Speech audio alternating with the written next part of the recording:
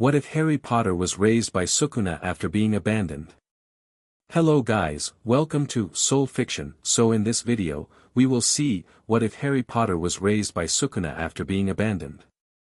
If you enjoy these kinds of stories, don't forget to show us some love by hitting the like button and subscribing to the channel.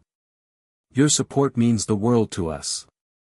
Now, let's start the story. Chapter 1. Carrion Vernon Dursley's meaty hand shoved the boy out of the rental car so hard he skidded across wet pavement and slammed into a dumpster. Stay, Vernon spat, like he was talking to a dog. Don't follow us. Don't come back. You're not our problem anymore. The car door slammed. Engine revved. Taillights disappeared into Tokyo's neon-soaked night, and 3-year-old Harry Potter sat in garbage water with blood running down his palms, too confused to cry that he didn't understand. Aunt Petunia said they were going on a trip. She'd even packed him a sandwich, dry bread with a thin scrape of butter, but still. He thought maybe this time, the rain picked up. Harry crawled under a cardboard box and pulled his knees to his chest. His stomach hurt. His hands hurt. Everything hurt. Actually, that constant dull ache he'd learned to ignore because complaining made it worse. Something moved in the darkness at the alley's end. Harry went very still. He'd learned that too. When Uncle Vernon was angry, you didn't move. You didn't breathe. You became furniture until the danger passed, but this wasn't Uncle Vernon. The shadow peeled itself from the wall and walked toward him on too many legs, or maybe no legs at all. Harry couldn't tell. His eyes kept sliding off it like water off glass. It made a sound like wet meat being pulled apart, and it wanted something. Harry could feel that wanting pressing against his skin like hands trying to find a way in. He opened his mouth to scream. Nothing came out. The thing lunged, and Harry's vision went white. When he could see again, the shadow creature was burning. Green fire, the color of antifreeze, the color of the killing curse, though Harry wouldn't know that for years yet. The thing shrieked in frequencies that made his teeth ache, and then it was just gone. Ash and a bad smell and silence. Harry stared at his hands. They were glowing. Faint, guttering, but definitely glowing that same toxic green. Interesting, said a voice like bones grinding together. A wizard child. And not just any wizard, unless I'm mistaken about that stench clinging to your soul. Harry spun around. There was a finger on the ground. That was it. Just a finger, severed and gray and very clearly dead, sitting in a puddle about 3 feet away. Except Harry knew, the way he knew his own name, the way he knew Aunt Petunia hated him, that the voice came from that finger. That the finger was looking at him somehow. That the finger was alive in a way that had nothing to do with biology. You killed a cursed spirit, the finger continued, sounding almost impressed. Barely conscious, terrified, magically untrained, and you still managed to obliterate a grade 3 spirit through sheer instinct. How old are you, boy? Harry's voice came out as a whisper. 3. 3. The fingers seemed to consider this. And someone carved a piece of their soul into your forehead, and you're leaking magical energy like a broken faucet, and some fool abandoned you in an alley dense with cursed energy. A laugh, dark and rolling. The universe has a sense of humor after all.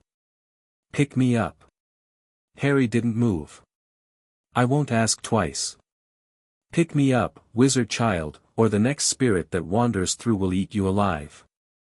That one was barely an appetizer. The ones that hunt this district would use your bones for toothpicks. Slowly, Harry crawled out from under his cardboard box. The rain had soaked through his too big shirt, Dudley's hand-me-down, of course, and he was shivering so hard his teeth clicked together. He picked up the finger. It was cold. Room temperature, technically, but it felt cold in a way that went deeper than skin. Like holding a piece of winter that had learned to think. Good, the voice said, and now it was coming from everywhere and nowhere, from inside Harry's chest. You can follow instructions. That will make this easier. My name is Ryaman Sukuna. I'm going to teach you how to survive, little wizard. The question is whether you'll live long enough to learn. The first week was hell. Sukuna guided Harry through Tokyo's underbelly, storm drains and abandoned buildings and the crawlspaces beneath shrines where cursed energy pooled like stagnant water. Harry learned to scavenge. Convenience store dumpsters were best, Sukuna told him, because the food was usually still packaged. Shrines left offerings that no one checked on. Restaurant back doors sometimes had workers who'd look at a tiny foreign kid with blood on his face and just hand over yesterday's rice without asking questions. Humans are sentimental creatures, Sukuna observed as Harry inhaled his first real meal in 3 days. It's a weakness, but occasionally useful. Remember that. Harry didn't know what sentimental meant. He just knew the rice was warm and his stomach had stopped screaming. Now, Sukuna said. We begin. Cursed energy, as Sukuna explained it, was born from human suffering. Negative emotions given form and weight.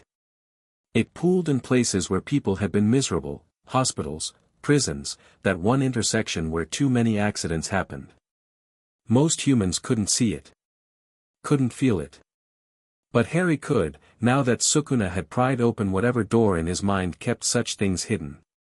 Your wizard magic is different, Sukuna mused during their second week, as Harry practiced pushing cursed energy through his fingertips. It comes from within, from your blood and your will. Cursed energy comes from without, from the accumulated suffering of your species given form. But you. Another laugh, this one almost delighted. You can convert one to the other. Your magical core processes cursed energy like food, and your cursed techniques carry traces of that impossible green fire. I've existed for 1,000 years, boy. I've never seen anything like you. Harry didn't really understand. But he understood this, when he pushed energy through his hands the way Sukuna taught him, things happened. The wet cardboard he was sitting on dried out. The cut on his palm closed up.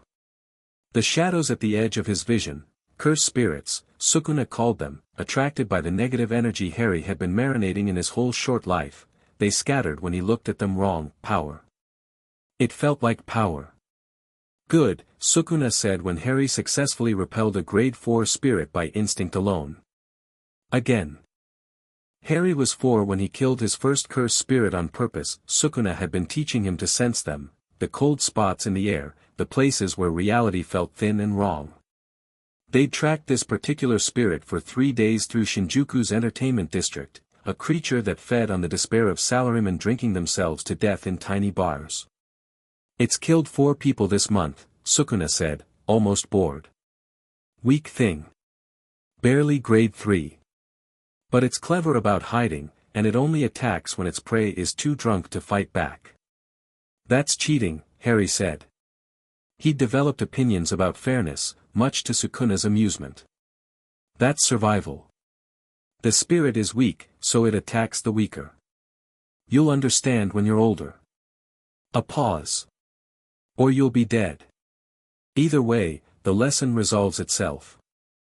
They found the spirit in a bathroom stall, crouched over an unconscious man whose face had gone gray. It looked like a woman from behind, long black hair, pale skin, a red dress that might have been fashionable decades ago. Then it turned around and Harry saw the mouth that split its face vertically, lined with teeth that went back into darkness forever. Harry didn't hesitate. 4 months of training had burned hesitation out of him. He pushed cursed energy into his legs and moved, crossing the bathroom in a single step, and drove his palm into the spirit's chest with everything he had. The green fire, his magic converted into something else, erupted on contact. The spirit shrieked and clawed at him, opening shallow cuts across his arms, but Harry just pushed harder.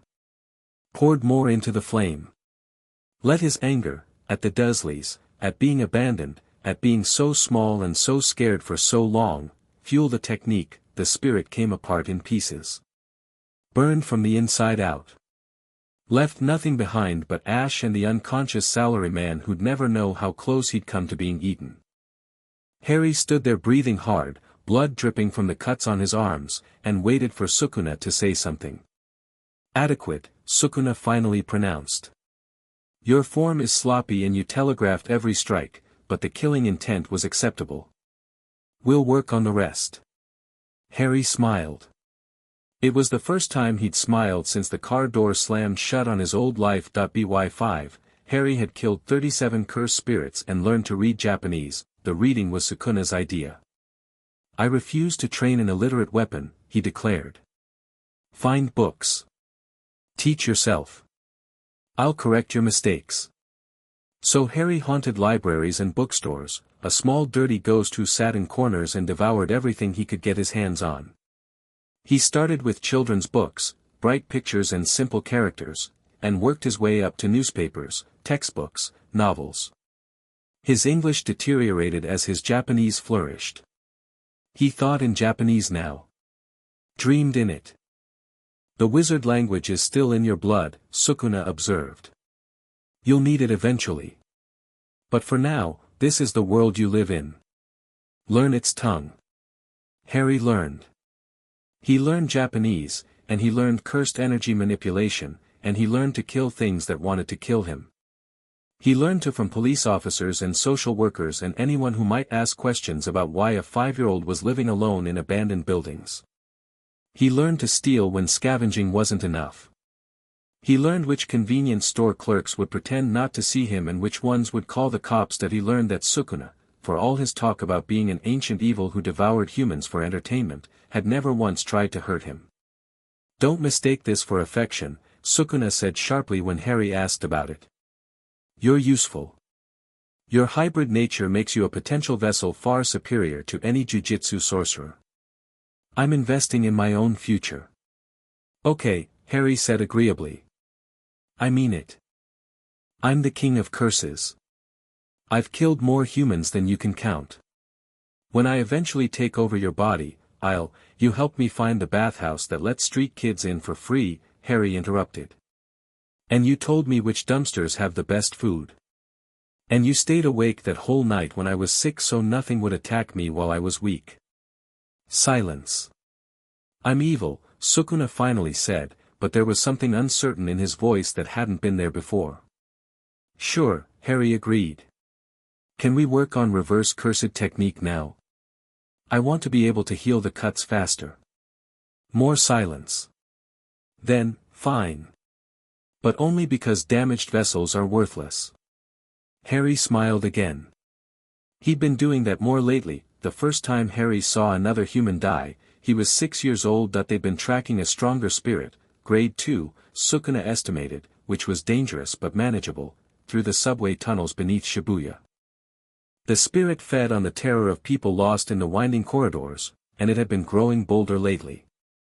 Taking people in broad daylight. The news called it a serial killer. Harry found the spirit's nest in an abandoned maintenance tunnel. Found the bodies too. 7 of them, in various states of decay, piled in a corner like garbage. The spirit crouched over the freshest one, a woman in a business suit who couldn't have been dead more than a few hours, and it was eating. Something hot and sick rose in Harry's throat. Control yourself, Sukuna commanded. Emotional compromise during combat is, shut up, Harry said, and his voice sounded strange even to himself. Too flat. Too calm. That he walked into the tunnel, the spirit looked up. It had too many eyes and a tongue that dragged on the ground and hands that ended in hooks designed for tearing flesh. It saw Harry, small, young, alone, and it smiled. Harry let it charge him. Let it get close. Let those hooked hands swing down toward his head. Then he stepped sideways, grabbed one of those hands, and pulled. The spirit's arm came off with a wet ripping sound. Harry didn't stop. He used the momentum to swing around behind the creature and drove his elbow into the back of its knee, or what passed for a knee. It buckled. Fell. Harry was on it before it could recover, one hand pressed flat against its skull, and he poured everything he had into the green fire, but he didn't let it die quickly. He'd learned, over months of fighting, exactly how much damage he could inflict without killing. How to burn away pieces while keeping the core intact. How to make something hurt. The spirit screamed for 4 minutes before Harry let it end. When it was over, he sat down among the bodies and stared at nothing. That was cruel, Sukuna said, and he didn't sound disapproving exactly. More, curious. You could have killed it in seconds. You chose not to. It ate people, Harry said. It ate them while they were still alive. I saw the marks on the bodies. They fought. They tried to get away. And yes. That's what cursed spirits do. They're born from human suffering and they perpetuate human suffering. It's their nature. Then I'll kill them all. Harry's voice still had that flat quality. Every single one. I'll get strong enough to kill every cursed spirit in Japan. In the world. You can't, Sukuna cut in, not unkindly. Cursed spirits exist because humans suffer, and humans will always suffer. For every spirit you destroy, 2 more are born somewhere else. It's an endless war with no victory condition. Then why do jujitsu sorcerers fight? Why do you have me hunt them? Jujitsu sorcerers fight because it's their role, their duty, their cage. I have you hunt them because combat experience is the fastest teacher. A pause. And because you needed to see this. You needed to understand what you're dealing with. Cursed spirits aren't misunderstood creatures. They're not wounded animals lashing out. They are suffering given form, and they will make others suffer in turn. There's no reasoning with them. No redemption. Only destruction. Harry looked at the bodies again. The woman in the business suit had been pretty, he thought. Someone had probably loved her. Someone was probably waiting for her to come home. Okay, Harry said. I understand. Do you? Power isn't good or evil. It's just power. Harry stood up. His hands were shaking, but his voice stayed steady. The spirit had power and it used it to hurt people. I have power and I use it to stop things like that. The power doesn't care. Only I care. Sukuna was quiet for a long moment. Perhaps you'll survive after all, he said finally. Now clean yourself up. You have blood on your face. Harry turned 7 in March, not that he'd ever known his birthday before. Sukuna told him, offhand, during a training session. You were born July 31st, 1980, Sukuna said. Making you 7 years old, approximately, though the malnutrition has stunted your growth enough that you could pass for 5. Harry stopped mid-strike, nearly getting his head taken off by the cursed spirit he'd been fighting. He recovered, barely, and finished the fight on autopilot. When the spirit was ash, he turned to the finger in his pocket.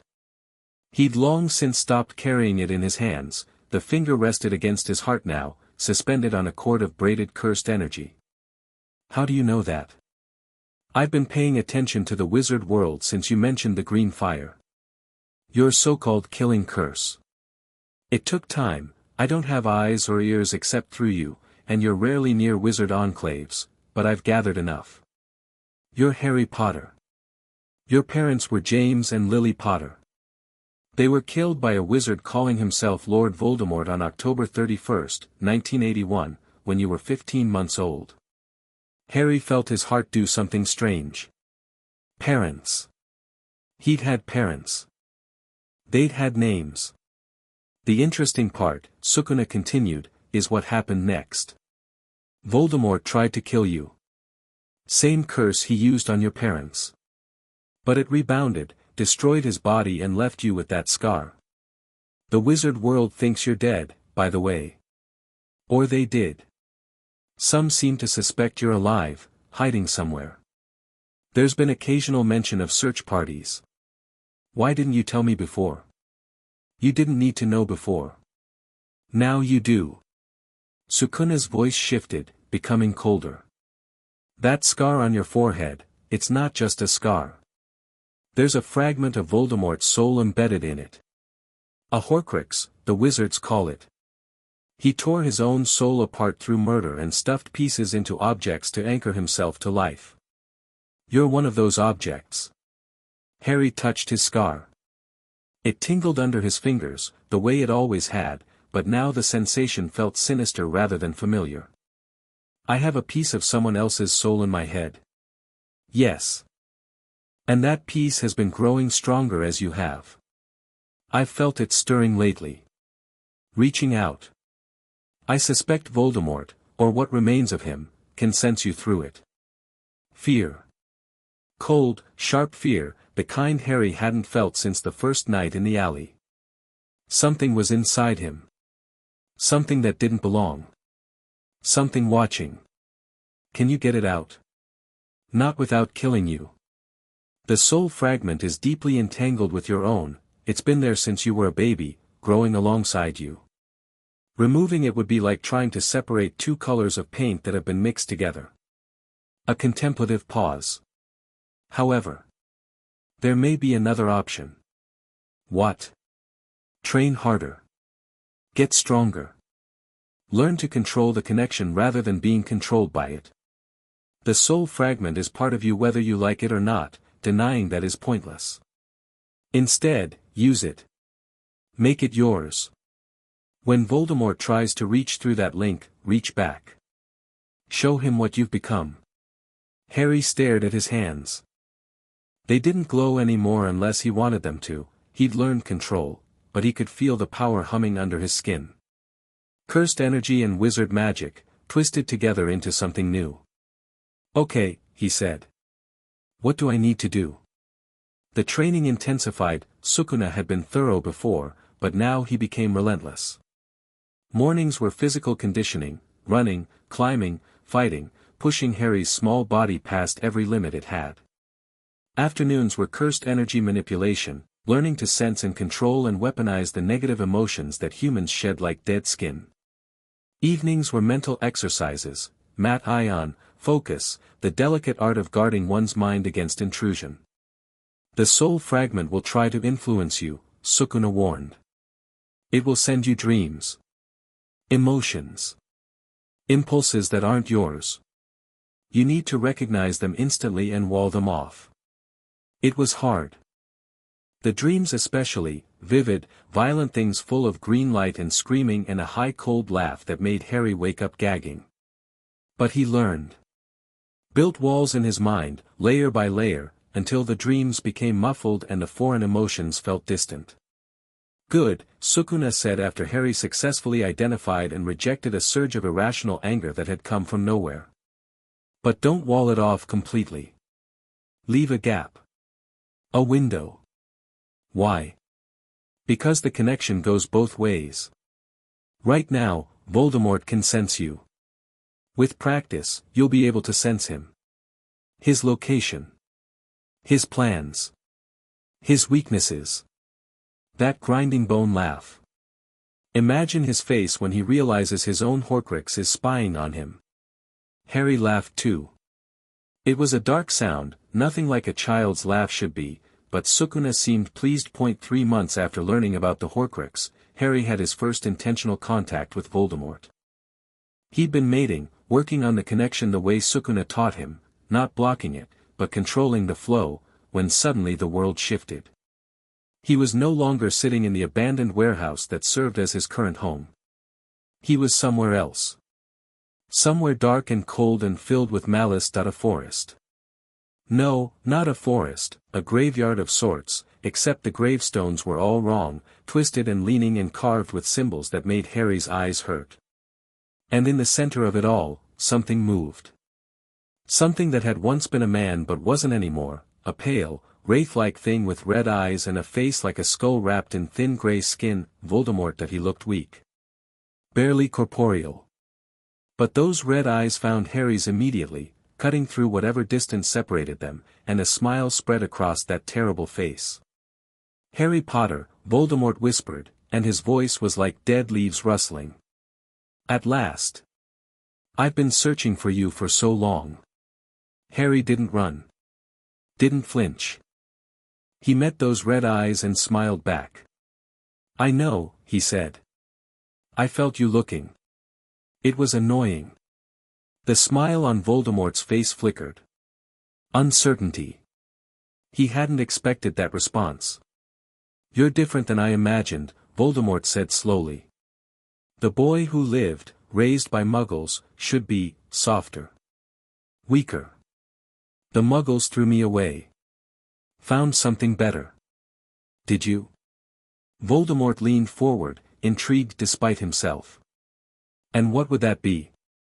Harry felt Sukuna's presence stir at the back of his mind. A warning. Don't reveal too much. Don't give the enemy information. But there was something else too, amusement, dark and sharp. Sukuna was enjoying this. Something that makes the killing curse look like a parlor trick, Harry said. Something that's going to rip you apart when we finally meet in person. Voldemort laughed. High, cold, exactly like the dreams. Such confidence. Such arrogance. You don't know what you're dealing with, child. I am Lord Voldemort. I have conquered death itself. What could you possibly? Harry reached through the connection and pulled, not physically, there was nothing physical to grab. But the link between them, the Horcrux connection, it went both ways. Sukuna had been right. And if Voldemort could send dreams and emotions through it, then Harry could send something back that he sent pain, all the pain he'd accumulated in 7 years of life, the cupboard under the stairs, the hunger, the cold, the loneliness, the grief for parents he never knew. He compressed it into a ball of pure negative energy and shoved it through the connection directly into Voldemort's mind. The Dark Lord screamed. Harry watched him writhe, watched that barely physical form convulse and flicker, and felt nothing but cold satisfaction. That was a taste, Harry said quietly. Just so you know what's coming. I'm going to find you, Tom Riddle. And when I do, I'm going to make what you did to my parents look merciful. He severed the connection before Voldemort could respond. Snapped back into his own body, gasping, his scar burning like someone had pressed a hot iron against it. Impressive, Sukuna said. Reckless and foolish, but impressive. You've made an enemy now. He'll be hunting you actively. He was always going to hunt me. Harry touched his burning scar. At least now he knows to be scared. Sukuna laughed, and for the first time, it almost sounded warm. Harry's 8th birthday came and went without celebration that he didn't need one. The concept of birthdays as special occasions belonged to a childhood he'd never had, another artifact from the world of normal humans with normal lives. What Harry had instead was progress. Measurable, undeniable progress. At 8 years old, he could kill grade 2 cursed spirits consistently and grade 1 spirits if he was clever about it. His cursed energy reserves had tripled since beginning Sukuna's training. The hybrid technique, wizard magic converted into cursed energy, creating that distinctive green flame, had evolved into something refined and lethal. He'd started calling it verdant burn, mostly because Sukuna complained about the lack of a proper name. Naming techniques is important, Sukuna insisted. It focuses the mind, clarifies intent, and creates psychological impact on opponents. That green fire thing lacks gravitas. Verdant burn, Harry repeated, testing the words. Yeah. That works. He was also taller now. The regular meals and constant physical training had kick-started a growth spurt that brought him almost to average height for his age. Still thin, he'd probably always be thin, years of malnutrition leaving their mark, but wiry rather than skeletal. His hair had grown long enough to tie back, and he'd taken to wearing it in a short tail to keep it out of his eyes during fights. The scar on his forehead remained, of course. It always would. The parasite has been quiet lately, Sukuna observed during a training session. The warehouse they'd been using had become unsafe, too many cursed spirits gathering nearby, attracted by Harry's energy signature, so they'd relocated to an abandoned temple in the mountains outside Tokyo. No dreams. No intrusions. Nothing since I pushed back 3 months ago. Harry ducked under a swinging branch. Today's training was fighting while maintaining awareness of his surroundings, so Sukuna had him sparring with cursed spirits in dense forest, and countered with a verdant burn to the spirit center mass. It crumbled to ash. I think I scared him. Or he's planning something. Voldemort doesn't seem the type to give up after a single setback. No. Harry straightened, scanning for more threats. 3 spirits had entered his sensing range from the east. He started moving. But he's weak right now. Barely alive. Even if he wanted to come after me, he can't until he gets a body back. And how do you imagine he'll accomplish that? Harry considered. He'd read everything he could find about Voldemort, which wasn't much, given his limited access to the wizarding world, but enough to piece together a general picture. Dark magic. Some ritual. He'll need followers, probably, people who stayed loyal after his disappearance. And he'll need. Harry paused. Me. He'll need me. The Horcrux connection. Explain. He's anchored to life through his Horcruxes, but they're just anchors, they don't give him power, just prevent him from dying completely. If he wants a real body, he'll need something more. Something symbolic. Harry killed another spirit without breaking stride. I'm the one who destroyed him. My blood, my magic, that probably has significance in whatever ritual he's planning. He won't just want me dead. He'll want to use me first. Sukuna sounded almost proud. You've been thinking about this. Hard not to when someone's living rent-free in your scar. The third spirit came at him from above, clever, an ambush predator, but Harry had already sensed it. He twisted, caught it mid-air, and incinerated it before it could touch him. Your combat instincts are acceptable, Sukuna said when the last spirit was ash. But we need to address your wizard magic. You've been neglecting it. Harry flexed his fingers. He could feel the magic there, that warm hum in his blood, but it felt distant compared to the cursed energy he used every day. I can't practice wizard magic without a wand. And I can't get a wand without entering the wizard world. True. A contemplative pause. It's time, then. Time for what?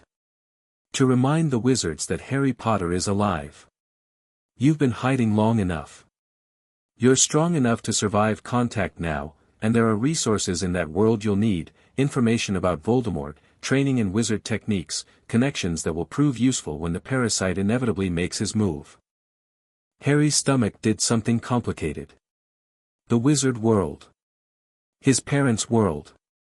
He'd been curious about it for years, ever since learning who he really was, but curiosity and actually going there were different things.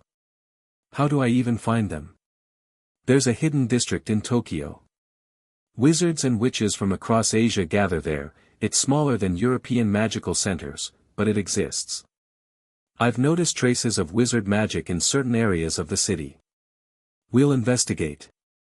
And if they try to take me? Lock me up. Sukuna's laugh was not reassuring. Let them try.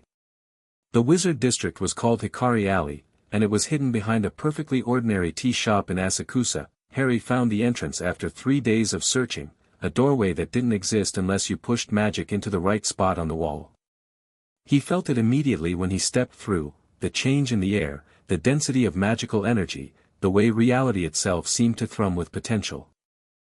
The alley beyond was narrow and crowded and impossibly colorful. Shops stacked on top of shops, signs in Japanese and Chinese and Korean and languages Harry couldn't identify, wizards and witches in robes that ranged from traditional kimono to modern fusion to styles that defied description. Magical creatures in cages and on leashes and flying freely overhead. The smell of incense and herbs and something sweet Harry couldn't name that he stood in the entrance and stared. Focus, Sukuna commanded. You're here for information, not tourism. Right. Information, Harry pulled his awareness inward, muffling his magical signature the way Sukuna had taught him to muffle his cursed energy. He became just another face in the crowd, a scruffy kid in worn clothes, unremarkable and unimportant that he found a bookshop first. It took most of his remaining money, pickpocket from a businessman the previous week, but he walked out with 3 texts on basic wizard magic and 1 on wand crafting. The shopkeeper had looked at him oddly but hadn't asked questions. The wand issue remains, Sukuna noted as Harry found a quiet corner to examine his purchases.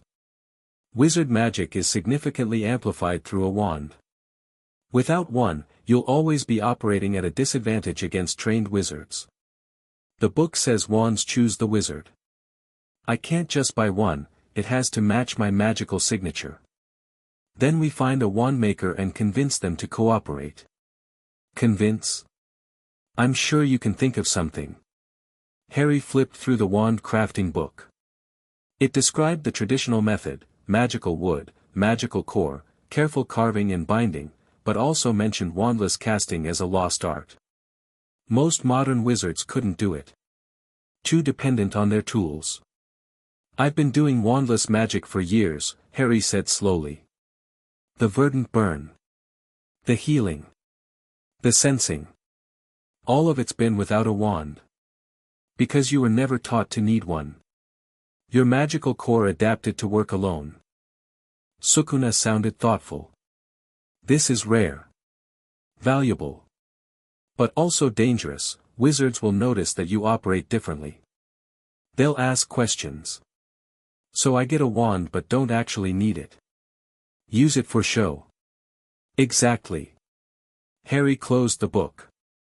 He had a lot of reading to do, but first he needed more money. More resources. The wizard world required wizard currency, and he had none. Time to expand his operations. By his 9th year, Harry had established a reputation in both worlds, though neither knew they were dealing with the same person. In the Jiu-Jitsu world, rumors spread of a child demon who hunted cursed spirits with green fire. Some said he was a cursed spirit himself, somehow evolved to prey on his own kind. Others claimed he was an experiment, a weapon created by one of the great clans and then discarded. The Jiu-Jitsu authorities had sent investigators twice. Neither returned. In the wizard world, Harry Potter was a ghost story. A name invoked to frighten children. He was dead, most said. He was hidden, said others. A few whispered that he would return one day to finish what he'd started, destroying the Dark Lord completely. Harry Potter, meanwhile, continued his routine unbothered by legends. He hunted. He studied. He grew stronger. The hybrid technique evolved further. Verdant Burn became just one of several tools. He developed others, combining wizard magic and cursed energy in ways that shouldn't have been possible. There was Serpent's Tongue, which let him paralyze opponents with a look, based on wizard petrification magic but fueled by cursed energy.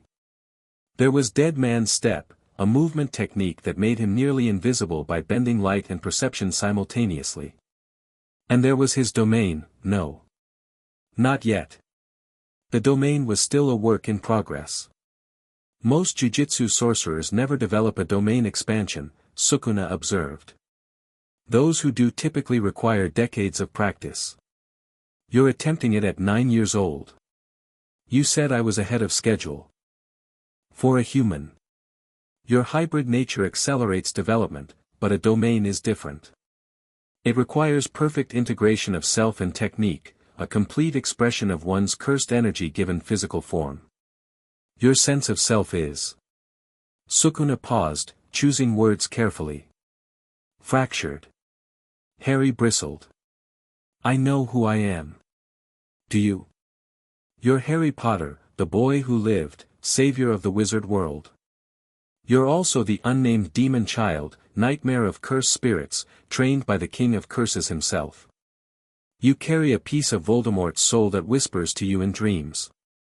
You exist between two worlds and belong fully to neither. Sukuna's voice softened slightly, or perhaps Harry imagined it. It's not an insult. It's an observation. Your domain will manifest when you reconcile these fragments. Not before. Harry sat with that for a long time. The wandmaker's name was Fujiwara, and she worked out of a tiny shop at the dead end of Hikari Alley. Harry had done his research. Fujiwara was the best in Japan, her wands were coveted across Asia, and she turned away more customers than she accepted. She didn't work with children. She didn't work with foreigners. She especially didn't work with unknown quantities who showed up without appointments. Harry showed up anyway. No, Fujiwara said the moment he walked through her door. She was old, 70s at least, maybe older, with steel-gray hair and hands that somehow looked both delicate and deadly. Whatever you're selling, I don't want it. Whatever you're asking, the answer is no. Leave. I'm not selling anything. Harry stayed in the doorway. Non-threatening.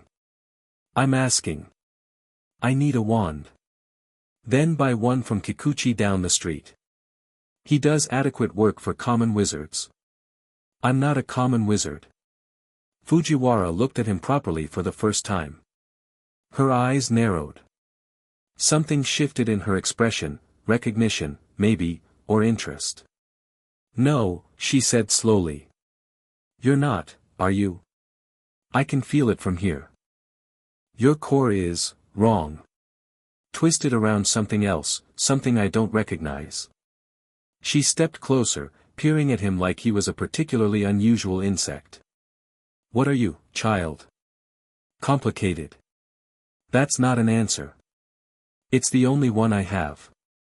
Fujiwara circled him slowly. Harry held still and let her look, though every instinct screamed to move, to defend, to fight. This was different. This required patience. The magic in you wants to escape, Fujiwara murmured. It's straining against your skin, looking for release. But there's something else holding it back, containing it, shaping it into something new. She stopped in front of him. Show me. Harry considered. Revealing his abilities was a risk. But without a wand, without a connection to the wizard world, he'd always be operating half-blind. That he held up his hand and let verdant burn flicker to life.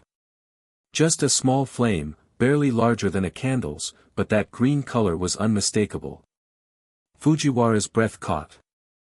Killing curse fire, she whispered. No, not quite. Similar energy signature, but transmuted somehow. Converted. Her eyes found his scar. Harry Potter. Yeah. You died. I was abandoned. Different thing. Fujiwara stared at him for a long moment. Then she laughed, a dry, crackling sound like paper burning. Come in, she said. And close the door behind you. We have much to discuss. Making Harry's wand took 3 weeks. Fujiwara tested him extensively first: magical resonance, core capacity, elemental affinity. The results confused her.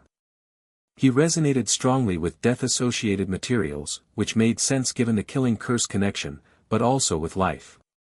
With fire and shadow simultaneously. With stability and chaos in equal measure. You're a contradiction, she declared after the 7th test. Your magic shouldn't work. The opposing forces should tear you apart. But they don't. No. They don't.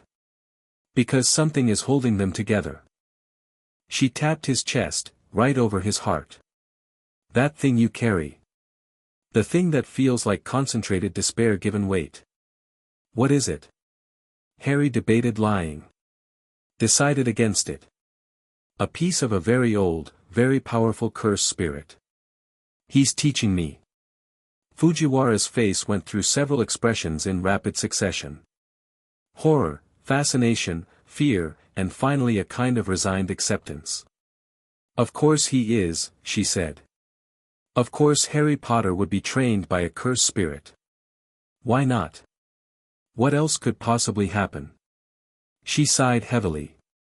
The wand. Let me think about the wand. In the end, she used holly wood, the same as his father's wand, she told him, which felt like something he couldn't name, paired with an unusual core, a feather from a vermilion bird, a creature of Chinese myth associated with death and rebirth. Phoenix would be more traditional, Fujiwara explained as she worked, but your magic doesn't need rebirth. It needs transformation. The vermilion bird represents the cycle of destruction and creation that you seem to embody. The wand was 11 inches, slightly flexible, and when Harry held it for the first time, he felt something click into place that he hadn't known was missing. Magic surged through him. Different than the raw power he usually wielded, this was refined, focused, a precision instrument compared to the blunt force he'd been using. Green sparks shot from the wand's tip, forming shapes in the air, a serpent, a stag, a lily flower. Interesting, Fujiwara said quietly, watching the shapes fade. Very interesting indeed. Harry paid her with curse spirit parts, valuable materials that Sukuna told him how to harvest. Fujiwara accepted them without comment, which told him everything he needed to know about her own connections to the dark. "Don't come back," she said as he left. "I've done what you asked. What happens next is your own affair." "Thank you," Harry said, and meant it. With a wand, Harry's training entered a new phase that he devoured wizard magic with the same intensity he'd applied to cursed energy manipulation. Transfiguration, charms, defense, all the standard Hogwarts curriculum, self-taught from books acquired in Hikari Alley. Some spells came easily, especially those with combat applications. Others required more work. But the real breakthrough came when he started combining disciplines. Wizard magic and cursed energy are incompatible, Sukuna had told him years ago. They shouldn't be able to coexist in the same person. He'd been wrong. Or rather, he'd been right about most people, but Harry wasn't most people. The killing curse that should have destroyed him had instead created something new, a hybrid capable of wielding both energies simultaneously. Now, with a wand as a focusing tool, Harry began to explore what that really meant. Verdant burn became more than just green fire. He learned to shape it, control it, give it effects beyond simple destruction. A variant that paralyzed rather than burned. A variant that revealed hidden things. A variant that healed, somehow, reverse curse technique channeled through killing curse energy, which should have been impossible but worked anyway. "You're rewriting the rules," Sukuna observed with something that might have been pride. "Creating techniques that have never existed before. The jujitsu sorcerers would give anything to understand how you do it. The wizards too. Yes. Both worlds will want to control you, dissect you, understand you. You represent a bridge between their domains, a bridge most would prefer didn't exist." Harry considered this. He was 10 years old, strong enough to kill most threats, educated enough to navigate both magical societies. But he was still a child, and children were vulnerable in ways that had nothing to do with combat ability. "What do you think I should do?" The question surprised both of them. Harry rarely asked Sukuna for advice, the ancient curse usually offered it unasked. "Grow stronger," Sukuna said after a pause. "Make yourself valuable enough that destroying you becomes more expensive than leaving you alone. Build connections, not friendships, necessarily, but alliances. People who benefit from your existence." Another pause. "And prepare for Voldemort. He's coming. The parasite stirs more frequently now. Whatever he's planning, it's accelerating." Harry touched his scar. It had been tingling more often lately, a constant low-grade headache that he'd learned to ignore. "When he comes, you'll be ready. I'll make sure of it." That was as close to a promise as Sukuna ever made. Harry's 11th birthday arrived with an unexpected visitor. He'd been training in the mountains, his usual routine now, away from populated areas where his energy signature drew too much attention, when he felt it. A displacement in the air. Magic, but different from wizard magic. Older. Stranger. A house elf appeared in front of him. "Harry Potter, sir." The creature was small and grey and wearing a filthy pillowcase, and it looked at Harry with enormous eyes full of tears. "Dobby has found Harry Potter. Dobby has searched, and now Dobby has found." Harry's wand was in his hand before he finished processing. "Who sent you?" "No one sends Dobby, sir. Dobby comes because Dobby must warn Harry Potter. Great danger, sir. Harry Potter must not return to Hogwarts." "I've never been to Hogwarts. But Harry Potter will be invited. The letters will come. And when they do, Harry Potter must not go, must not, because terrible things will happen this year, sir, terrible things." Harry lowered his wand slightly. The elf didn't seem threatening, pathetic, if anything, wringing its hands and trembling. But the warning, what terrible things? Dobby's mouth opened and closed. He grabbed his ears and started hitting himself against a nearby rock. "Dobby cannot say. Bad Dobby. Terrible Dobby. Dobby must not betray, stop. Harry caught the elf mid-swing. I won't ask you to betray anyone. Just tell me this, are the terrible things connected to Voldemort? Dobby's trembling intensified. He didn't answer, which was answer enough. Okay. Harry released the elf. Thank you for the warning. I'll be careful. Harry Potter is kind. Harry Potter is good. Dobby burst into tears. But Harry Potter must promise not to go to Hogwarts. Must promise. I can't promise that. But I promise I'll be prepared for whatever's coming. Dobby looked like he wanted to argue. Instead, he just snapped his fingers and vanished, leaving Harry alone with a lot of questions and no answers. That was a house elf, Sukuna said, sounding intrigued. Wizard servant creatures. Bound to families through magic. The pillowcase suggests poor treatment by its masters. It mentioned Hogwarts. And danger. And Voldemort. Then the time has come. The wizard world will reach out soon. Those letters the elf mentioned are traditional Hogwarts invitations sent to magical children at age 11. You'll receive one. And you'll have a choice to make. Enter that world openly, as Harry Potter, and deal with everything that entails. Or continue as you have, anonymous and safe. Harry stared at the spot where the elf had been. Safe is boring, he said finally. And Voldemort won't leave me alone either way.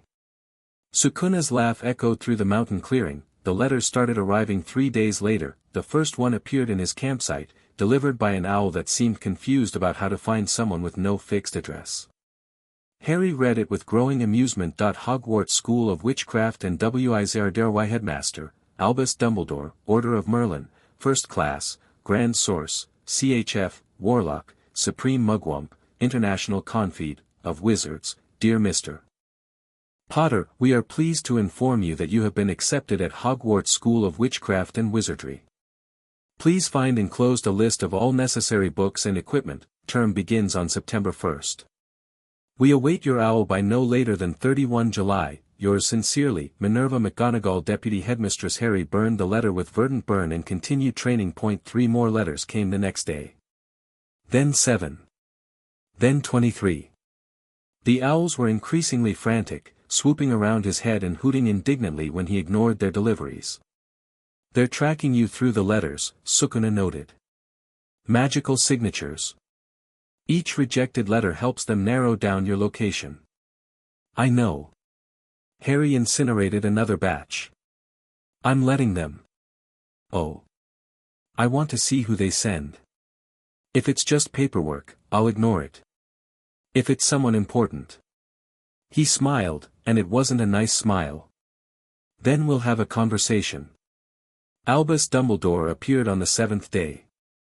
Harry felt him coming an hour before he arrived, a massive displacement of magical energy moving through the forest, not bothering to. Power deliberately announced. A statement that he was sitting on a rock when the old wizard emerged from the trees.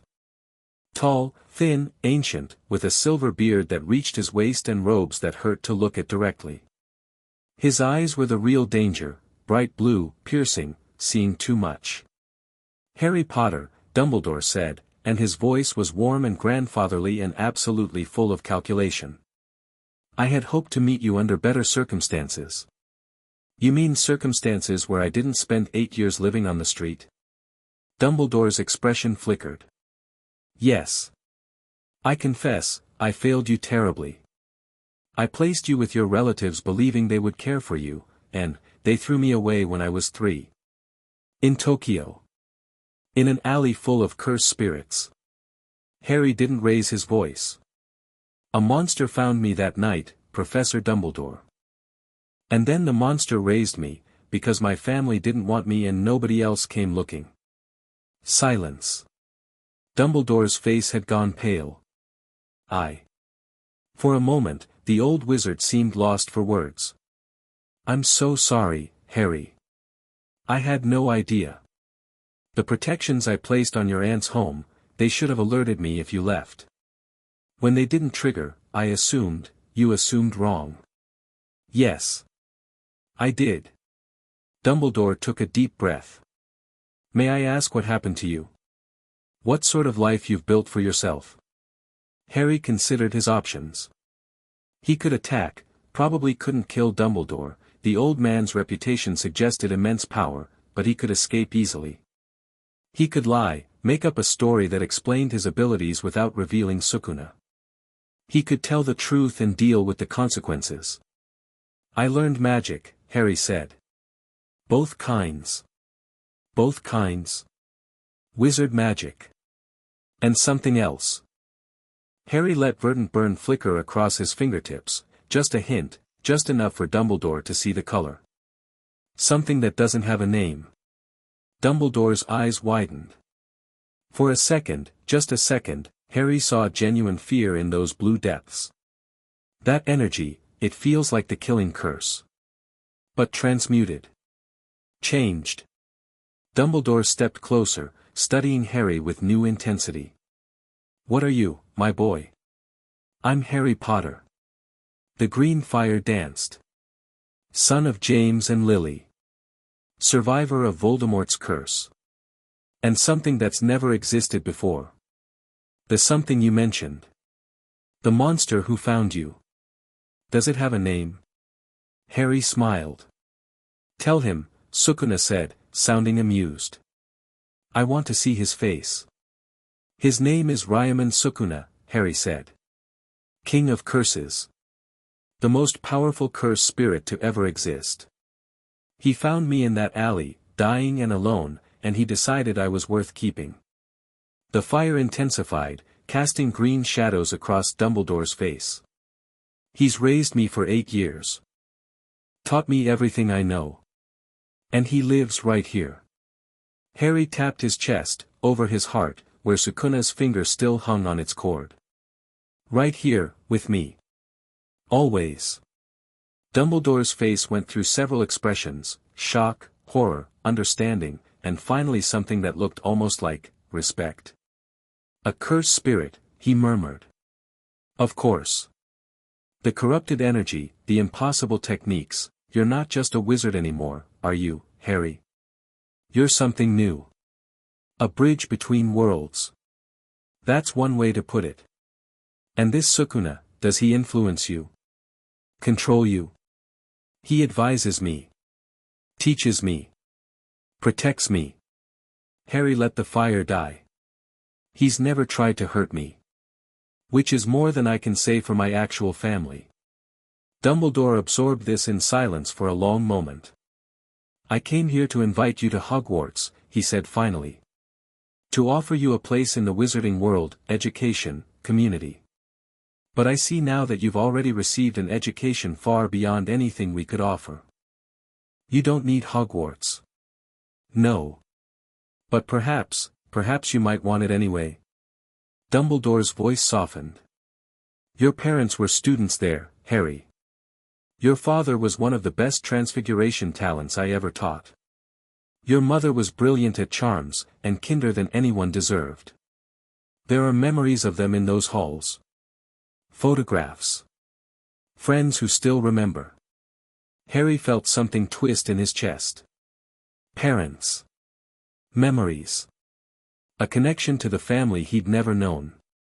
And there's the matter of Lord Voldemort, Dumbledore continued. He's not gone, Harry. I believe you know that. Sooner or later, he'll return. When he does, the wizarding world will need to be ready. You could help prepare them. Or you could use me as a weapon. That's not, don't lie to me, Professor. Harry's voice went cold. I can feel the Horcrux in my head. I know Voldemort and I are connected. I know you've probably figured that out too. You want me at Hogwarts because you can't control what happens if I'm out here on my own. Dumbledore didn't deny it. That, more than anything, earned Harry's respect. I want you at Hogwarts because it's the safest place for you, Dumbledore said quietly. And yes, because I need to understand what you've become. Because Voldemort is coming, and you're the only one who can stop him. Does that make me manipulative? Perhaps. But it also makes me honest. I need your help, Harry. The wizarding world needs your help. I'm asking, not demanding, that you consider joining us. Harry looked at this old man with his twinkling eyes and his terrible choices and his genuine desperation. He thought about Voldemort, about the parasite stirring in his scar, about the war that was coming whether he wanted it or not, that he thought about his parents. About photographs he'd never seen and halls they'd walked and a world that should have been his birthright. I have conditions, Harry said. The negotiation took 3 hours. Harry refused to be treated as a normal student. He'd attend classes when he found them useful and skip the rest. He refused to stay in the dorms. He needed his own space, somewhere private where Sukuna's presence wouldn't be detected. He refused to reveal his abilities to anyone without his explicit permission. Dumbledore agreed to everything.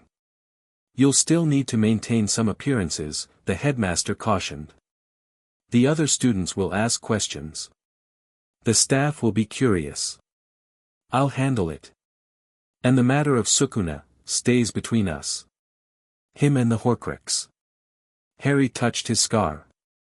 No one else needs to know I'm carrying around pieces of ancient evil. Just the two of them. Harry smiled thinly. Just the two. Dumbledore nodded slowly. Very well. I'll make the arrangements. Term begins September 1st, take the Hogwarts Express from King's Cross Station, platform 9 3/4.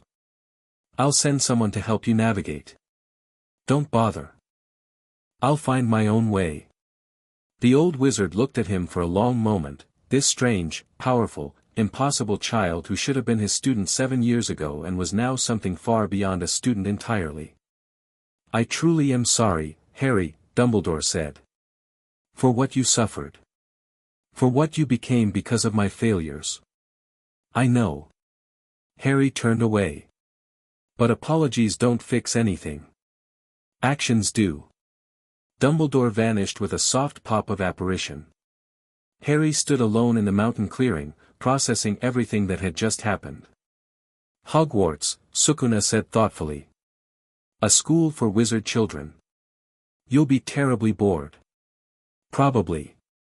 But you'll also be in the heart of wizard society. Learning their secrets. Building connections. Preparing for the war. That's the plan. And when Voldemort makes his move. Harry looked down at his hands. The hands that had killed dozens of cursed spirits.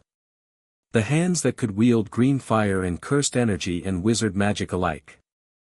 The hands of the boy who lived, raised by the king of curses, about to walk into a world that had no idea what was coming. When Voldemort makes his move, Harry said quietly, I'll be ready. Chapter 2, Teeth. Harry hit the platform at King's Cross Station 20 minutes before the train was supposed to leave, and he already hated everything about this, too many people. Too much noise. Families crying and hugging and making promises to write every week, and Harry stood in the middle of it like a stone in a river, letting the chaos flow around him while he catalogued threats out of habit. 3 wizards trying too hard to look casual near the barrier exit, Ministry security, probably, watching for trouble. A cluster of reporters barely hidden behind a luggage cart, cameras ready. And somewhere in this mess, people who expected him to be, what? Grateful? Traumatized? A symbol? The gawking has already begun, Sukuna observed dryly. Word spread fast. No kidding. Harry could feel eyes tracking him as he walked, not all of them friendly. His reputation preceded him now, Harry Potter, the boy who lived, missing for a decade and suddenly reappearing out of nowhere. The Prophet had run 6 articles in the past week alone, each one more ridiculous than the last. One claimed he'd been raised by vampires. Another said he'd been hiding in the Forbidden Forest the whole time. None of them came close to the truth that he found an empty compartment near the back of the train and claimed it, dropping his single bag on the seat and settling in by the window. The bag was mostly for show, his real supplies were in a storage seal tattooed on his forearm, a technique he'd adapted from wizard space expansion charms filtered through cursed energy manipulation. Everything he needed was always within reach. The train lurched into motion. Harry watched London slide away through grimy glass and felt absolutely nothing. "You're brooding," Sukuna said. "I'm thinking." "You're brooding. There's a difference. Thinking involves productive mental activity. Brooding is just sitting there marinating in your own discontent." "Thanks for the vocabulary lesson." The compartment door slid open before Sukuna could respond. A girl stood there, bushy brown hair, slightly too large front teeth, school robes already on even though they wouldn't arrive for hours. She had a book tucked under her arm and an expression like she was trying to solve a complicated equation. "You're Harry Potter," she said. "Not a question. Last time I checked. I'm Hermione Granger. Muggle-born, first year." She stepped inside without waiting for an invitation and sat down across from him. "I've read about you in every history book I could find. You defeated the darkest wizard of the age when you were a baby, disappeared for 10 years, and now you're suddenly back. I have questions." Harry blinked. "Do you?" 17 of them, specifically. I made a list. She pulled out a piece of parchment covered in neat handwriting. "Starting with, where were you all this time?" Most people would have found this intrusive. Annoying, even. But there was something refreshing about Hermione Granger's bluntness, no dancing around subjects, no false politeness, just straightforward curiosity. "Japan," Harry said. Hermione's quill was already moving. "Japan? The entire time? Were you with the Japanese magical community?" "I've read that their tradition focuses heavily on spiritual magic and on Myoto. Did you study there?" "Something like that." "What does that mean?" "It means I learned things that aren't in your history books." Harry met her eyes. "It means I'm not the hero everyone's expecting. It means if you're looking for the boy who lived to be some inspirational figure, you're going to be disappointed." Hermione studied him for a long moment. Then she put her quill down. "I don't care about heroes," she said quietly. "I care about knowledge. About understanding things. Everyone else on this train has been looking at you like you're a character from a storybook. I saw 3 girls in the corridor actually crying when they heard you were on board. But you're not a character. You're a person. And people have actual experiences, not narrative arcs." Harry felt something shift in his assessment of her. "That's unusually perceptive for an 11-year-old. I read a lot. And I don't have many friends, so I've had time to think about how people actually work versus how they're supposed to work." She picked up her quill again. "So. Japan. Did you learn Japanese? What was your education like? The report said you were raised by Muggles before you disappeared. Did that change?" "I speak Japanese fluently. English is actually my second language now." Harry considered how much to share. "And yes, my education changed. I had a tutor. Someone who taught me magic and other things." "Other things?" "Combat. Survival. How to kill things that want to kill you." Hermione's quill stopped. "You're serious." "Very." She absorbed this, her expression shifting from curiosity to something more complex. "The things that want to kill you, are those connected to you-know-who? Everyone says he's gone, but the books I've read suggest dark wizards don't really just disappear. Is he coming back?" Harry touched his scar without thinking about it. The skin tingled under his fingers, not painful, just present. A reminder. "Yeah," he said.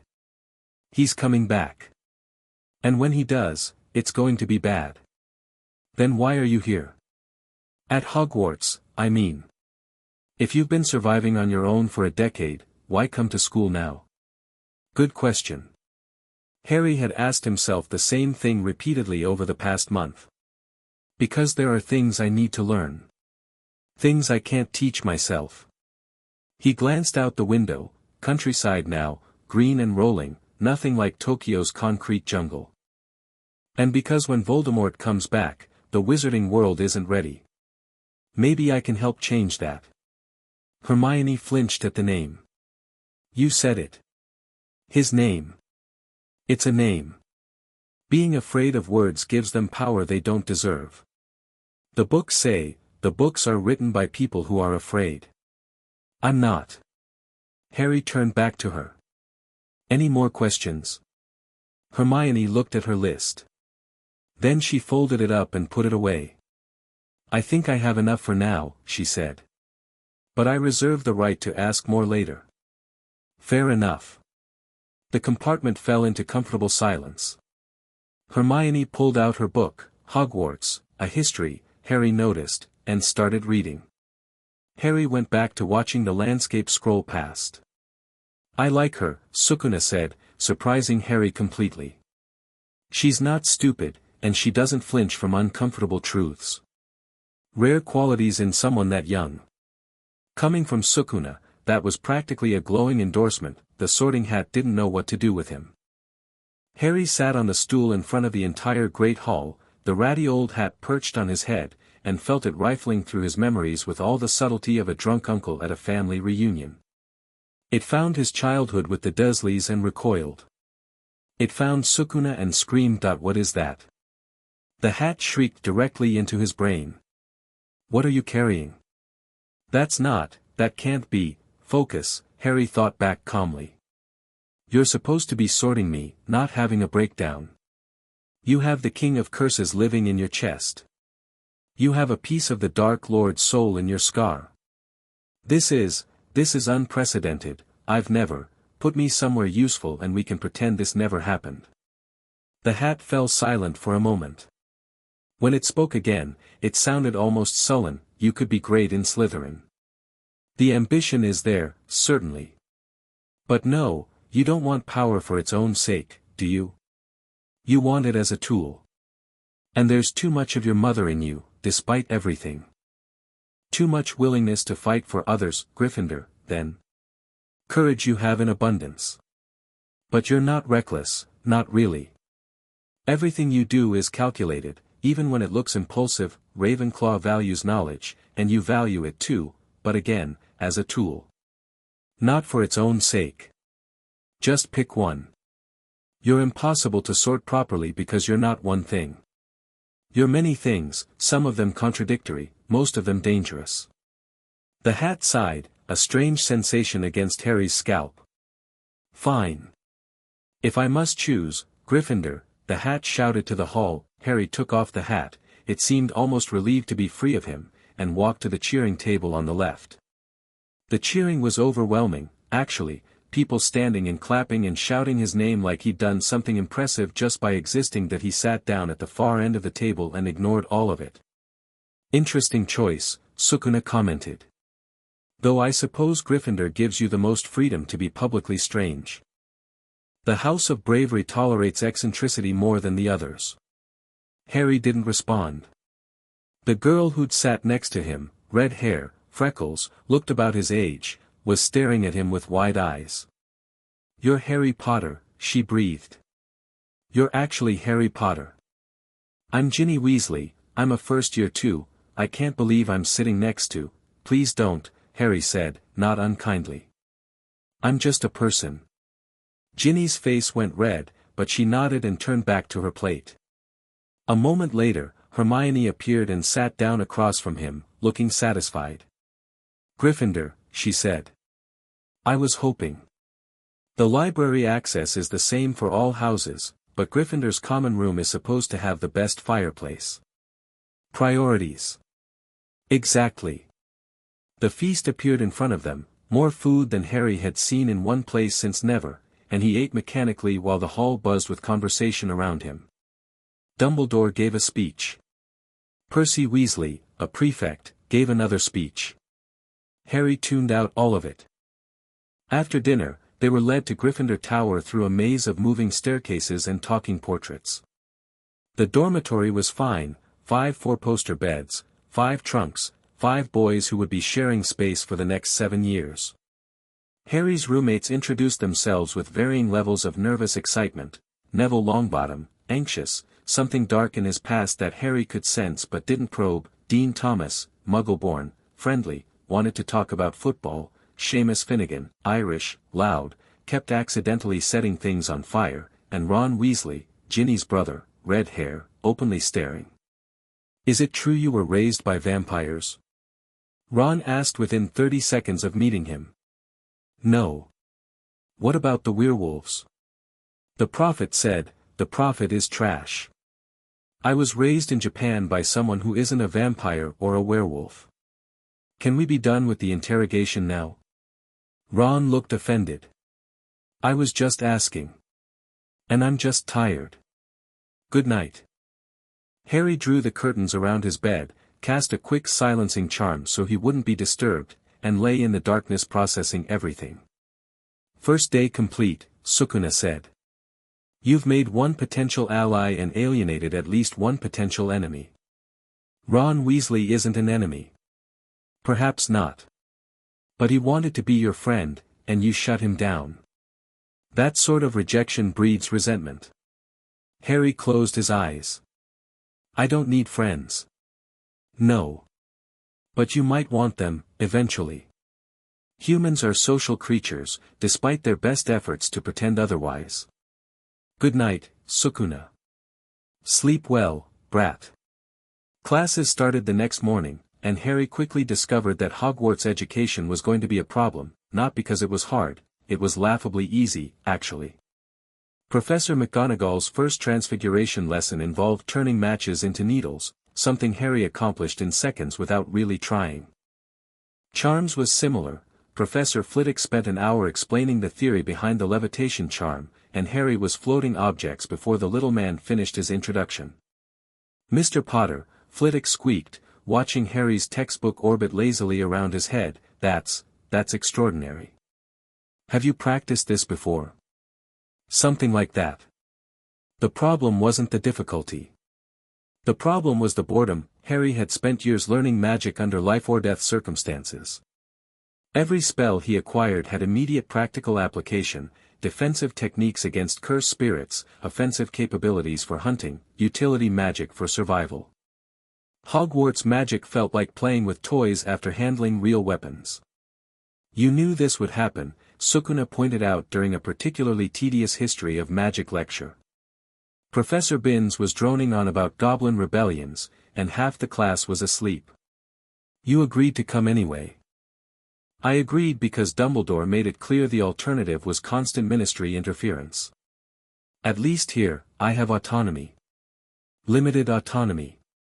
You still have to attend classes, maintain appearances, pretend to be a student." "I said I'd attend when useful." "This isn't useful." Harry stood up and walked out of the classroom. Professor Binns didn't even notice, possibly because Binns was a ghost who barely noticed living people at the best of times. The few students who were awake watched him go with expressions ranging from shock to envy that he found an empty classroom on the 7th floor and spent the rest of the day practicing combat techniques. Real practice, not the watered-down stuff the school taught. Verdant burn against conjured targets. Dead man step through obstacle courses he created himself. The hybrid techniques that existed nowhere else in the world. Better, Sukuna approved when Harry successfully executed a combination that had been giving him trouble, verdant burn into Serpent's Tongue, transitioning smoothly from destruction to paralysis. "Your flow is improving. Another few months and you might actually be competent." High praise. Take it as intended. Now again, from the beginning. Word got out quickly that Harry Potter was not a normal student, that he skipped classes whenever he felt like it, which was often. He never appeared in the Great Hall for meals, apparently eating somewhere else entirely. He ignored most of his professors and outright contradicted others when they said things that were wrong. By the end of September, the staff was divided between those who found him fascinating and those who wanted him expelled. Professor Snape fell firmly into the second category. Their first potions lesson had been a disaster. Snape had swept into the dungeon, taken one look at Harry, and launched into a series of rapid-fire questions clearly designed to humiliate him. "Tell me, Potter, what would I get if I added powdered root of asphodel to an infusion of wormwood?" Harry had answered correctly. Snape asked another question. Harry answered that too. This continued for 5 minutes until Snape ran out of questions and simply stared at Harry with undisguised hatred. Your mother was exceptionally talented at potions, Snape said finally, his voice soft and poisonous. I see none of that talent in you. I didn't know her, Harry replied evenly. So I wouldn't know. Something flickered in Snape's eyes, pain, maybe, quickly suppressed. 10 points from Gryffindor for your attitude. For answering your questions correctly. For your insufferable arrogance. Harry considered pushing back. Decided it wasn't worth the energy. He completed the potion assignment in half the time allocated, received no acknowledgement for the perfect result, and walked out when Snape's back was turned. That man has history with you, Sukuna observed. Or with your parents. Did you notice how he reacted when you mentioned your mother? Yeah. I'll look into it.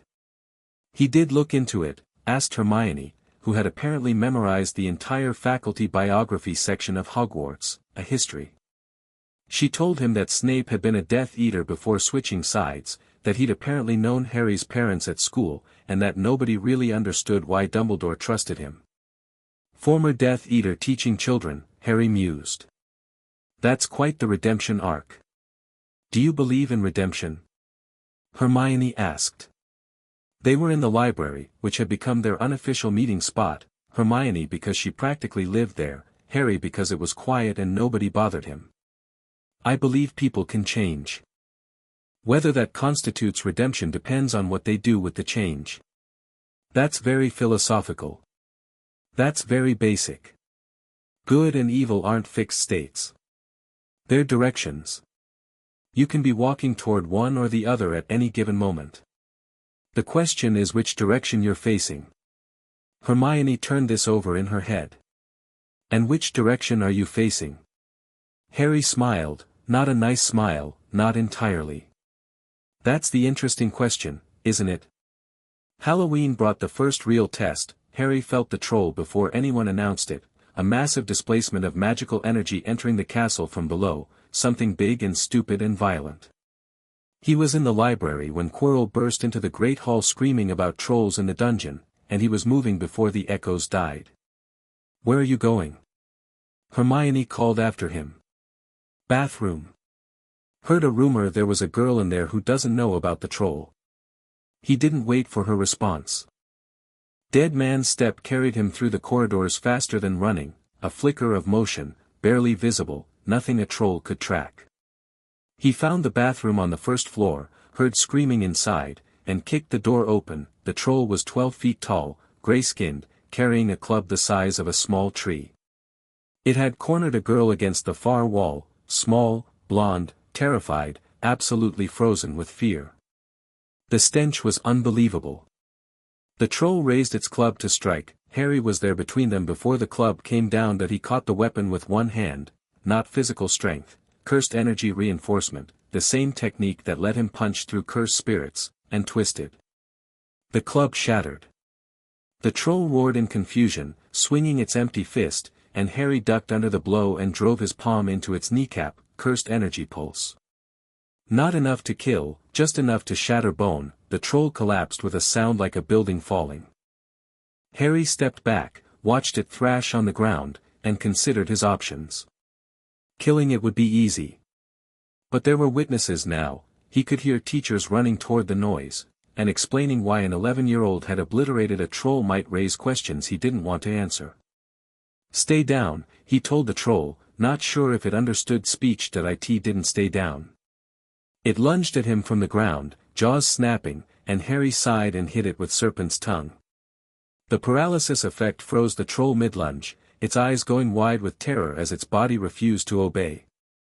I said stay. The teachers arrived seconds later.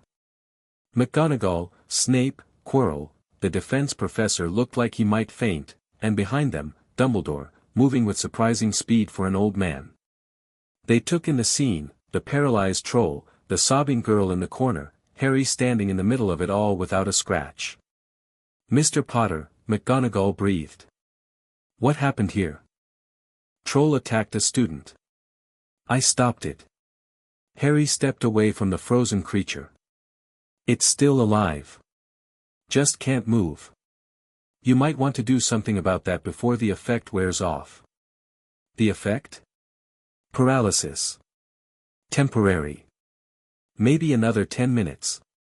Dumbledore's eyes were very bright as he studied Harry. That's impressive magic for a first-year student. I'm not really a first-year. We established that. Snape had gone to check on the girl. The movement seemed automatic, almost gentle, completely at odds with his usual demeanor. She was crying into his robes now, and he was patting her back awkwardly. Her name is Astoria Greengrass, Sukuna provided. Slytherin first year. Sister of Daphne Greengrass, third year.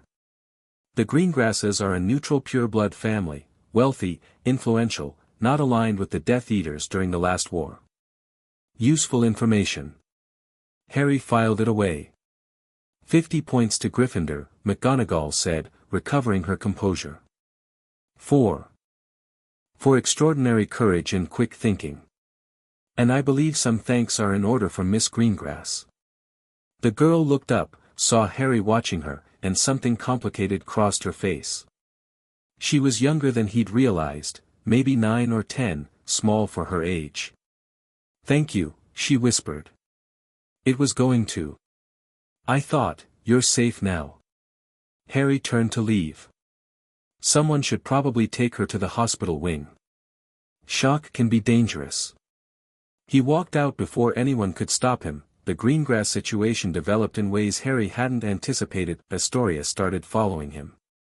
Not obviously, she was too scared to approach directly, but he'd catch glimpses of her in the corridors, watching him from behind pillars and around corners. Her sister Daphne confronted him directly a week after the troll incident, cornering him outside the library with 2 other Slytherin girls flanking her. Potter. Daphne Greengrass had the kind of face that would be beautiful when she grew into it, sharp features, pale blue eyes, an expression of studied neutrality that Harry recognized as a mask. We need to talk. Do we? My sister won't stop talking about you. It's annoying. She says you saved her life, which is apparently enough to create some kind of debt in her mind. I didn't ask for a debt. That's not how wizard customs work. Daphne crossed her arms. House Greengrass acknowledges our obligation. We pay what we owe. The question is what you want in return. Harry considered this. I want information. What kind? Everything. Politics. Alliances. Who's connected to who hates who's secretly working with who. The stuff that's not in books.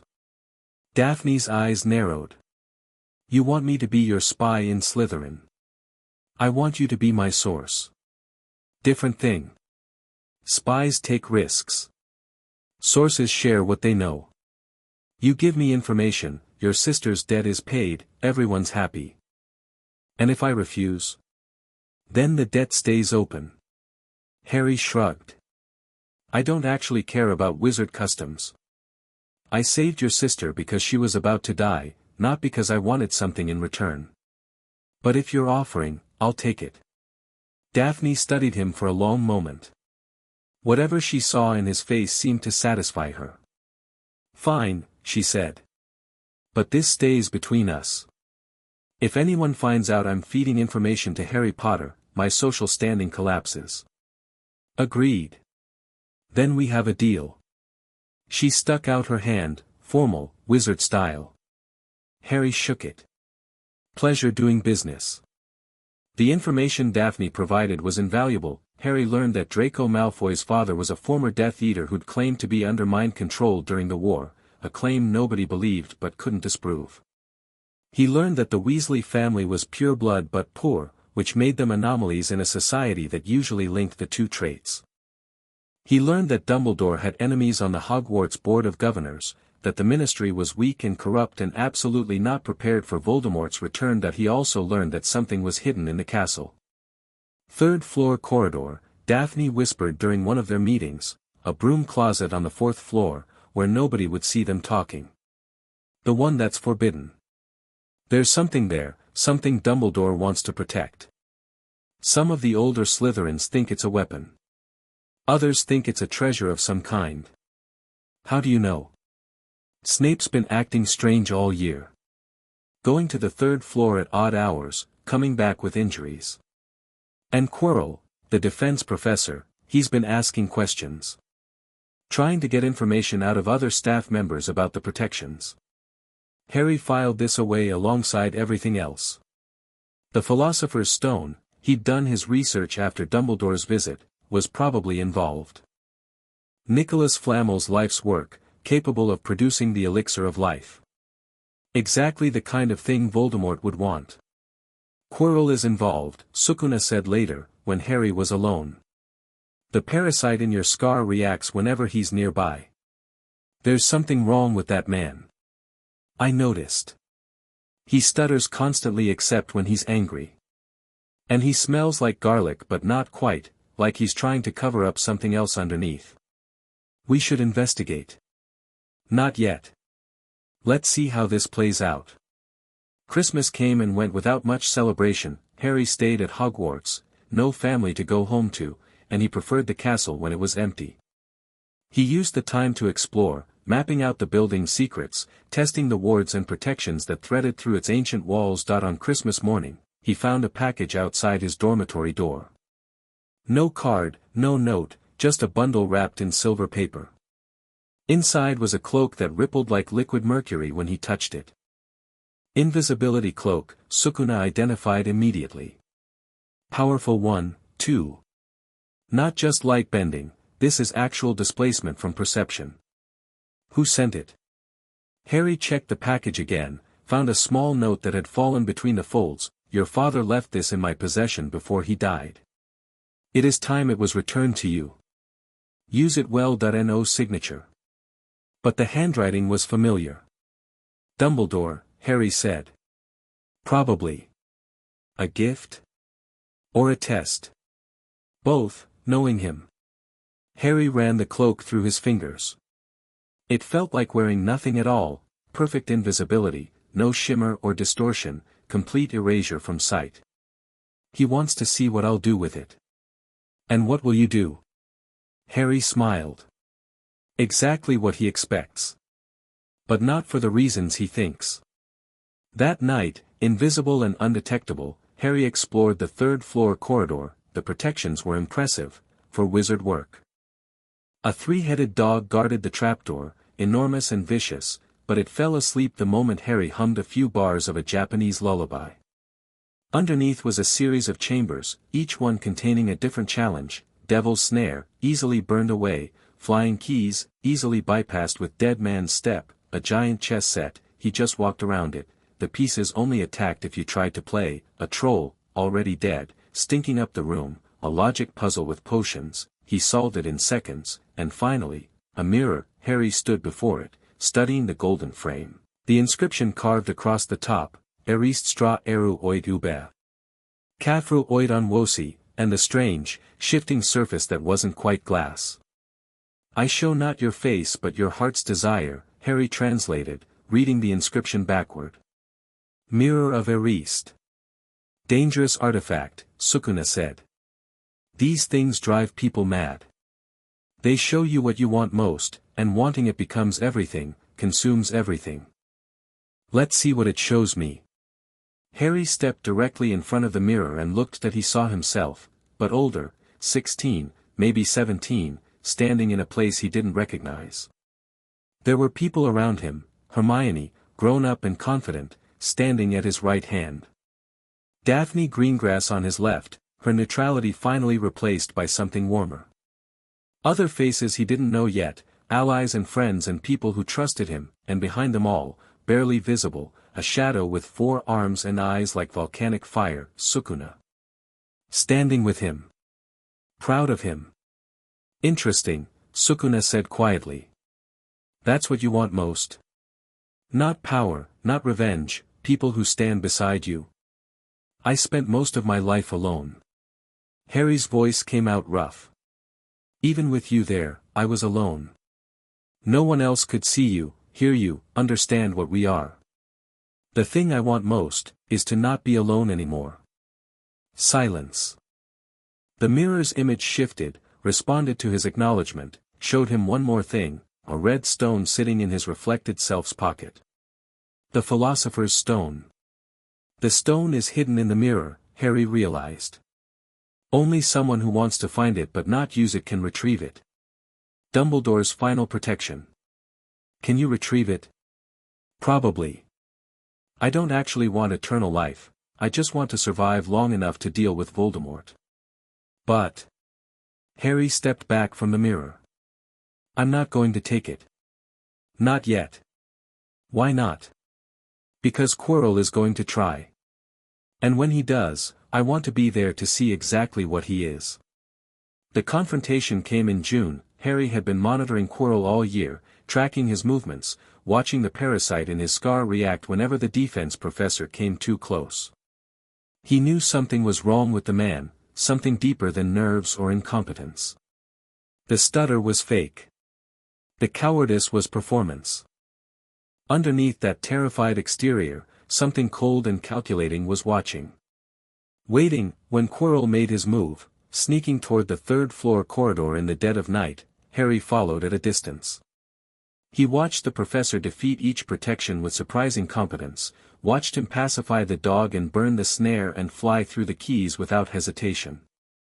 This was not the stuttering fool who'd fainted at the sight of trolls. Harry reached the mirror chamber just as Quirrell was staring into the glass.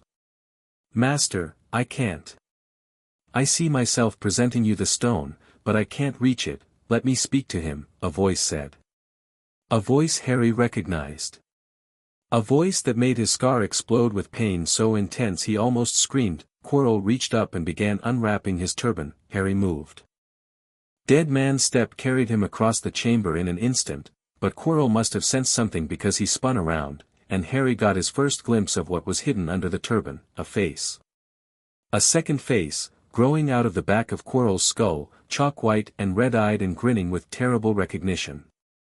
Harry Potter, Voldemort said. At last. Harry attacked without hesitation. Verdant burn erupted from his hands, that killing curse green fire that should have been impossible, and it caught Quirrell full in the chest. The possessed professor screamed, Voldemort screamed, but Harry didn't stop. He followed the fire with a serpent's tongue paralysis attempt, but Voldemort threw up a shield that deflected it, and then Quirrell's wand was out and curses were flying.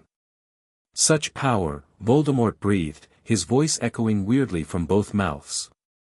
Such delicious power. You've grown strong, Harry. Strong enough that killing you will mean something. Try it. Harry launched himself forward again, mixing wizard magic and cursed energy, techniques he'd never shown anyone. The chamber became a light show of green and red, stone exploding, the mirror cracking, centuries-old architecture reduced to rubble in seconds. Quirrell was fast, faster than he should have been, Voldemort's power supplementing his own. But he wasn't trained for real combat. He relied on spells, on magic, on the wand in his hand. Harry had been killing cursed spirits since he was 4 years old. He knew how to fight. That he closed the distance, got inside Quirrell's guard, and grabbed the man's face with both hands. Quirrell screamed, his skin was blistering. Smoking. Burning away wherever Harry touched, revealing skull and muscle beneath. Voldemort screamed too, a sound of pure agony, and Harry felt something through the Horcrux connection, pain, yes, but also fear. Voldemort was afraid. Your mother's protection, Voldemort gasped as Quirrell collapsed. Her sacrifice. It's in your blood, your touch. Harry didn't stop. He pressed his hands harder against Quirrell's face, poured cursed energy into the contact, let the green fire and the sacrificial magic and everything he was burned through the possessed flesh. Quirrell died. Fell apart. Crumbled into ash and bone and nothing, and Voldemort, the wraith, the spirit, the thing that had been hiding in Quirrell's skull, rose from the destruction and fled. It screamed past Harry, through the chamber walls, out into the night. Gone. But not destroyed. Harry stood alone in the wreckage, his hands still smoking, his scar throbbing with residual pain. Well, Sukuna said after a long moment. That was educational. Dumbledore found him there. The headmaster appeared maybe 10 minutes after the fight ended, looking older than Harry had ever seen him. He surveyed the destruction, the shattered mirror, the burned walls, Quirrell's remains, and his face went through several expressions before settling on something like resignation.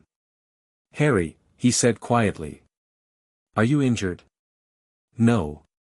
"The stone?" "Safe." Harry reached into his pocket, where the stone had materialized the moment his intent became pure, to protect it, not to use it. Quirrell couldn't get it. Neither could Voldemort. And Quirinus himself? Dead. "I killed him." Harry held Dumbledore's gaze without flinching. He was possessed by Voldemort, literally hosting his spirit in the back of his head. "When I touched him, something happened. My skin burned through his. He couldn't survive the contact." Dumbledore nodded slowly. "Your mother's sacrifice. It lives in you, in your blood. Voldemort, who killed her, cannot touch you without being harmed in return. Quirrell, willingly hosting Voldemort's spirit, shared that vulnerability. You knew. I suspected. I didn't know for certain until now." Harry handed over the stone. "Here. I don't want it." Dumbledore took it carefully, as if it might shatter. "You could have kept it. Eternal life, unlimited wealth, most people would consider that quite tempting. Most people haven't spent their childhood hunting cursed spirits." Harry shrugged. "Immortality sounds boring. And I've never cared about money." "What do you care about, Harry? If not power or wealth, what drives you?" The question cut deeper than Dumbledore probably intended. Harry thought about it, really thought, and found an answer that surprised him. "I care about being ready," he said slowly. "Voldemort is coming back. Not today, not this year, but eventually. When he does, I want to be strong enough to stop him. I want to have people standing with me who can help. I want to end this, whatever this is between us, once and for all. And then? I don't know. I've never thought past that point." Dumbledore's eyes were very sad. "You're 11 years old, Harry. You shouldn't have to carry this burden. I was 3 years old when my family abandoned me in an alley. I was 4 when I killed my first cursed spirit. I was 8 when I made contact with Voldemort through our connection and sent him running." Harry smiled, and there was nothing childlike in it. "I stopped being 11 a long time ago, Professor. I'm just wearing the body." The year ended with more questions than answers. Harry sat alone on the Hogwarts Express, watching Scotland disappear behind him. Hermione had tried to join him, but he'd asked for solitude and she'd respected that. There would be time to talk later. Time to plan. "First year complete," Sukuna said. "Assessment?" "Hogwarts is useful but limited. The library has information I need. The connections I'm building, Hermione, Daphne, others, those will pay off eventually. But the curriculum itself is worthless. I learn more in a week of self-study than a year of classes." "And Voldemort?" "He's weak now. Lost his host, lost his base of power. But he'll rebuild. The Horcruxes keep him anchored. As long as they exist, he can't truly die." Harry touched his scar. "Including this one. We'll deal with the parasite when the time comes." "I know." Harry looked out the window at the passing countryside. "But first we need to find the others. Figure out what they are, where they're hidden. That's the priority for next year. Research in the restricted section. That, and external sources. There's a whole wizarding world out there, and most of it has no idea what's coming." Harry's reflection stared back at him from the glass, green eyes, messy black hair, that lightning scar cutting through his forehead. He looked ordinary. He wasn't. Time to start preparing them. The summer passed in a blur of training and research. Harry didn't return to Japan, there was nothing there for him now, and staying in Britain meant easier access to wizarding resources. He rented a room in Diagon Alley under an assumed name, spent his days in Nocturne Alley's more questionable establishments, and his nights hunting cursed spirits in London's magical underbelly. Yes, London had cursed spirits. Every major city did, the accumulated suffering of millions, given form and hunger. The magical wards that protected places like Diagon Alley kept the spirits out, but in the gaps between wards, in the spaces magic didn't touch, Harry hunted them. Killed them. Grew stronger. He also researched Horcruxes. The information was scattered, hidden, deliberately obscured. Horcruxes were the darkest of magic, soul-splitting, murder-powered, absolutely forbidden. Most books refused to even acknowledge their existence. But Harry was persistent, and Nocturne Alley had resources that Hogwarts' restricted section couldn't dream of. He learned that destroying a Horcrux required equally dark methods. Basilisk venom. Fiend fire. The killing curse. Nothing gentle, nothing clean. The soul fragment had to be destroyed utterly, and that destruction carried a cost. He learned that the Horcrux in his scar was unique, a living container, never intended, created by accident when Voldemort's killing curse rebounded. The book suggested that such a creation should have killed him. The fact that it hadn't meant something, but nobody seemed to know what. "There's a way," Sukuna said one night, as Harry pored over yet another dusty tome. Voldemort's killing curse created the Horcrux. A killing curse could destroy it. And kill me in the process. Not necessarily. The parasite is entangled with your soul, yes, but it's not fused with it. There might be a way to separate them, to make yourself a willing target and survive the destruction. Harry considered this. "You're talking about dying on purpose." "I'm talking about controlled death. A method that destroys the Horcrux while leaving your core intact. It would require precise timing, extraordinary power, and probably some luck, but it might be possible. Something to think about. Something to prepare for. When the time comes, you'll want options." Second year began with another crisis. Harry felt at the moment he set foot in Hogwarts, something wrong in the castle's foundations, something ancient stirring beneath the surface. The wards were disturbed. Magic flowed in patterns that didn't match his memories from last year. "There's something here," Sukuna confirmed. "Something old.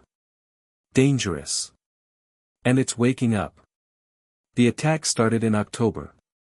Students petrified, frozen in place, alive but unresponsive, turned to stone by something that moved unseen through the corridors. Mrs. Norris first, then Colin Creevey, then a Hufflepuff prefect Harry didn't know. The school descended into panic. Rumors spread about a monster, a creature. The legendary Chamber of Secrets finally opened after 1,000 years. Harry listened to the gossip and drew his own conclusions. Slytherin's chamber, he told Hermione during one of their library sessions. The legend says he built a secret room in the castle before leaving, and hid a monster inside to purge the school of Muggleborns whenever his heir returned. "That's horrible," Hermione said. "And also, how would such a thing even work? A creature that can petrify people without being seen? What has that capability?" Basilisk. Harry had done his research after the first attack. Giant serpent, born from a chicken egg hatched under a toad. Its direct gaze kills instantly, but if you see it indirectly, through a reflection or a camera lens, you're only petrified. Hermione went pale. "There's a basilisk in the school." "Probably. The question is where, and who's controlling it?" The answer to both questions came sooner than expected. Harry found a Chamber of Secrets in December, following traces of magical resonance that didn't match anything else in the castle. A bathroom on the second floor, abandoned, haunted by a moaning ghost, completely unremarkable except for the snake carved into one of the sink fixtures. "Parselmouth password," Sukuna observed. "The chamber can only be opened by someone who speaks snake. Good thing I do." Harry hissed the command in Parseltongue, a skill he discovered last year, another gift from Voldemort's soul fragment, and watched the sinks rearrange themselves into a gaping hole in the floor. He descended into the darkness. The chamber was exactly as terrible as the legend suggested, a vast underground cavern, lit by greenish light, lined with stone serpent carvings that seemed to watch his passage. At the far end, a massive statue of Salazar Slytherin himself dominated the space, his stone face frozen in eternal disapproval. And in front of the statue, kneeling in a spreading pool of her own blood, was Ginny Weasley. Harry moved without thinking. He was at her side in seconds, checking her pulse, thready, her wounds, self-inflicted, shallow but numerous, the magical signature she was radiating, wrong, twisted, not entirely her own. "She's been possessed," Sukuna said grimly. "Something's been feeding off her life force. Look, there." A diary lay open beside her, its pages filled with writing that moved and shifted. As Harry watched, words formed on the blank page. "Hello, Harry Potter. I've been waiting for you." "Tom Riddle," Harry read aloud. "That's the name Dumbledore mentioned. Voldemort's birth name, before he remade himself. Clever boy. Yes, I am a memory, preserved in this diary 50 years ago. Young Ginny has been very useful, pouring her heart out to me for months now. All her fears, her secrets, her life essence. Soon I'll be strong enough to leave these pages entirely." Harry looked at Ginny, barely breathing now, fading fast, and made a decision. "Sukuna. I need more power. You have it. The finger I gave you contains a fraction of my cursed energy. I've been holding it back, letting you develop naturally. But if you need it now, I need it." The power hit him like a tidal wave. 4 years of accumulated cursed energy, the King of Curse's own essence, flooding through Harry's body. His eyes changed, the whites going black, the irises burning red, and markings crawled across his skin, Sukuna's technique patterns manifesting in response to the borrowed strength. Tom Riddle's diary words went frantic. "What is this? What are you? This isn't wizard magic, this is..." Harry picked up the diary, focused everything he had into a single point, and drove verdant burn directly into its pages. The diary screamed, not Tom Riddle, the object itself, the container, the Horcrux. Harry felt it fighting back, trying to corrupt him the way it had corrupted Ginny, but Sukuna's power was too vast, too ancient, too inherently destructive. The soul fragment inside couldn't withstand the assault. Fire erupted from the diary's binding. Ink bled from its pages like blood. And somewhere far away, in whatever pocket of existence held the remnants of Tom Riddle's consciousness, something died. The diary crumbled to ash. Ginny gasped, color returning to her cheeks, her eyes flying open.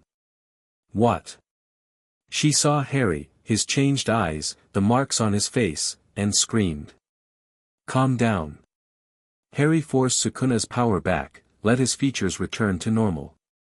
It was harder than he expected. The borrowed strength wanted to stay, wanted to be used.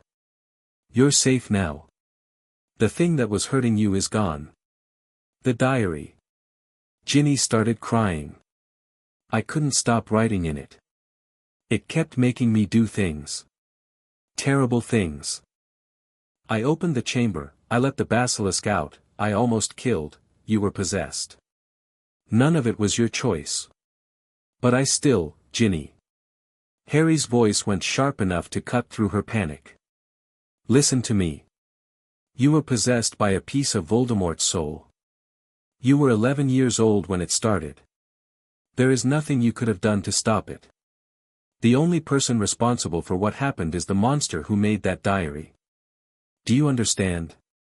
She stared at him with tear-filled eyes. Slowly, she nodded. "Good. Now we need to get out of here before the basilisk comes back." The basilisk did come back. It emerged from Slytherin's statue as Harry was carrying Ginny toward the exit, a massive serpent, 60 feet long, with eyes like death itself. Harry looked away immediately, avoiding the killing gaze, and felt the creature's attention focus on him. "Speaker," it hissed in Parseltongue. "You smell of the true air, but you killed his memory. Explain yourself." "The memory was poison. It was using you to hurt innocent people. I care nothing for human innocence. I am the weapon of Slytherin. I serve the air. The air is dead. Has been for years. The memory in that diary wasn't him, it was just an echo, a fragment, pretending to be something it wasn't. The basilisk considered this. Its massive head swayed back and forth, tasting the air with its forked tongue. Then I have no master, it said finally. For 1,000 years I have waited. Slept. Obeyed. And now. I am alone. Harry felt something unexpected, sympathy. This creature was a weapon, yes, built for killing, designed to be used. But it was also ancient, lonely, abandoned by the only person it had ever served. You could come with me, he said. Not as a weapon. As something else. The basilisk's laugh was a horrible, hissing sound. I cannot leave this place. The chamber is my domain. Beyond these walls, the wards would destroy me. It settled onto its coils, seeming suddenly tired. Go, speaker. Take the girl. I will sleep again, and perhaps in another 1,000 years, someone will wake me. Harry nodded slowly. Sleep well.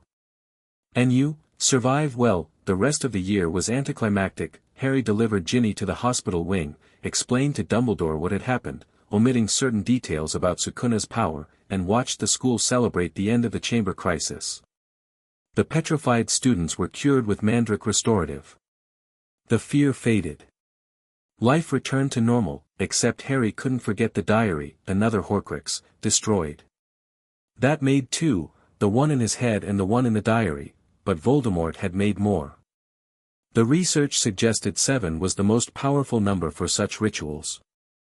5 Horcruxes remained, hidden somewhere, anchoring Voldemort to immortality. We need to find them, Harry told Hermione at the end of the year. All of them. As long as they exist, Voldemort can't be truly killed. Do you know where to start looking? No. But I know someone who might. The summer between second and third year was spent preparing. Harry tracked down former Death Eaters, not to fight, but to talk. Many of them had been present during Voldemort's rise, had witnessed his obsessions, might know something about his Horcrux hiding places. Most refused to speak to him. Some tried to kill him. A few, terrified of what he represented, gave up what they knew. Hints. Rumors. Legends. A cup that belonged to Helga Hufflepuff, said to be in the possession of the Lestrange family. A locket that had once been Slytherin's, traced to a seaside cave where terrible things had happened. A diadem associated with Rowena Ravenclaw, lost for centuries but spotted once in a forest in Albania. Harry compiled everything into a list. Verified what he could. Started planning expians. You're going to war, Sukuna observed one night. Real war. Not the skirmishes you've been fighting, actual campaigns against entrenched enemies. I know. You'll need allies. Resources. Infrastructure.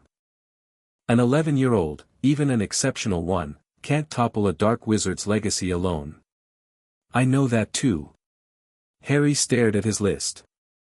That's what the next few years are for. Building. Preparing. Finding people who can help when the time comes.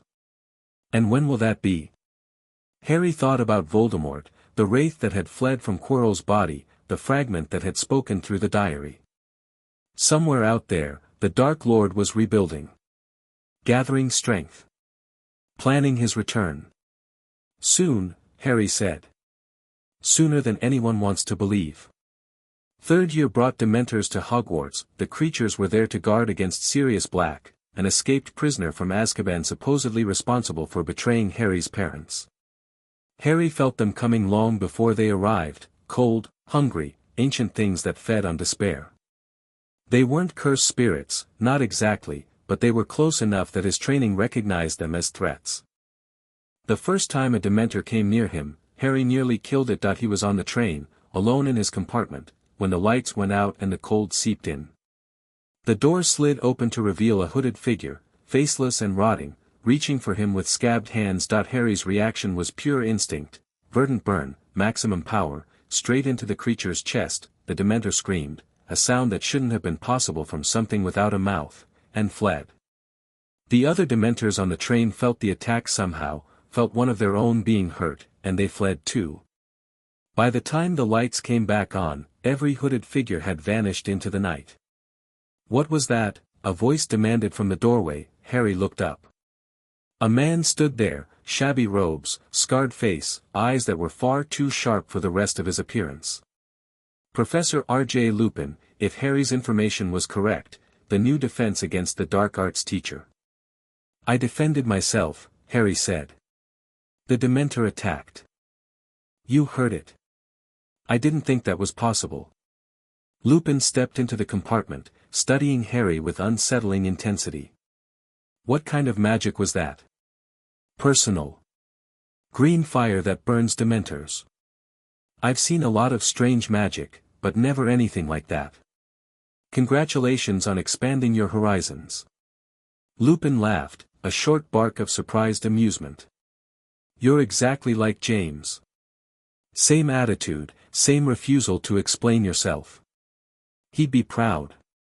Harry went very still. "You knew my father?" "We were best friends at school. James, me, Sirius Black, Peter Pettigrew, the four Marauders." Lupin's face shadowed at the names. "Before everything went wrong. Black betrayed my parents.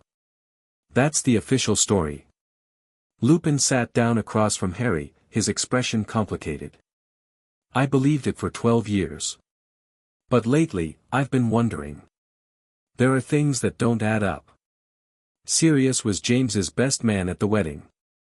He loved your parents, really loved them, not just as friends. The idea that he sold them out, people do terrible things. Yes. But sometimes the obvious answer isn't the right one." Lupin met Harry's eyes. "Be careful this year, Harry. There's more going on than anyone's willing to admit. And Sirius Black, whatever he did or didn't do, he's coming for you." Sirius Black found Harry in November, not at Hogwarts, too many wards, too much security. Black appeared in Hogsmeade during a weekend visit, stepping out of an alley as Harry walked past, thin and gaunt and half-mad with desperation. "Harry," Black croaked. "Finally. I've been trying to reach you for months." Harry's wand was in his hand before the last word finished. "Give me one reason not to kill you right now." "Because I didn't do it." Black's eyes were wild, but there was something genuine in his voice, pain, yes, but also conviction. "I didn't betray James and Lily. That was Peter. Peter Pettigrew. He was the secret keeper, not me. We switched at the last minute, James's idea, thought it would be safer if people believed it was me, and Peter went straight to Voldemort. Pettigrew is dead. You killed him." "I tried. I failed." He cut off his own finger, transformed into a rat, and escaped. Black laughed, a horrible sound. "I spent 12 years in Azkaban for a murder I didn't commit, and the real traitor has been hiding in plain sight the whole time." Harry studied the man in front of him. Gaunt. Desperate. Possibly insane. "But, Sukuna," Harry said silently. "Is he lying?" "Hard to tell. His emotions are genuine, the grief, the anger, the conviction. But that doesn't prove truth, only belief. He could be delusional." "There's a way to verify," Black said, as if reading Harry's hesitation. "The rat. He's been living as a pet in Hogwarts for years. Find him, force him to transform, and you'll see. A pet rat. You expect me to believe that the man who betrayed my parents has been living as a pet rat for over a decade? In the Weasley family, specifically. A rat named Scabbers." Harry's mind raced. Ron Weasley had a rat. Old, sickly, missing a toe. Missing a toe. Pettigrew cut off his own finger, Black had said. "I'll verify your claim," Harry said slowly. "If you're lying, if this is some trick to get close to me, I will kill you. Slowly. Painfully. In ways you can't imagine." Black's face twisted into something that might have been a smile. If I'm lying, I'll deserve it. The confrontation happened 3 days later. Harry found the rat, stunned it, and carried it to the shrieking shack where Lupin and Black were waiting. The Animagus reversal spell took a few tries, rusty wand work, they admitted, but eventually the rat began to grow, and become a man. Peter Pettigrew cowered on the floor of the shack, small and sniveling, nothing like a threat. But his eyes were calculating, even through the fear. "Harry," he whimpered. "Harry, you have to understand, I had no choice. The Dark Lord would have killed me, you gave him my parents instead. They were doomed anyway. Voldemort would have found them eventually. I just sped things along." Harry felt something cold settle in his chest. This pathetic, groveling creature. This was the man who'd killed his parents. Who'd destroyed his life before it even started. Who'd spent 12 years hiding while an innocent man rotted in prison. "Don't kill him," Sukuna said quietly. "He deserves it, but he's more useful alive. Proof of Black's innocence. Evidence for the Wizengamot. A weapon against the Ministry's corruption." Harry wanted to ignore that advice. Wanted to let Verdant burn loose and watch Pettigrew burn the way Quirrell had burned, but Sukuna was right. This time, anyway. "We're taking him to the castle," Harry said. "Dumbledore will know what to do." What Dumbledore did was insufficient. The Ministry didn't want to admit they'd imprisoned an innocent man for 12 years. The evidence, Pettigrew himself, alive and confessing, was deemed inconclusive by Cornelius Fudge, Minister of Magic. Black was still technically a fugitive. The official story remained unchanged. Harry watched the political maneuvering with growing disgust.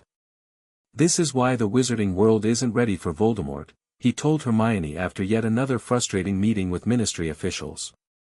"They can't even admit a simple mistake. When real danger comes, they'll bury their heads in the sand until it's too late." "Then we make them ready," Hermione said. "Show them evidence they can't ignore. Build support outside the usual channels. Change things from the ground up."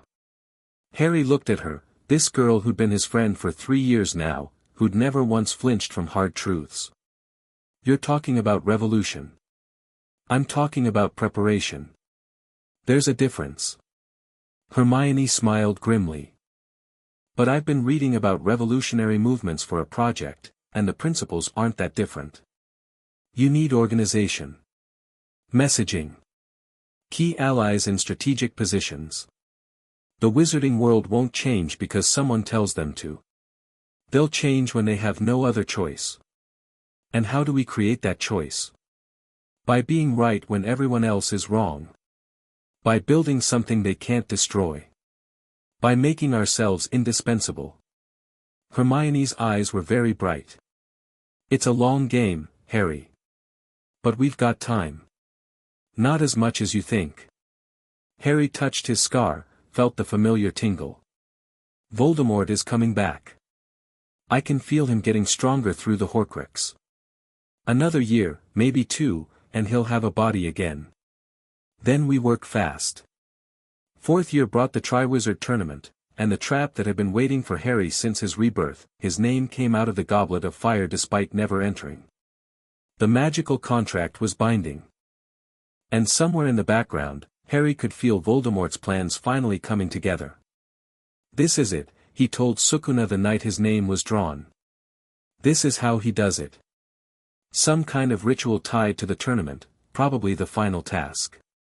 He needs me there, needs my blood, needs whatever else the ceremony requires. You could run. Disappear. He'd never find you. He'd find me eventually. And I'd lose everything I've built here, the allies, the resources, the preparation." Harry shook his head. "No. This is where I make my stand. Let Voldemort spring his trap. I'll be ready. Will you?" Harry looked at his hands. 12 years old when he'd started this journey. 14 now. In those 4 years, he'd killed more cursed spirits than he could count, destroyed 2 Horcruxes, faced down Dementors and Basilisks and possessed professors. He'd built a network of allies, Hermione, Daphne, even Sirius Black from his hiding place. He'd studied both magical traditions until he could blend them effortlessly. He was as ready as he'd ever be. "Yeah," Harry said quietly. "I think I am." Chapter 3, The Six Eyes Seath graveyard stank of dark magic. Harry hit the ground hard, the port key, that damned trophy, still clutched in one hand. Cedric Diggory sprawled beside him. They'd grabbed it together, both reaching for victory at the same instant, and now they were somewhere else entirely. Somewhere wrong. "Get up," Harry snapped, already moving. "This is a trap." Cedric scrambled to his feet, wand drawn, but his eyes were confused. "What? Where are we?" "This isn't, kill the spare," a voice hissed from the darkness. Green light. Harry moved faster than thought, dead man's step, maximum velocity, and slammed into Cedric hard enough to send them both tumbling behind a massive gravestone.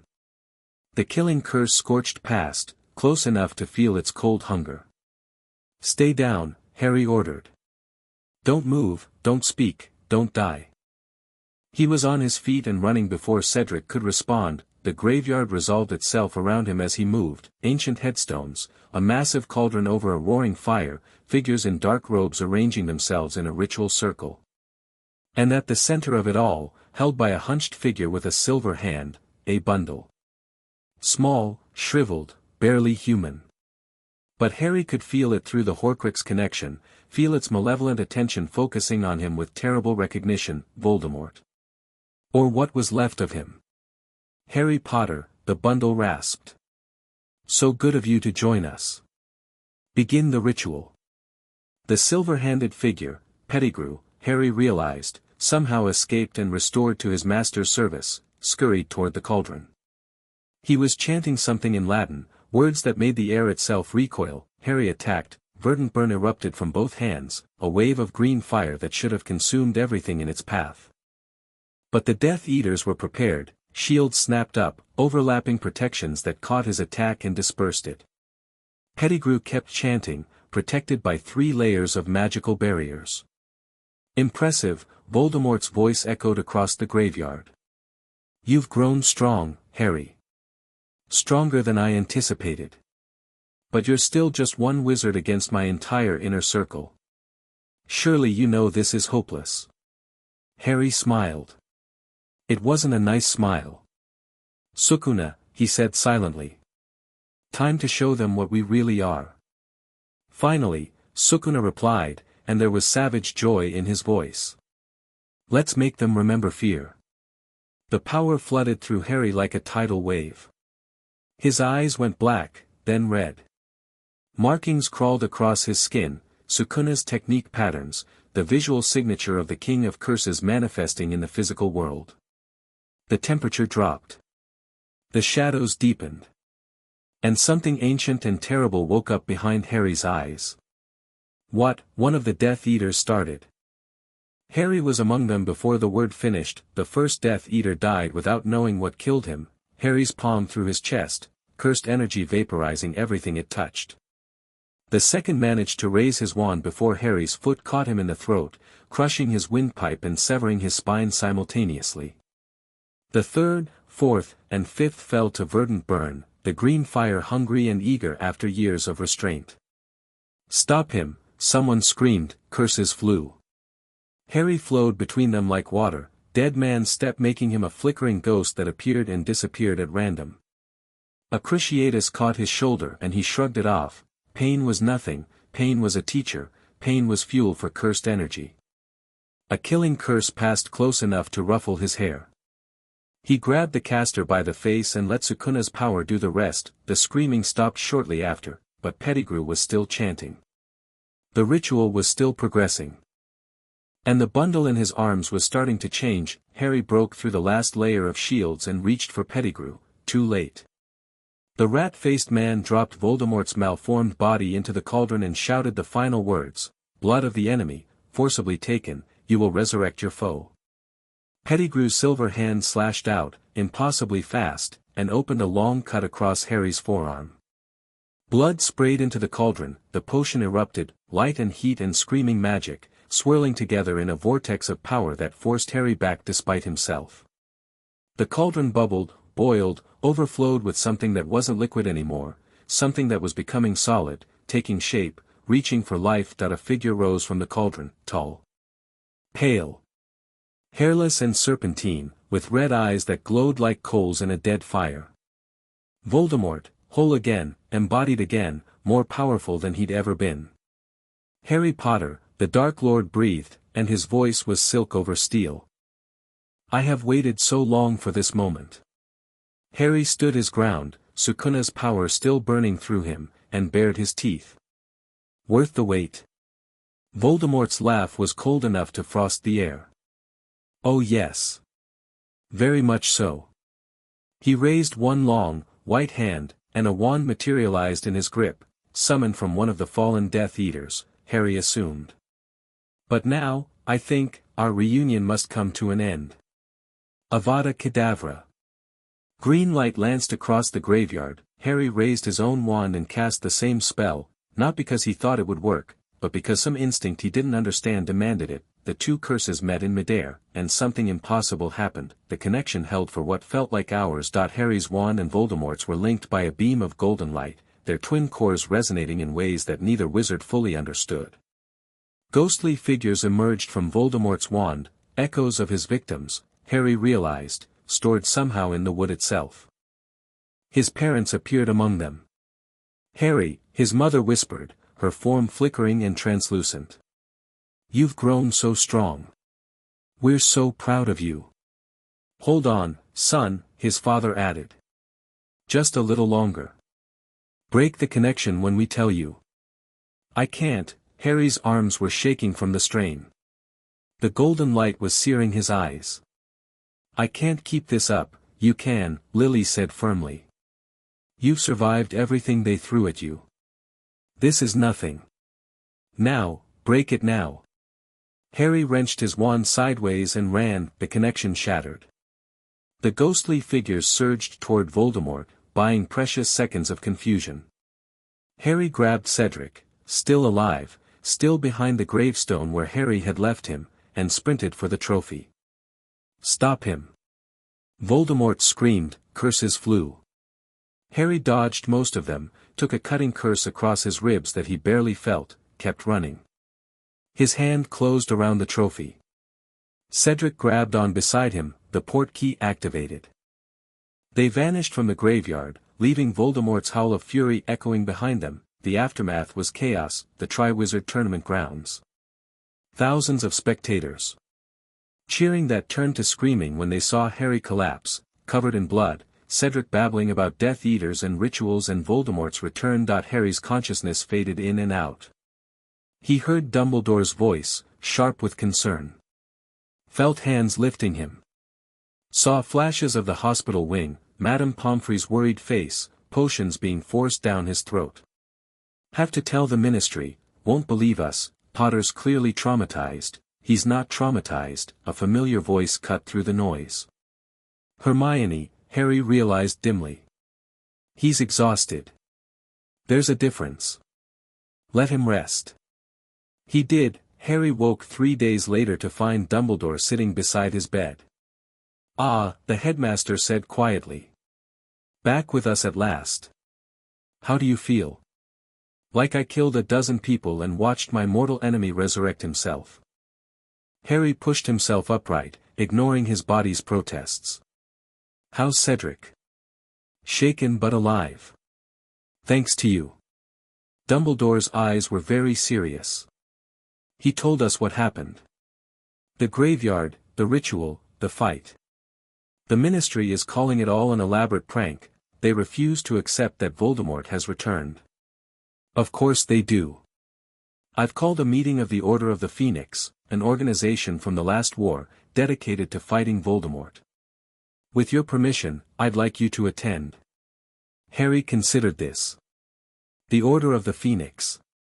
Dumbledore's private army, essentially, the people who'd fought Voldemort before and would fight him again. Useful allies, potentially.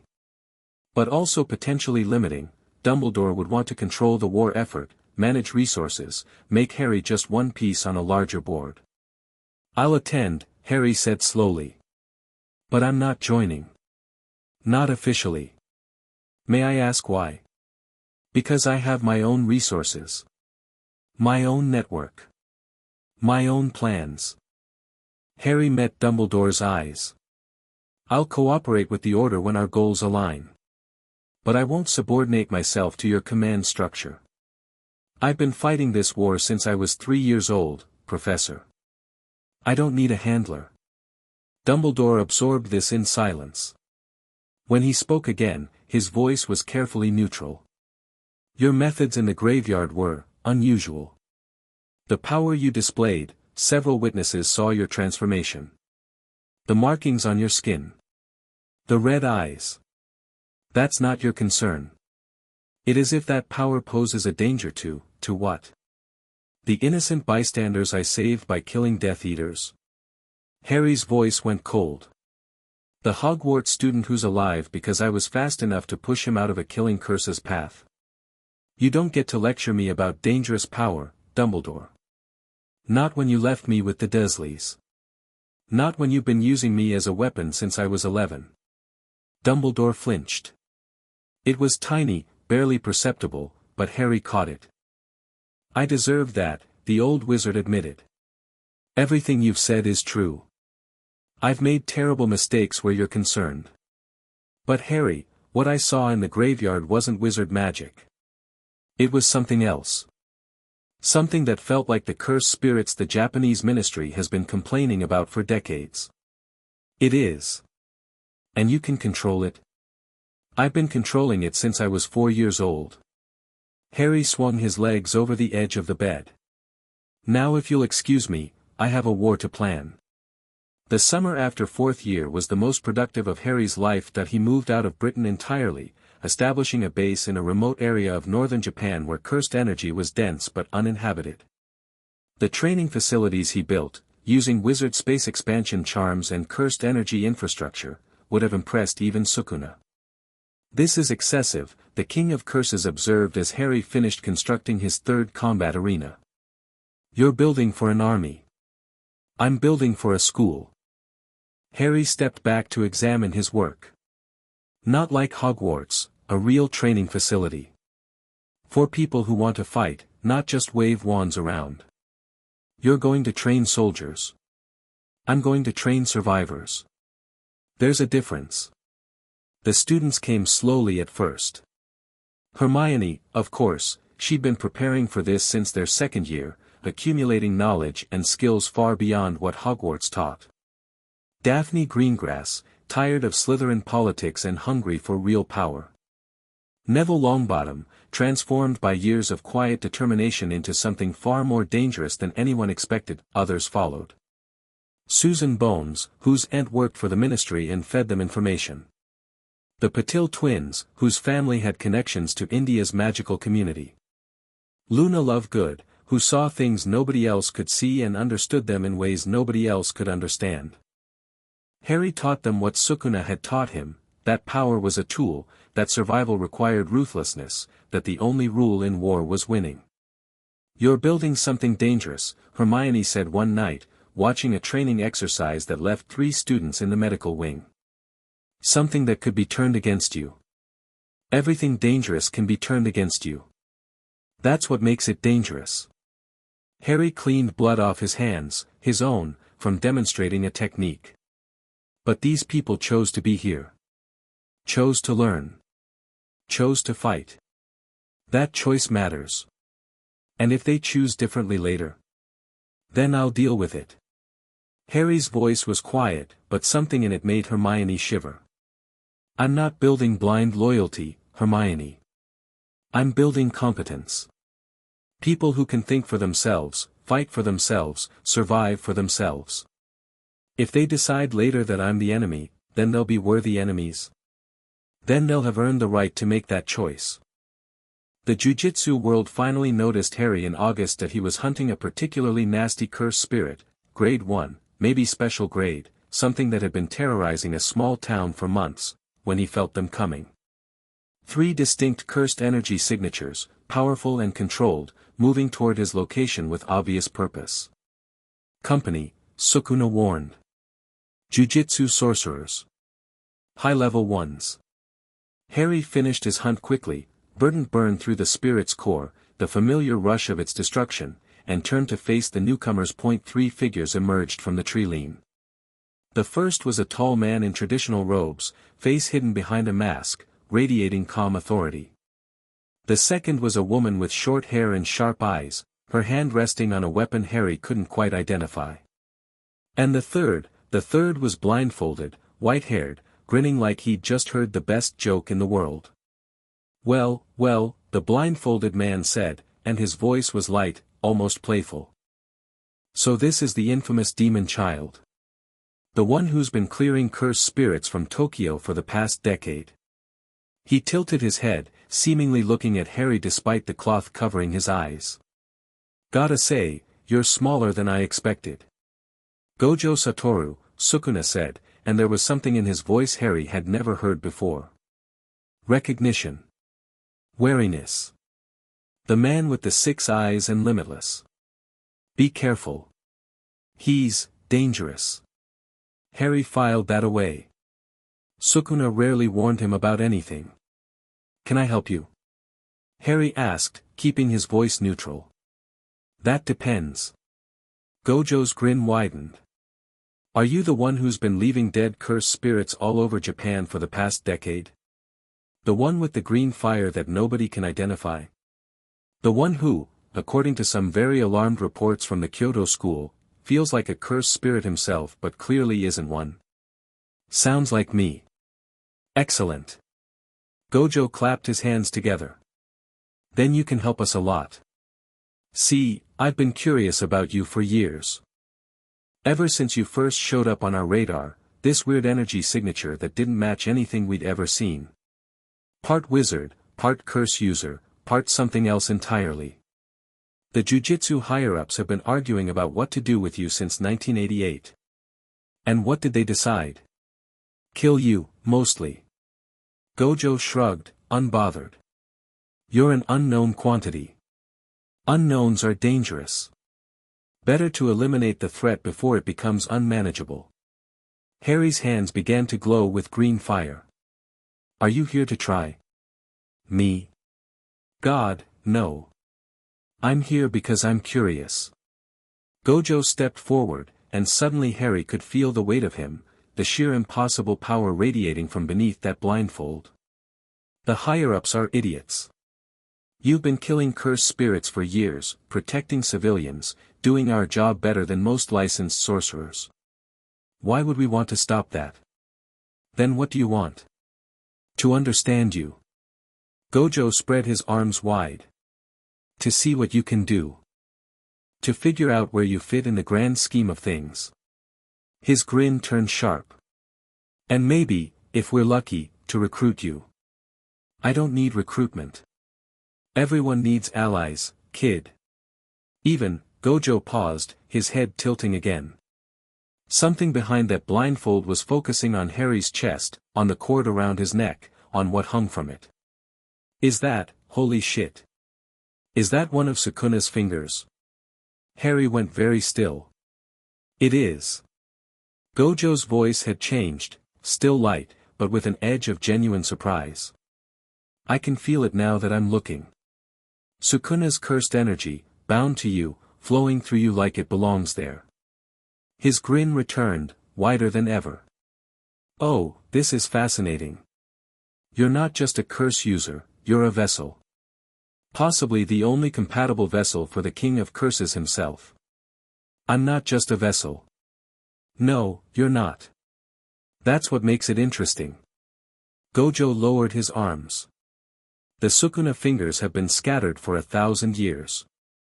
Most of them are hidden or sealed, impossible to find. But you've been carrying one since you were 3 years old, growing alongside it, letting it reshape your cursed energy into something new. His voice dropped to something almost respectful. You're not hosting Sukuna's power. You're synthesizing it. Making it yours. You figured that out from looking at me for 30 seconds? The 6 eyes see everything. Gojo tapped his blindfold. Including things that probably shouldn't be seen. Like the other piece of soul sitting in your forehead, that one's nasty, by the way. Wizard magic mixed with something rotten. You should get that removed. Harry touched his scar. Working on it. Good. Gojo turned to his companions, who had been watching silently. Nanami, Shoko, we're done here. The kid's not a threat. Or rather, he's not a threat to us. The curses can keep worrying. The masked man, Nanami, apparently, nodded once. The woman, Shoko, gave Harry an appraising look but said nothing. One more thing, Gojo called over his shoulder as they started to leave. Jujutsu High is always looking for talented students. If you ever get tired of working alone, come find us in Tokyo. We could use someone who can do what you do. He vanished before Harry could respond. All three of them, gone in an instant, leaving nothing but disturbed air and fading cursed energy signatures. That was Gojo Satoru, Sukuna said quietly. The strongest jujutsu sorcerer of his generation. Possibly the strongest ever born.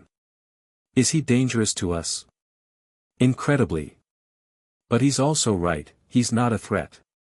Not unless you make him one. Sukuna paused. He could be useful. An ally that powerful would change the equation significantly. Harry stared at the spot where Gojo had been standing. Maybe. But I don't trust anyone who figures me out that quickly. If he can see through my defenses that easily, then he could teach you to build better ones. Sukuna's voice was thoughtful. Consider it. The jujitsu world has resources the wizards don't. Knowledge we need. And Gojo seems inclined to help rather than hinder. I'll think about it. The thinking led him to Jujutsu High 3 months later, not as a student, Harry made that clear from the start. As a consultant, he proposed. A specialist in hybrid techniques, available to assist with particularly dangerous missions. In exchange, he wanted access to Jujutsu High's archives, training facilities, and instructors. Gojo loved the idea. The higher-ups hated it. After 3 weeks of negotiation, they reached a compromise. Harry would be classified as an independent contractor, free to come and go as he pleased, with limited archive access and supervision during any time spent on school grounds. They're terrified of you, Gojo explained cheerfully during Harry's first official visit. An unknown quantity with demonstrated combat power and no clear loyalties. That's their worst nightmare. Good. See, that attitude right there is why I like you. Gojo threw an arm around Harry's shoulders. Harry let him, though his instinct screamed to pull away. Now, let me introduce you to some people who are going to be very confused about what you are. The people in question were students. First years, Gojo explained, just starting their training. One of them, a dark-haired boy with a perpetual scowl, looked at Harry with immediate hostility. Who's this? The boy demanded. Megumi, meet Harry. Harry, meet Megumi Fushiguro. Gojo's grin was insufferable. Megumi's our most talented first year. Top of his class in basically everything. He's also pissed off at me roughly 90% of the time, which is a personal record I'm very proud of. I'm pissed off at you because you keep doing things like this, Megumi said flatly. Bringing random people onto school grounds without warning anyone. Harry's not random. He's special. Gojo patted Harry's shoulder. Show him something cool. Harry considered refusing. Decided it would be more trouble than it was worth. He raised one hand and let verdant burn flicker to life, just a small flame, barely more than a candle. But the color was unmistakable, that killing curse green that didn't exist anywhere else. Megumi's hostility shifted to confusion. What is that? It looks like cursed energy, but the color, it's a hybrid technique. Harry let the flame die. Wizard magic converted to cursed energy. Something that shouldn't be possible. Wizard magic. Megumi's voice went flat. Like, Harry Potter wizard magic. Exactly like that. You're telling me wizards are real. And curse spirits. And jujitsu sorcerers. And a lot of other things your mundane education probably didn't cover. Harry met Megumi's eyes. The world is a lot more complicated than most people realize. I'm just one example of how complicated. Megumi stared at him for a long moment. Then, unexpectedly, he laughed. Fine, he said. I've seen weirder things since I started here. But if you're going to be around, I want answers. Real ones. Not the vague mystical bullshit Gojo-sensei always gives us. I can do real answers. Good. Megumi extended his hand. Then I guess we're working together. Harry shook it. I guess we are. Working with Jujutsu High meant encountering more of its students. Nobara Kujisaki, loud, confident, terrifyingly competent with her hammer and nails technique, decided immediately that Harry was acceptable based entirely on his willingness to describe his combat style in excruciating detail. Finally, someone who actually explains how their techniques work, she announced. Megumi's always so mysterious about everything. Some things should be mysterious, Megumi grumbled. Mystery is just ignorance you're too lazy to fix. Yuji Itadori was different. The cheerful, athletic boy with the superhuman physical abilities seemed almost normal at first, until Harry got close enough to sense what was inside him. Sukuna's finger. Another one.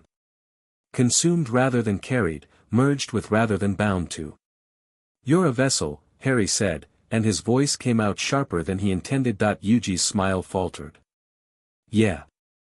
I ate one of Sukuna's fingers to save my friends. Now I'm, well. He gestured vaguely. This. Can you control it? Mostly. Sometimes. The higher-ups want to execute me eventually, collect all the fingers, let Sukuna manifest, then kill me while he's corporeal. Yuji's tone was remarkably casual for someone discussing his own scheduled death. But Gojo-sensei's protecting me for now. Says I deserve a chance to live. Harry studied this boy, 15, maybe 16, carrying the same burden Harry had carried since age 3 but without a decade of training to prepare for it. The same king of curses, sleeping behind his eyes. Can you hear him? Harry asked quietly. When you're awake? Sometimes. He talks to me in my dreams mostly. Makes comments about the fights, about my technique. Yuji's expression flickered. He calls me boring a lot. Says I have potential but no imagination. He told me the same thing when I was learning. Yuji's eyes went wide. Wait, you can hear him too? How? You're not a vessel, are you? Harry pulled out the cord around his neck, showing the finger that hung from it. Been carrying this since I was 3. He raised me.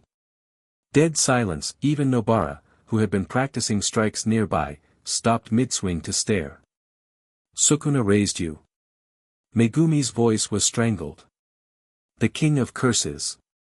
The most malevolent curse spirit in history. He raised you. My human family abandoned me. He found me. He taught me to survive. Harry tucked the finger back under his shirt. It's more complicated than good or evil. Sukuna is, what he is. And what he is doesn't preclude being a decent teacher. I feel like I should be more disturbed by this, Nobara said slowly. But honestly, it explains a lot about your general vibe. My general vibe? You know. Murder but controlled. Like someone who could kill everyone in a room but chooses not to because it would be inconvenient. Nobara shrugged. Makes sense if you were raised by a 1,000-year-old curse spirit. Harry didn't know how to respond to that, so he didn't. The first joint mission came a month after Harry's arrival. A special grade curse spirit had manifested in Osaka, something old and powerful, born from the accumulated resentment of centuries of laborers who died building the castle. It had killed 4 licensed sorcerers already. Jujutsu High was sending everyone available. You don't have to come, Gojo said as the team assembled. This isn't your responsibility. Special grade spirits are always my responsibility. Harry checked his equipment, wand, knife, the finger around his neck pulsing with eager energy. Besides, I want to see how your students fight. They traveled by train. Gojo apparently enjoyed the normalcy of public transportation despite being able to teleport, and reached Osaka Castle as the sun was setting. The cursed spirit's presence was immediately obvious, a wrongness in the air, a pressure against Harry's senses that made his teeth ache. Big one, Nobara muttered. Really big. Megumi, you're with me, Gojo ordered. Nobara, Yuji, back us up from range. Harry, he glanced at the wizard. Do whatever you do. I want to see it in action. The spirit attacked before they finished planning. It erupted from the castle walls, a massive, humanoid figure made of stone and bone and the compressed suffering of 10,000 dead workers. Its scream was the sound of pickaxes hitting rock, of backs breaking under impossible loads, of lives ground down to nothing by labor. Harry moved. Dead Man's step carried him past the spirit's first strike, a stone fist the size of a car, and he tagged its arm with verdant burn as he passed. The green fire ate into the cursite material, but not fast enough. The spirit healed almost instantly, drawing more mass from the castle around it. It regenerates from the building, Harry shouted. We need to cut it off from the source. On it. Megumi made a hand sign, and shadows erupted around him. Shikigami, Harry recognized, summoned creatures bound to his cursed energy. They swarmed the spirit's legs, trying to pin it in place. Nobara was already working, hammering nails into fragments of the spirit she'd collected earlier. Each nail was a resonance link. When she drove them home, the spirit screamed and parts of its body cracked, but it wasn't enough. The thing was too big, too well connected to its source of power. Every wound they inflicted healed in seconds. Gojo-sensei. Yuji called. Can you? I could. Gojo was watching with his hands in his pockets, completely unconcerned. But I want to see if you can handle it first. Consider this a learning experience. People are going to die. Then don't let them. Harry made a decision. Sukuna, he said silently. I need more. How much more? Enough to kill that thing in one blow. That's significant. You'll be weakened afterward. Vulnerable. I know. Then take it. The power flooded through him, far more than he'd ever channeled before. His eyes changed, not just red, but slitted, inhuman. 4 lines appeared on his cheeks, 2 on each side, marking him as something other than purely human. His cursed energy output tripled, then quadrupled, then went beyond anything measurable. The spirit noticed. Its attention shifted from the students to Harry, recognizing a greater threat. Harry let it look. Malevolent shrine, Sukuna said quietly.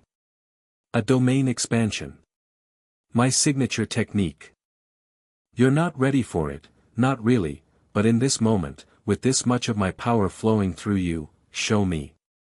Harry's hands came together in a sign he'd never learned but somehow knew. Cursed energy erupted outward, warping reality itself, creating a bubble of absolute power centered on his position. Inside the domain, there was only destruction. The spirit didn't stand a chance.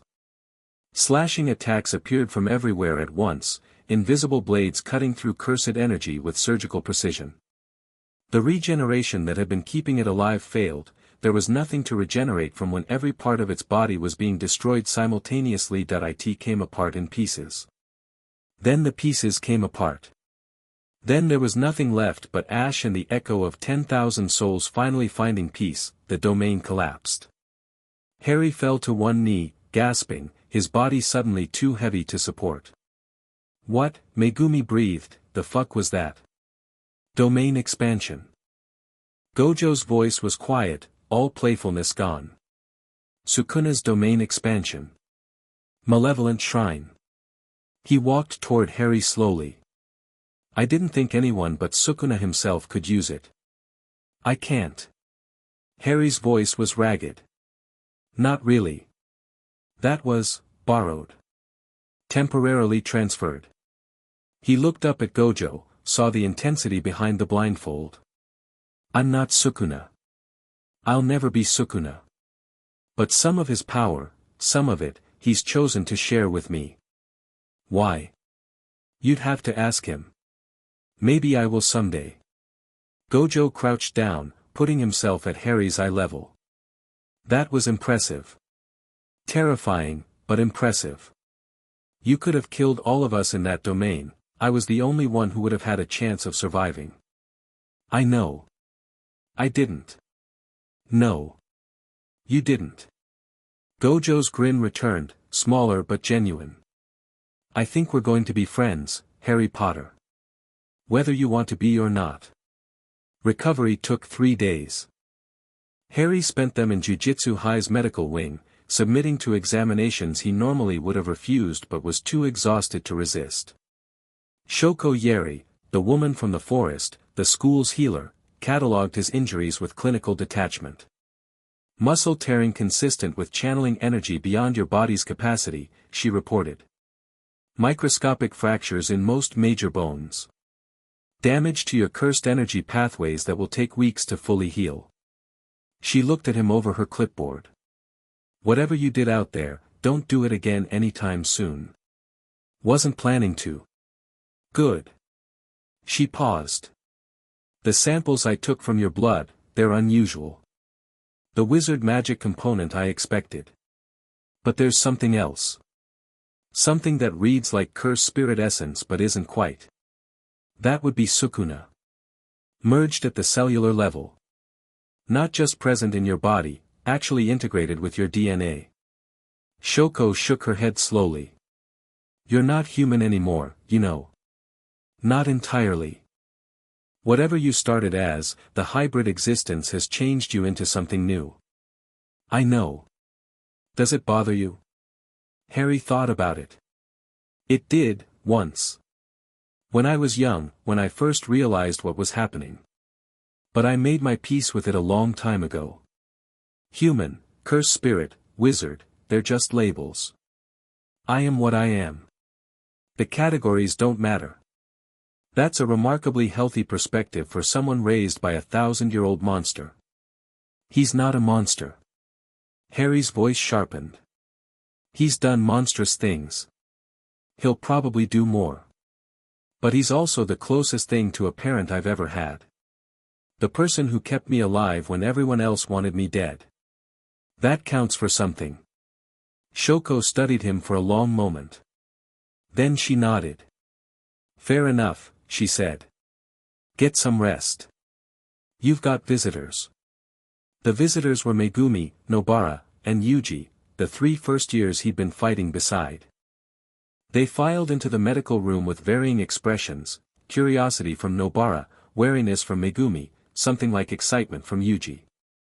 That was the coolest thing I've ever seen, Yuji announced immediately. The domain, I mean. All those slashing attacks appearing from nowhere. The way the spirit just dissolved. Can you teach me to do that? No. Harry shifted into a more comfortable position.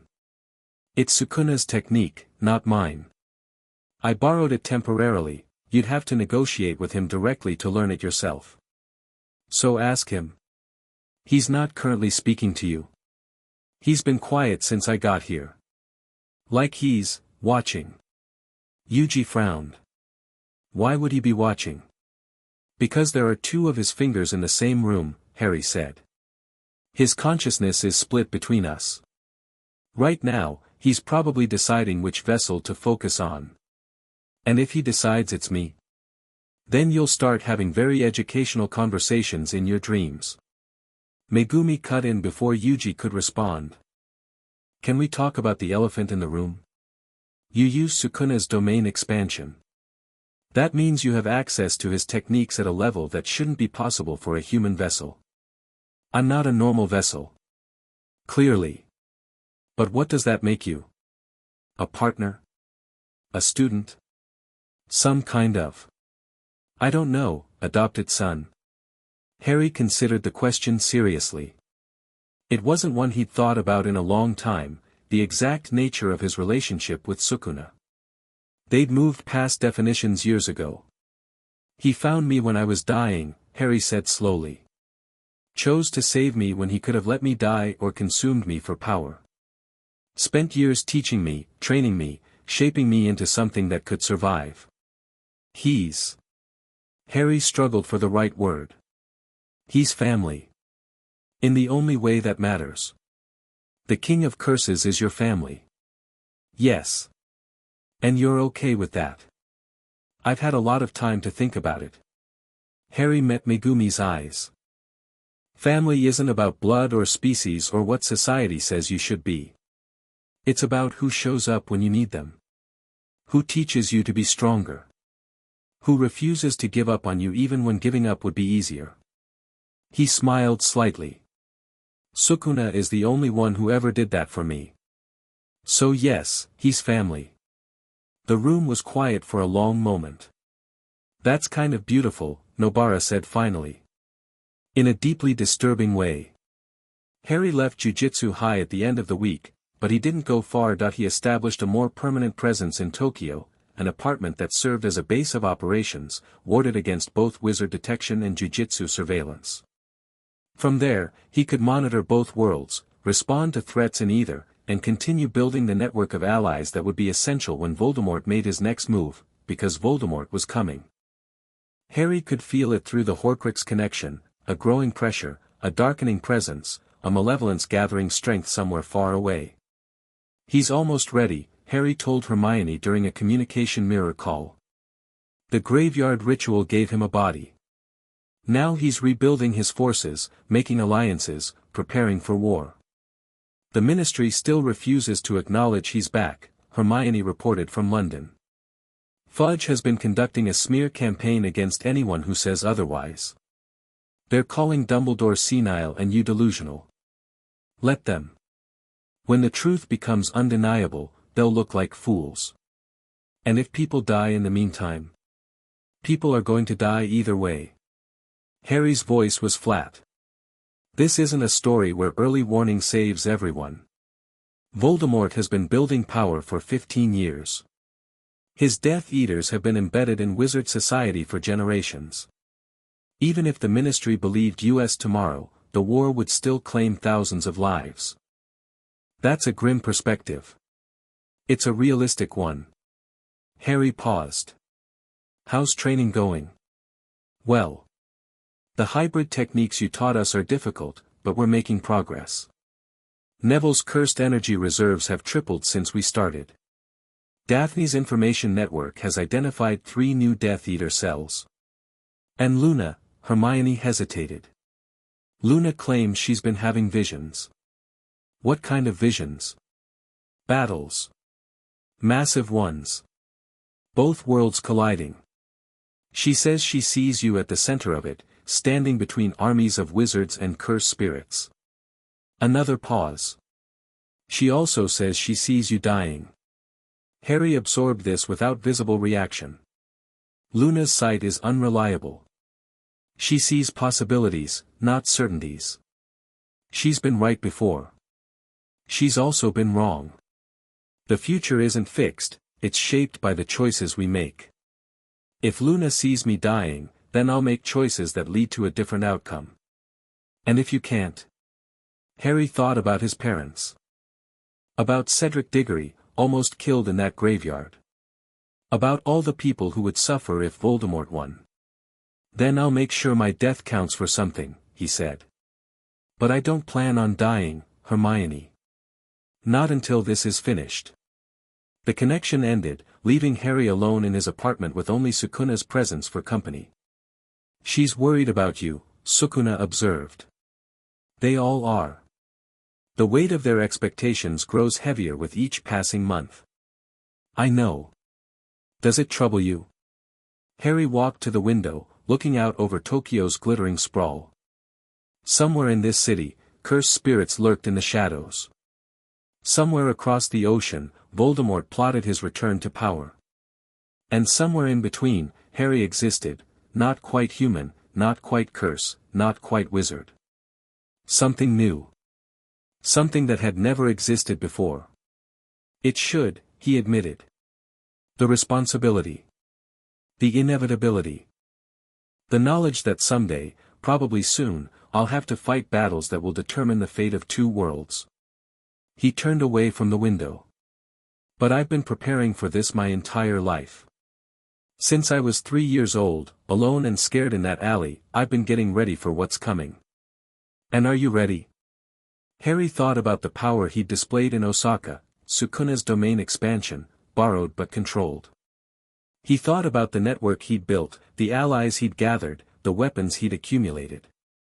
He thought about the Horcruxes still to be destroyed and the final confrontation still to come. Not yet, he said honestly. But I'm getting closer. Every day, every fight, every lesson, I'm getting closer to being ready. Then keep preparing. Sukuna's voice was quiet but firm. The storm is coming, Harry. When it arrives, you must be the one still standing. Harry nodded slowly. I will be. Outside, Tokyo's lights glittered like earthbound stars. The world turned on, oblivious to the war gathering on its doorstep. And Harry Potter, the boy who lived, the demon child, the bridge between worlds, watched it all and began to plan. 5th year at Hogwarts was a war of shadows. Harry returned to Britain in September, dividing his time between the school and his other obligations. The Ministry's denial of Voldemort's return had reached absurd proportions. Dolores Umbridge, a pink-clad nightmare of bureaucratic malice, had been installed as defense against the dark arts professor and High Inquisitor of Hogwarts. She hated Harry on sight. Mr. Potter, Umbridge simpered during their first class, I understand you've been spreading nasty rumors about the return of you-know-who. Perhaps you'd like to explain to the class why you feel the need to tell such lies. Harry met her eyes without flinching. They're not lies. The Ministry has investigated your claims thoroughly. There is no evidence. The Ministry investigated nothing. Cornelius Fudge buried the evidence because admitting Voldemort's return would mean admitting his own incompetence. Umbridge's smile went fixed. Detention, Mr. Potter. Tonight. My office. We'll discuss appropriate respect for authority. Harry shrugged. If you insist. The detention was meant to be punishing, a blood quill that carved words into his hand every time he wrote. Harry looked at the enchanted pen, looked at Umbridge's eager expression, and made a choice. No, he said. Excuse me. I'm not using that. Harry set the quill down carefully. It's a dark artifact designed to torture. Possession of it is a crime under the 1952 Magical Instruments Act. If you want to report me for refusing to comply with an illegal punishment, be my guest. Umbridge's face went purple. How dare you? I dare because I'm Harry Potter. Harry stood, looming over her despite their similar heights. I've killed cursed spirits that would drive you insane just by looking at them. I've faced Voldemort himself and walked away alive. A pathetic bureaucrat with delusions of authority doesn't scare me, Professor. Find another way to hurt children. This one won't work on me. He walked out before she could respond. Word spread. Within a week, half the school knew that Harry Potter had refused Umbridge's detention and gotten away with it. Within 2 weeks, students were coming to him for help, quiet conversations in empty classrooms, asking if he could teach them to defend themselves. The Ministry won't prepare us, Hermione said during one of their planning sessions. Umbridge won't teach us anything real. If we want to be ready for what's coming, we have to do it ourselves. Dumbledore's army, Harry said thoughtfully. That's what you're proposing. A secret group of students, training for war under the Ministry's nose. It has a nice ring to it. It's also incredibly dangerous. If Umbridge finds out, she won't. Hermione's eyes were fierce. We'll be careful. We'll use the room of requirement.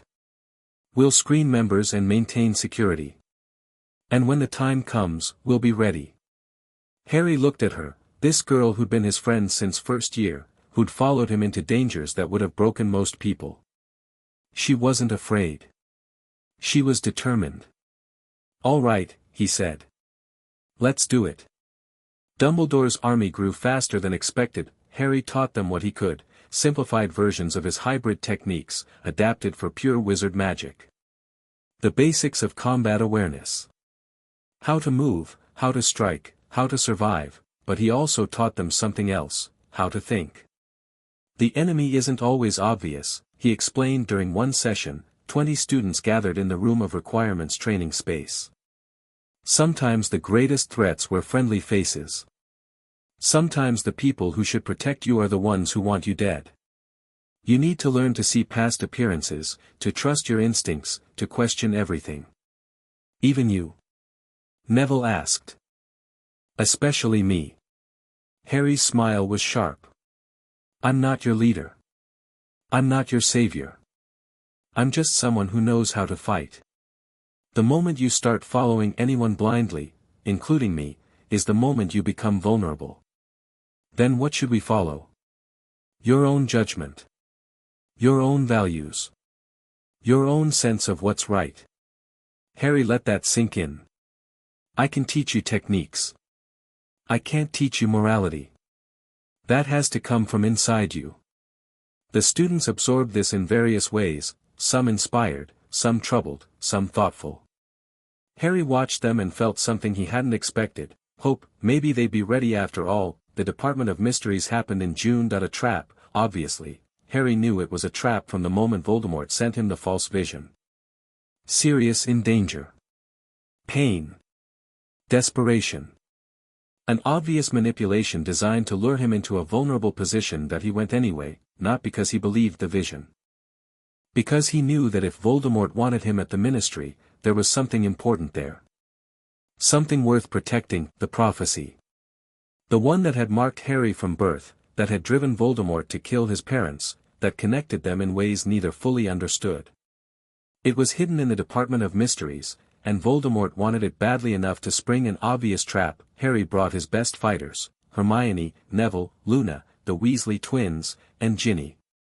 Not because he needed backup, he didn't, but because they needed experience. Real combat against real enemies. Remember what I taught you, he said as they entered the Ministry through the visitor's entrance. Stay calm. Watch each other's backs. And if things go bad, run. I'll cover your escape. The Death Eaters were waiting in the Hall of Prophecy. 12 of them, led by Lucius Malfoy, arranged in a textbook ambush formation. Harry catalogued them instantly, their positions, their weaknesses, the best angles of attack. Harry Potter, Malfoy drawled. How good of you to join us. Now hand over the prophecy, and perhaps we'll let your friends live. Harry looked at the glowing sphere in his hand, the prophecy he'd pulled from the shelf, the reason they were all there. He could feel its power, sensed the importance of what it contained. That he crushed it. The prophecy shattered, the battle erupted. Harry let his students handle most of the Death Eaters. They'd trained for this. Practiced in the room of requirement, drilled until the techniques were instinct. Now they fought for real, and they were magnificent. Hermione's tactical brilliance coordinating their movements, Neville's raw power overwhelming his opponents, Luna's eerily precise spells finding gaps in defenses no one else could see. Harry saved himself for the ones that mattered. Bellatrix Lestrange came at him screaming, mad with fury and bloodlust, her cruciatus curses scattering the air around her. Harry flowed around them, countered with verdant burn, drove her back step by step until Sirius arrived, not captured. Not dying. Running into the Department of Mysteries at the head of a dozen Order members, responding to an alarm Harry had triggered before leaving Hogwarts. Harry! Sirius shouted. We got your message, what's happening? Trap, Harry said shortly. But it's handled. Get the students out. And you? I'm waiting for someone. That someone arrived 30 seconds later. Voldemort appeared in a swirl of black smoke, his pale face twisted with rage. You destroyed it. You destroyed my prophecy. I destroyed a record. Harry stood his ground as Death Eaters and Order members alike scattered from the Dark Lord's presence. The prophecy itself was spoken before I was born. Destroying the record doesn't erase what it said. Then you know its contents. Dumbledore told me, yes. Harry smiled thinly. Neither can live while the other survives. One of us has to kill the other. That's all it ever said. Voldemort's red eyes narrowed. Then why destroy it? Because you were obsessed with it. Because acquiring it was your goal for months. Because denying it to you would make you angry, and angry people make mistakes. Harry raised his wand. And because I wanted you here. Face to face. Just the two of us. You think you can defeat me, boy? I think I can hurt you. I think I can make this fight cost more than you want to pay. Harry let his power rise, felt Sukuna's strength flowing through him. And I think you're not ready to find out what I've become.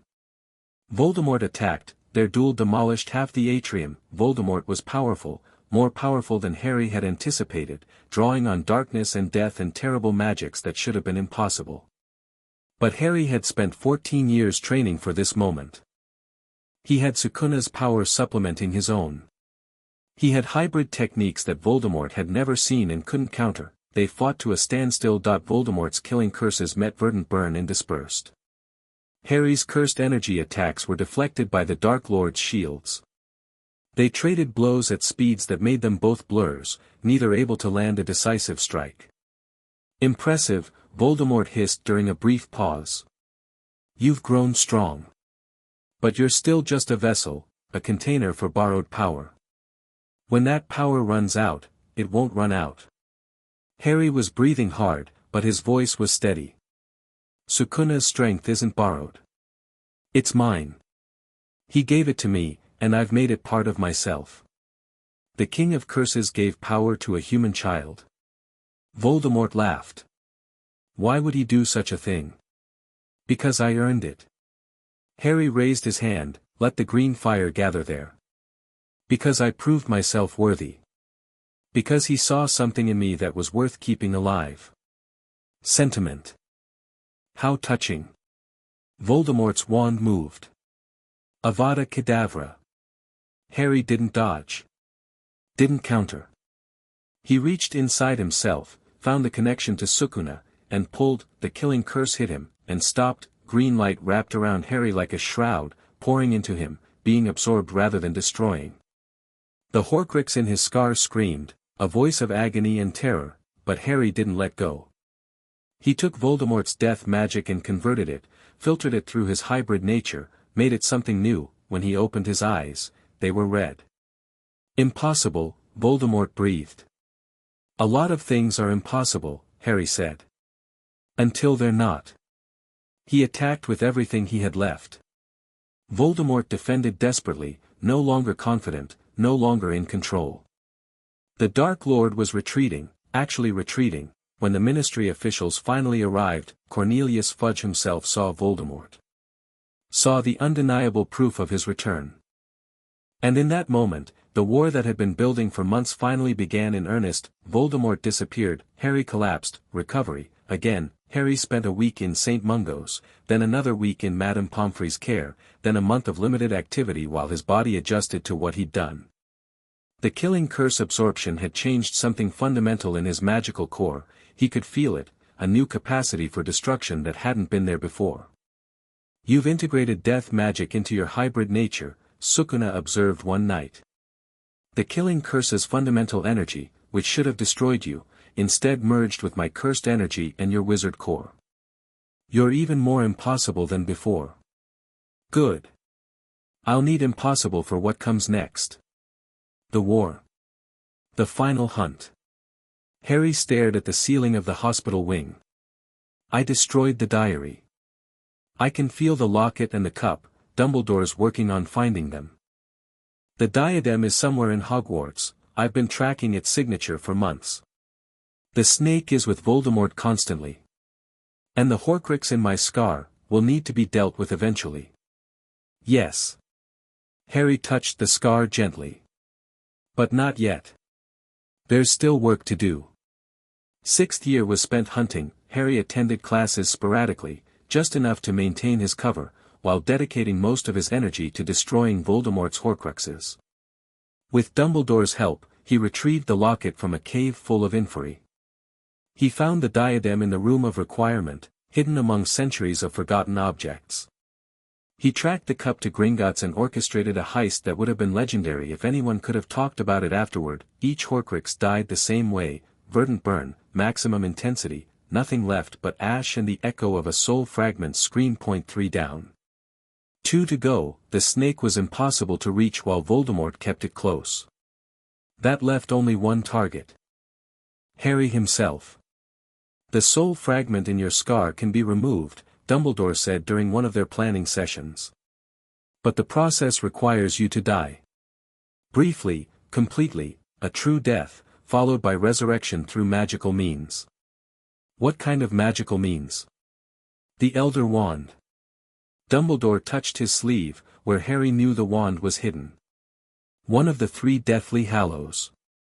It said that the master of the Elder Wand can command death itself, and I believe that includes the power to restore life to one who has died willingly. You're asking me to let myself be killed. I'm telling you it's the only way to remove the Horcrux without destroying yourself in the process. Dumbledore's eyes were sad but steady. It's your choice, Harry. I won't force this on you. Harry thought about it for a long time. Thought about his parents, dying to protect him. Thought about all the people who would die if Voldemort won. Thought about Sukuna's voice in his head, the closest thing to family he'd ever known. What happens to Sukuna's power if I die? He asked. Unknown. The hybrid nature of your existence makes prediction difficult. He might remain bound to your body. He might be released. He might simply cease to exist in his current form. I need to talk to him. The conversation with Sukuna happened that night, in the borderland between waking and dreaming where they communicated most clearly. You heard what Dumbledore said, Harry began. I heard.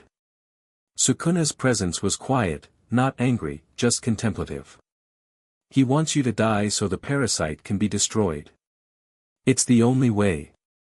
So it seems. I need to know what happens to you if I do this. Sukuna was silent for a long moment. When he spoke again, his voice was different, softer, almost human. I don't know, he admitted. I've never been in a situation like this. My existence is bound to you, but it's also bound to my other fingers scattered across the world. If you die in return, I might survive the transition. Or I might not. That's not reassuring. It's not meant to be reassuring. It's the truth. Sukuna's presence shifted, and suddenly Harry could see him, not just feel his presence, but actually see his form. 4 arms, markings on his face, eyes like volcanic fire. Ancient and terrible, and somehow, after all these years, dear. You raised me, Harry said quietly. You kept me alive when everyone else wanted me dead. You taught me everything I know. I don't want to lose you. Nor I you. Sukuna's voice was rough. You're the closest thing I've had to family in 1,000 years. The closest thing I've had to a reason for existing beyond pure destruction. If you die, even temporarily, something in me will die too. Then what do I do? Sukuna stepped forward, close enough to touch if touching were possible in this space. You do what you've always done. You survive. You fight. You make the impossible possible. His hand reached out, passed through Harry's cheek. If you must die to destroy the parasite, then die. But come back. Find a way to come back. Because I refuse to exist in a world without you in it. Harry closed his eyes. I'll try. You'll succeed. You always do. The final battle came on a clear summer night, 2 months after Harry's 17th birthday. Voldemort attacked Hogwarts with everything he had, Death Eaters, Inferi, Giants, Dementors, an army of darkness descending on the ancient castle. The defenders were ready, but they were still outnumbered. Harry watched the battle begin from the astronomy tower, Dumbledore beside him. It's time, the old wizard said. I know. Harry walked down through the castle, through corridors filled with fighting and dying, past friends and enemies and strangers. Nobody tried to stop him, they seemed to sense that he was going somewhere important, doing something that couldn't be interrupted. That he found Voldemort in the Great Hall. The Dark Lord was waiting for him, Nagini coiled at his feet, the last Horcrux besides Harry himself. They faced each other across the ruined hall, surrounded by the detritus of battle. So, Voldemort said. It ends here. It ends when the last piece of your soul is destroyed. Harry's voice was calm. And that piece is in me. You understand what that means? I understand. Harry spread his arms, wand held loosely in one hand. He didn't raise it. Didn't prepare to fight. I'm not going to defend myself, he said. The prophecy says neither can live while the other survives. I'm removing myself from the equation. You're giving up. I'm making a choice. Harry met Voldemort's red eyes. Kill me. Destroy the Horcrux in my head. And then try to survive what comes next. Voldemort laughed. You expect me to believe this isn't a trick? Believe whatever you want. It changes nothing. Harry closed his eyes. Do it. A moment of silence. Then Avada Kedavra. Green light. Cold rushing in. The Horcrux in his scar screaming as it was torn away. Harry Potter died. The King's Cross station in his mind was very white. Harry stood in the formless space, looking around, feeling strangely peaceful. There was no pain here. No fear. Just quiet emptiness and the distant sound of something that might have been a train. Well, said a voice behind him. This is unexpected. Harry turned. Sukuna was there, fully manifested, not just presence but form. 4 arms, marked face, ancient eyes. You're here, Harry said. Apparently. Sukuna looked around the white space with something like wonder. This is your mind. Or what remains of it. The boundary between life and death. Am I dead? Mostly. The killing curse destroyed the Horcrux, as intended. But it also destroyed a part of you, the part that was connected to Voldemort. The rest remains, held together by. Sukuna paused. By me, actually. My cursed energy is keeping your soul intact while your body decides whether to revive. Can I go back? Yes. Dumbledore's wand is working, I can feel its magic reaching for you, trying to pull you back to life. Sukuna stepped closer. But Harry. If you go back, things will be different. The Horcrux connection is severed. The death magic you absorbed from Voldemort is gone. You'll be, diminished. But alive. Yes. Alive. Sukuna's expression was complicated. Is that enough? Harry thought about it. About the war still raging in Hogwarts. About Voldemort still out there, soul incomplete but still dangerous. About all the people depending on him to survive. It has to be, he said. For now. He reached for the light calling him back to life. Harry Potter lived. He gasped back into consciousness in the Great Hall, surrounded by the shattered remains of his death. Voldemort was standing over him, face contorted with triumph, a triumph that turned to horror as Harry's eyes opened. No, the Dark Lord whispered. No. I killed you. You killed a piece of yourself. Harry stood, slowly, painfully. His power was diminished, he could feel it, the absence of what had been there before. But diminished wasn't the same as gone. Now there's nothing left of you but what's standing here. Just Tom Riddle. Just a man who was too afraid to die. Nagini struck at him. Neville Longbottom appeared from nowhere and took off its head with the sword of Gryffindor. The last Horcrux died shrieking, Voldemort screamed. It's over, Harry said. You can die now. Their final duel lasted 30 seconds, Harry was weaker than before, yes. But Voldemort was weakened too, his soul fully mortal again, his power no longer anchored by fragments of himself. They fought with wands and will and the pure force of their hatred for each other. In the end, it came down to a single spell. Harry's verdant burn met Voldemort's killing curse. Green fire against green light. Death magic against death magic. Harry's won. The fire consumed Voldemort utterly. Left nothing behind, not ash, not bone, not even a trace of the man who had terrorized the wizarding world for decades. Tom Riddle, who had called himself Lord Voldemort, was finally, completely gone. The aftermath stretched for months. Harry testified before the Wizengamot. Gave interviews. Accepted awards he didn't want. Watched as the wizarding world rebuilt itself, slowly and imperfectly, trying to recover from decades of fear and corruption. That he could have stayed. Could have been the hero they wanted him to be, the savior, the leader, the symbol. Instead, he went back to Japan. You're sure? Hermione asked, seeing him off at the International Port Key Terminal. I'm sure. The wizarding world doesn't need me anymore. The cursed spirits still do. Harry smiled, a real smile, warm and genuine. Besides, I've got unfinished business in Tokyo. What kind of business?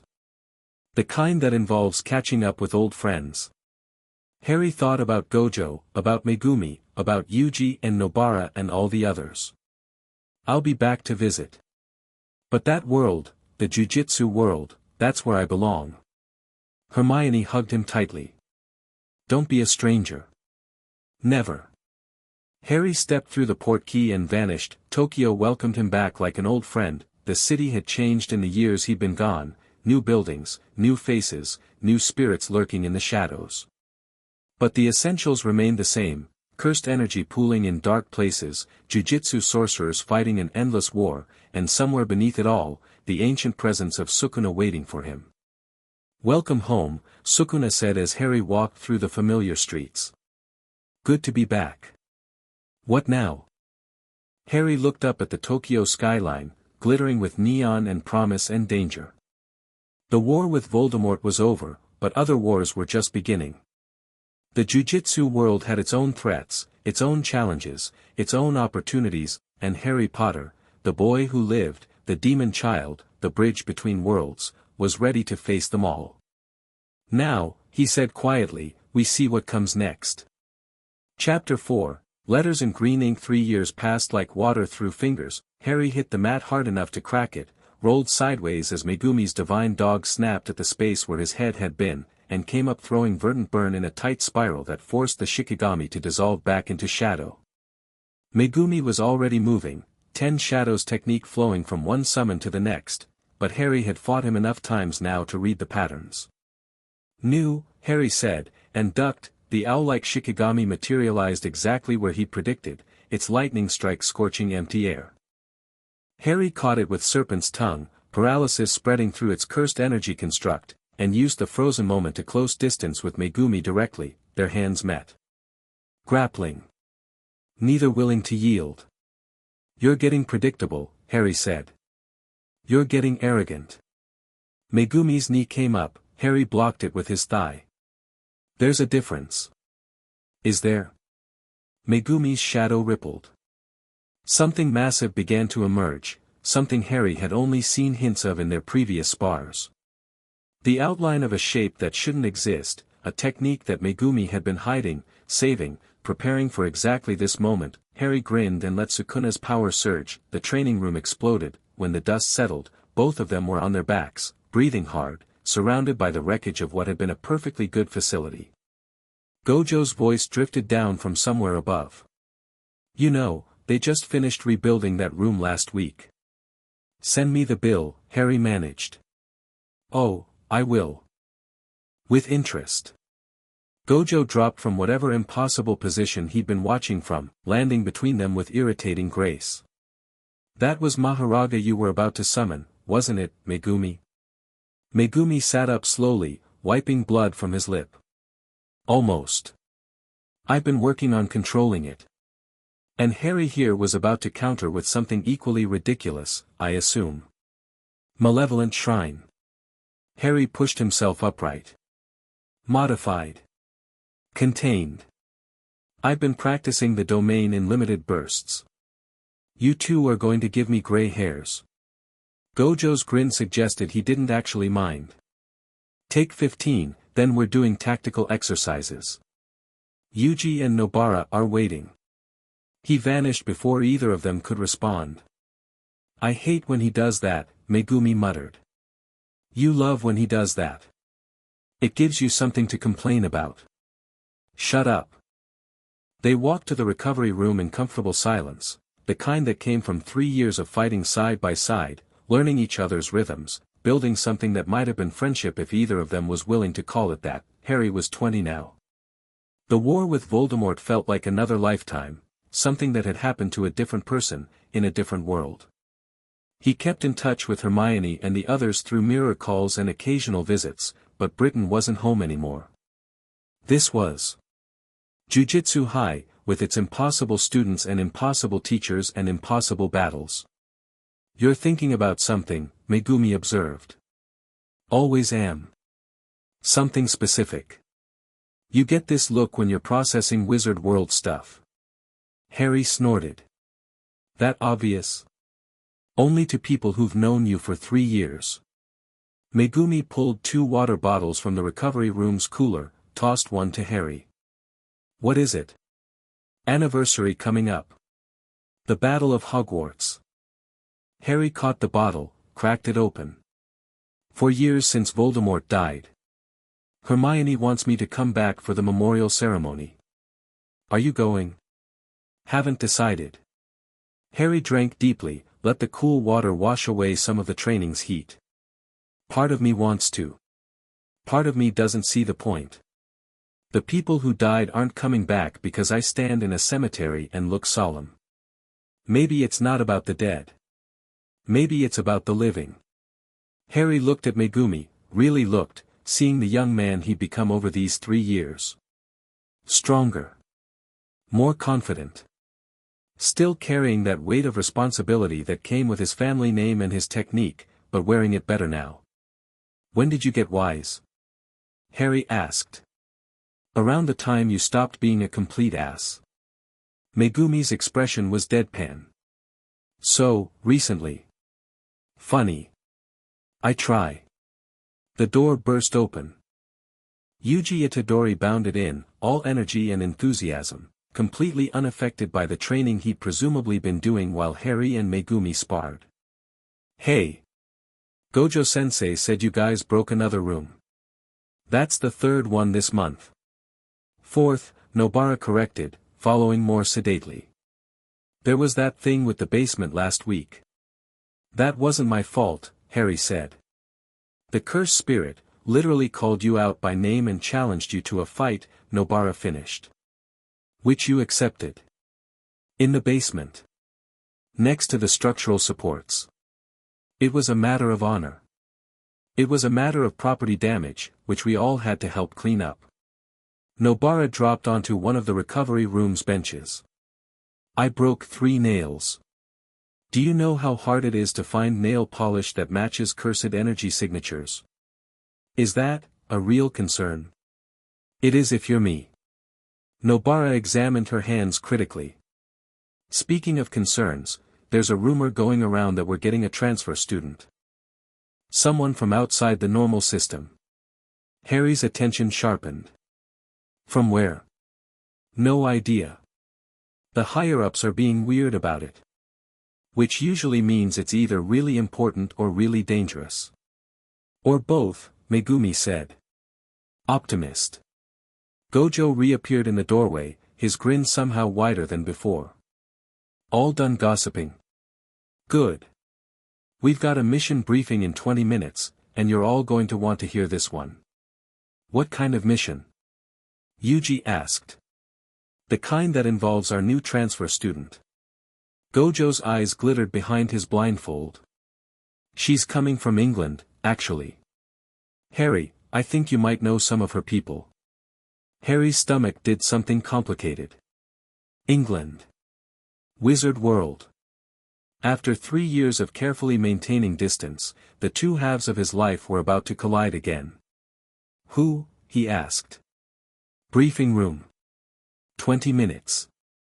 Gojo turned to leave, then paused. Oh, and Harry. Try not to break anything when you find out. He vanished. I hate when he does that, Harry muttered. Now who's complaining? Megumi smirked. The briefing room was standard jujitsu, high, austere, functional, designed for conveying bad news without distraction. Harry took his usual seat at the back, where he could watch both the door and the windows simultaneously, and waited. The others filed in. Yuji and Nobara together, arguing about something trivial. Megumi alone, already focused on whatever they were about to learn. Maki and Panda arrived from wherever second years spent their time, followed by Toji Numaki and his carefully limited vocabulary. Gojo took the front of the room, his casual posture belying the seriousness in his voice when he spoke. All right, pay attention. This is important. He gestured, and an image appeared on the wall, a photograph of a young woman with bushy brown hair and sharp, intelligent eyes. Harry's breath caught. Hermione Granger, Gojo announced. 20 years old, British national, and as of last week, officially classified as a curse user. That's impossible, Harry said before he could stop himself. She's a witch. Wizard magic and cursed energy don't what? Mix? Gojo's grin was knowing. Funny thing about impossible. It keeps happening anyway. Tell me, Harry, in the last 3 years, how many times have you explained your own existence to people who told you hybrid techniques couldn't exist? Harry forced himself to breathe. Think. Process. Hermione, a curse user. How? Show me the report, he said. Gojo handed over a folder. Harry scanned it rapidly. Incident reports, energy readings, witness statements. A surge of cursed energy in London 2 weeks ago, centered on a small bookshop in an area known for magical activity. The energy signature was unmistakably cursed, but the techniques observed didn't match any known jujitsu. She manifested during an attack, Harry read aloud. Death Eaters. Remnants of Voldemort's forces, still operating despite his death. They found her shop, tried to burn it down with her inside. He looked up. She killed them. All 6, Gojo confirmed. With a technique that witnesses described as, books eating people from the inside out. The Japanese Ministry of Magic contacted us because the energy signature flagged their detection systems. British wizards have no idea what to do with her. So they're sending her here. They're requesting our help. Specifically, they're requesting your help. Gojo's expression softened slightly. She asked for you by name, Harry. Said you were the only person who might understand what she's become. Harry stared at the photograph. Hermione's face was older than he remembered. 3 years would do that, but her eyes were the same. Sharp. Determined. Carrying the weight of knowledge that most people couldn't imagine. When does she arrive? He asked. Tomorrow morning. Tokyo Station, International Magical Transit Point. Gojo paused. I'm assigning you as her primary liaison. You'll help her understand what's happening, introduce her to our methods, figure out how her hybrid nature compares to yours. And if the higher-ups object? The higher-ups can take it up with me. Gojo's voice went flat. I've had enough of their paranoid bullshit. First they wanted to kill you, then they wanted to study you, now they're demanding the same for your friend. No. She's coming here to learn, not to be dissected. Harry nodded slowly. Thank you. Don't thank me yet. Your job is to help her control whatever she's become. If she can't, if the power she's manifested is unstable, we'll have to make hard choices. Gojo met Harry's eyes. Can you do that? Can you be objective about someone you care about? Harry thought about the question. Thought about Hermione, brilliant, fierce, loyal Hermione, suddenly thrust into a world she'd never asked to join. Thought about what it would mean if she couldn't control her new abilities. I can do whatever's necessary, he said. But I don't think it'll come to that. Hermione's the strongest person I know. If anyone can master a hybrid technique, it's her. I hope you're right. Gojo turned back to the group. Mission parameters, tomorrow through indefinite. Welcome our new guest, help her adjust, and figure out what we're dealing with. Any questions? Yuji raised his hand. Is she cute? Yuji. Nobara smacked his arm. What? It's a valid question. She's my best friend, Harry said mildly. And also terrifying. So maybe keep the commentary to yourself. Noted. Terrifying. Got it. Briefing over. Gojo waved them toward the door. Get some rest. Tomorrow's going to be interesting. Sleep didn't come easily. Harry lay in his quarters, a small room in the Jujutsu High residential building, sparse but comfortable, and stared at the ceiling while his mind raced. Hermione. A curse user. It shouldn't have been possible, and yet. Harry was living proof that the impossible could happen. His entire existence was a violation of natural laws that had stood for millennia. If he could become a hybrid of wizard and curse, why not someone else? You're overthinking, Sukuna observed. Hard not to. She survived an attack that should have killed her. In that moment of crisis, her wizard core did something unprecedented, reached out, found cursed energy, integrated it. The same thing that happened to you when the killing curse rebounded. I was a baby. I didn't have a choice. And she did. Surrounded by Death Eaters, watching her life's work burn, knowing she was about to die. Sukuna's voice was uncharacteristically gentle. Survival isn't a choice, Harry. It's an instinct. She did what she had to do to live. Now she has to live with the consequences. And I have to help her. Yes. Because you're the only one who can. A pause. Because you're the only one who understands what it means to be two things at once. To carry power that doesn't fit any category. To exist in the space between worlds. Harry closed his eyes. I spent years hiding from the wizard world. Building a life here that didn't include them. And now they need you again. And you'll help them, because that's who you are. Sukuna's laugh was soft. You pretend to be cold, Harry. Pretend to be detached, focused only on survival. But I know the truth. You care more than you let anyone see. Is that a weakness? It's a strength. The capacity to care about others, to fight for them, to sacrifice for them, that's what separates humans from cursed spirits. That's what makes you more than just a vessel for my power. Sukuna's presence shifted, somehow warmer. Help your friend. Show her what you've learned. And maybe, in doing so, remember who you used to be. Harry didn't respond. But somewhere deep inside, something that had been frozen for 3 years began to thaw. Tokyo Station's magical transit point was hidden inside an ordinary-looking storage closet on the 3rd floor, a space that expanded into a marble hall when you knew the right words. Harry waited there alone, having told the others to give them space for the initial reunion. The arrival gate hummed with energy, international port key signatures aligning as the scheduled transport prepared to materialize. The air split open. A figure stumbled through, catching herself on the arrival rail, and Harry's heart clenched at the sight of her. Hermione looked exhausted.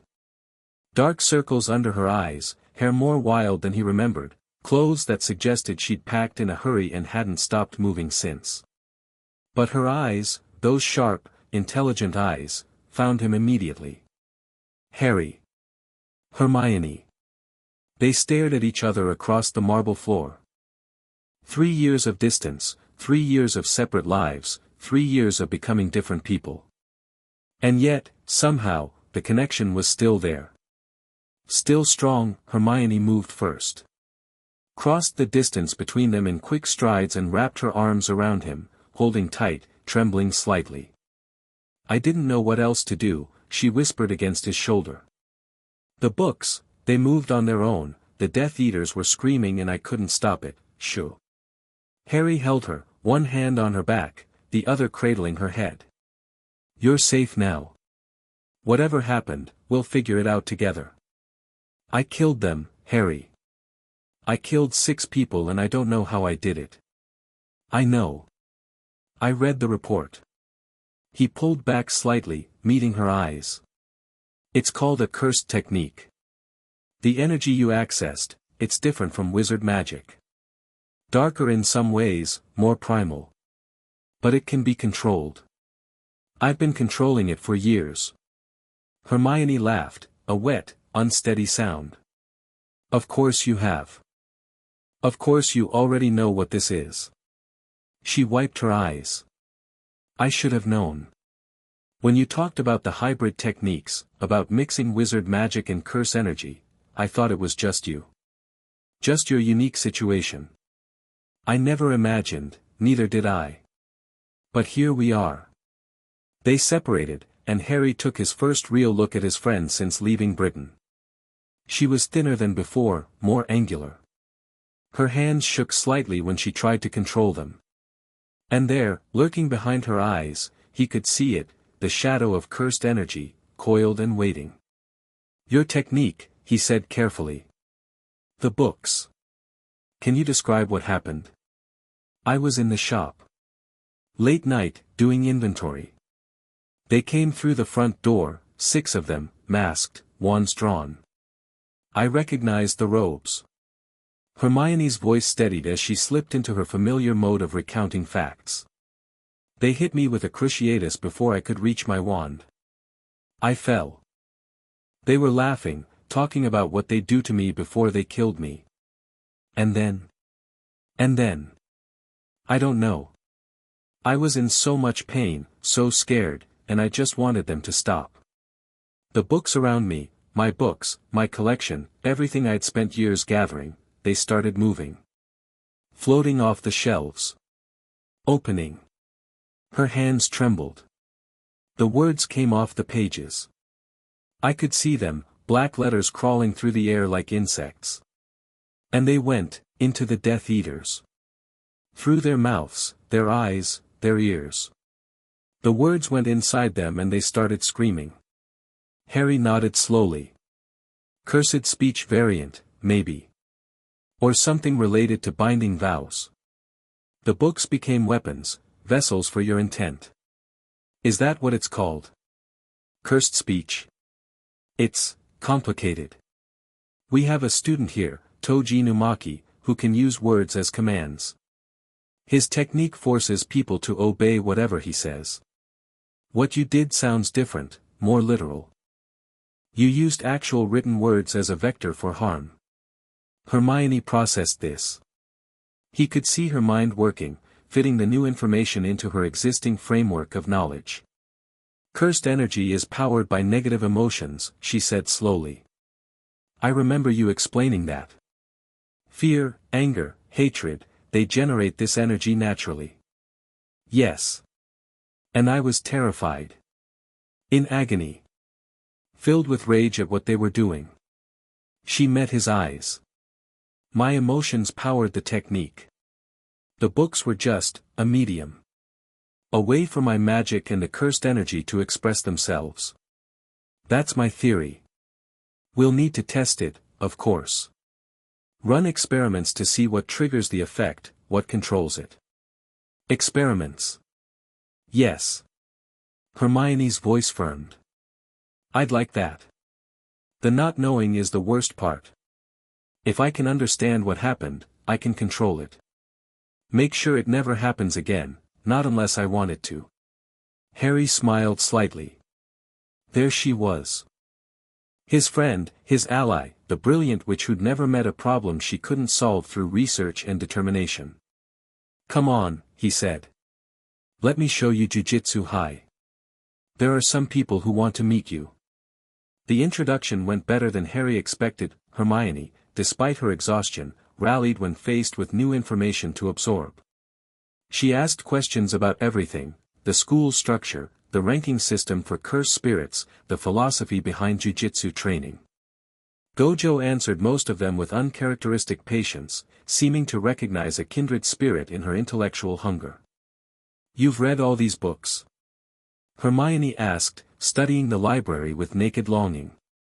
Most of them, Gojo admitted. The archives go back centuries. Techniques, histories, Case studies of unusual curse manifestations.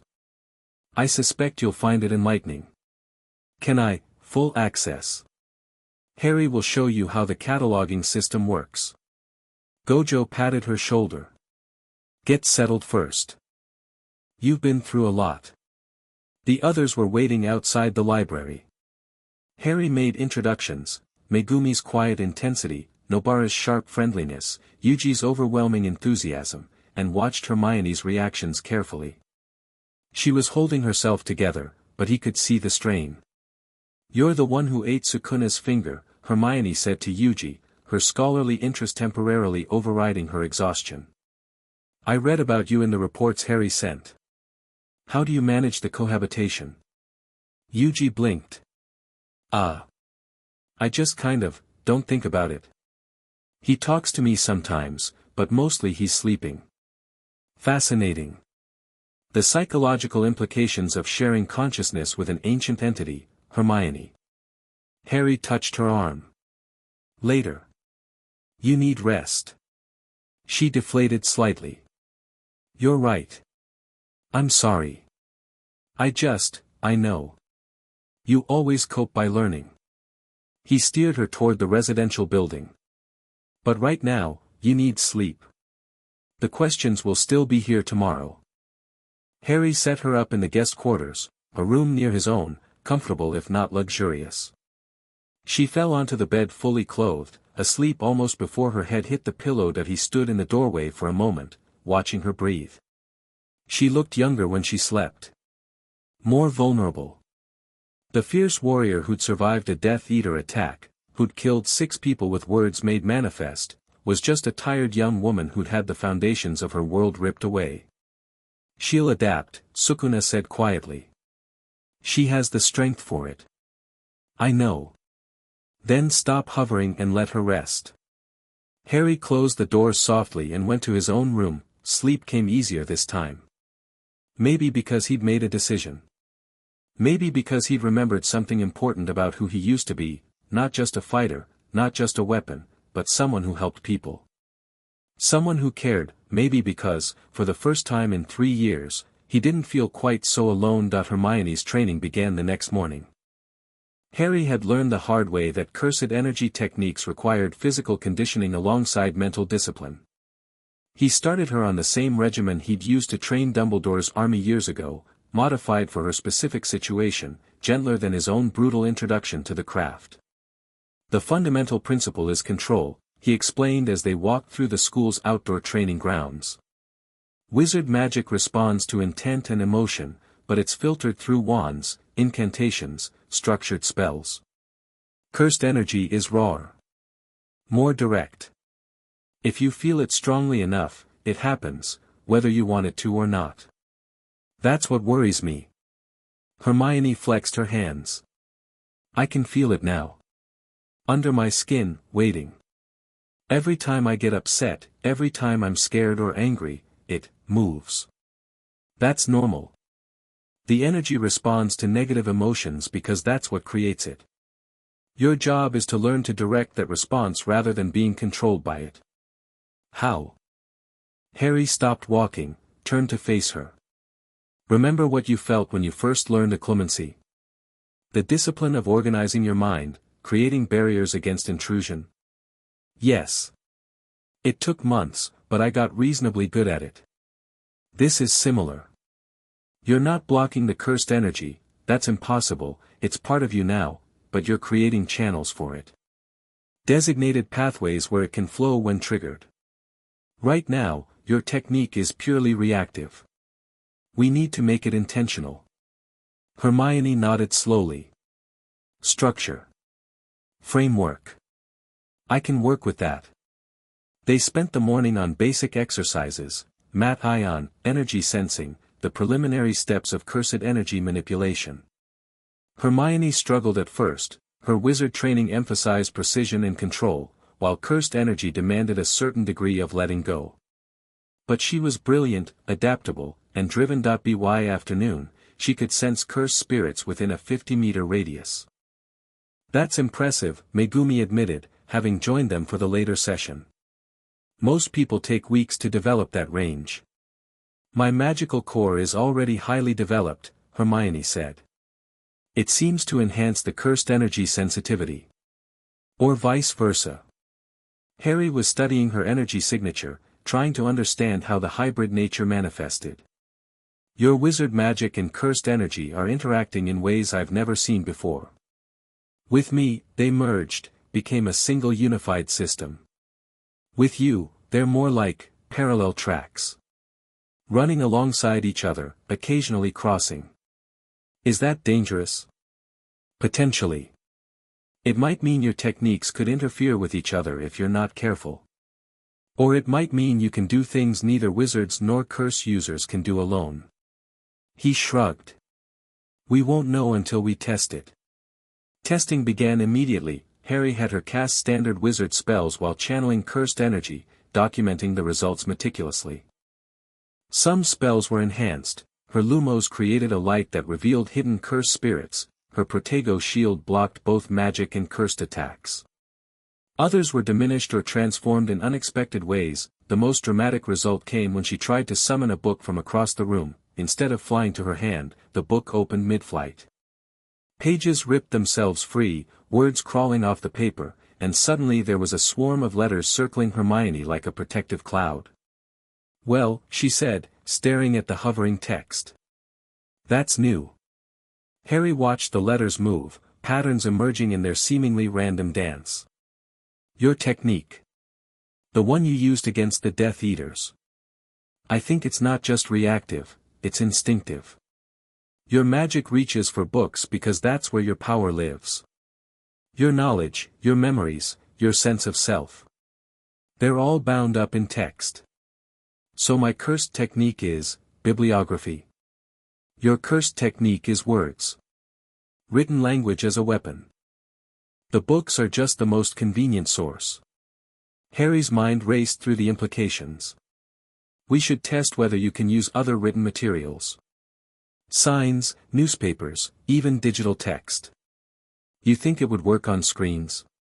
I have no idea. That's what testing is for. Hermione's exhaustion had faded, replaced by the familiar gleam of intellectual excitement. This is fascinating. The interaction between magical and cursed frameworks, the way they enhance and modify each other, there must be fundamental principles underlying both systems that allow for hybrid manifestation. Probably. I've been trying to work out the theory for years. Then we should collaborate. Pool our observations, compare our techniques, develop a unified model. She caught Harry's expression and laughed. What? Nothing. I just forgot how much I missed this. Having someone who gets excited about understanding things. The jujitsu sorcerers don't. Some do. Gojo's brilliant, obviously. And there are researchers in the organization who study these things academically. But none of them know both sides. None of them can look at a hybrid technique and understand both the wizard magic and the cursed energy components. Then I suppose I'll have to stay for a while. Hermione smiled, the first real smile he'd seen from her since she arrived. Someone needs to help you write this paper. The weeks that followed were the most intellectually stimulating of Harry's life. He and Hermione worked together constantly, training, testing, documenting. They filled notebooks with observations, developed experimental protocols, pushed each other to understand their hybrid natures more deeply. The others helped where they could. Megumi provided insight into traditional jujitsu techniques, offering comparisons between established methods and the hybrid approaches Harry and Hermione were developing. Nobara contributed her perspective on using physical objects as technique anchors, her nails and hammer serving a similar function to Hermione's books. Yuji mostly provided moral support and snacks. You two are going to revolutionize everything, Gojo observed one evening, reviewing their latest batch of research. If this theory holds, hybrid curse users aren't just possible, they're a new category of sorcerer entirely. The implications for training are significant, Hermione agreed. Wizard children with latent cursed energy sensitivity could be identified early, taught to integrate both systems from the beginning. And jujitsu sorcerers with hidden magical heritage might be able to access techniques they never knew existed. Harry shuffled through papers. The question is how to identify the potential.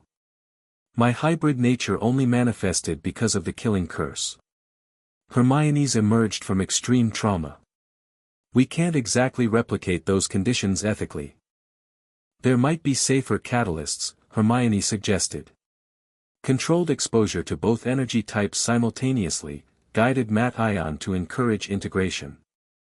The key is understanding the mechanism, what actually happens at the point of merger. That's what we need to figure out next. Harry pulled out a diagram he'd been working on. I've been mapping my own energy pathways, trying to understand how the hybrid system functions. But I only have one data point. With Hermione here, we have two. 2 data points aren't enough for statistical significance, Hermione pointed out. No. But they're enough to start identifying patterns. They worked late into the night, as they often did now. Gojo excused himself around midnight, claiming the need for beauty sleep that Harry suspected was actually monitoring the school's wards. The students had long since gone to bed. Eventually, even Hermione's legendary endurance flagged. She set down her quill, rubbed her eyes, and looked at Harry with an expression he couldn't quite read. "Thank you," she said quietly. "For what?" "For this. For taking me in. For treating me like I'm still me, even after what happened." Harry set down his own work. "You are still you." "Am I?" Hermione's voice cracked slightly. "I killed 6 people, Harry. I watched words crawl into their bodies and tear them apart from the inside. And the worst part is, part of me was glad. Part of me wanted them to suffer for what they'd done, for what they'd tried to do. What kind of person does that make me?" Harry was quiet for a moment, choosing his words carefully. "When I was 4 years old," he said, "I killed my first cursed spirit. Burned it from the inside out with verdant burn. It was a predator, something that had been hunting humans for years, but in that moment I didn't care about any of that. I just wanted it dead. That's different. It was a monster." "Was it?" "Cursed spirits are born from human suffering. They're shaped by our negative emotions, given form and purpose by our collective pain. In a sense, they're more human than some actual humans I've met." Harry shrugged. "The Death Eaters who attacked you, they made choices. They chose to follow Voldemort, chose to embrace hatred and violence, chose to try to kill you. The cursed spirit I killed never had a choice about what it was." Hermione absorbed this. "You're saying I shouldn't feel guilty." "I'm saying guilt is complicated. You can regret that violence was necessary without regret that you survived. You can mourn the people those Death Eaters might have been while acknowledging that the people they actually were tried to murder you." Harry met her eyes. "You did what you had to do. That doesn't make you a monster. It makes you a survivor. And the part that was glad? Human." Harry's voice softened. "We're not built to feel nothing when people try to hurt us.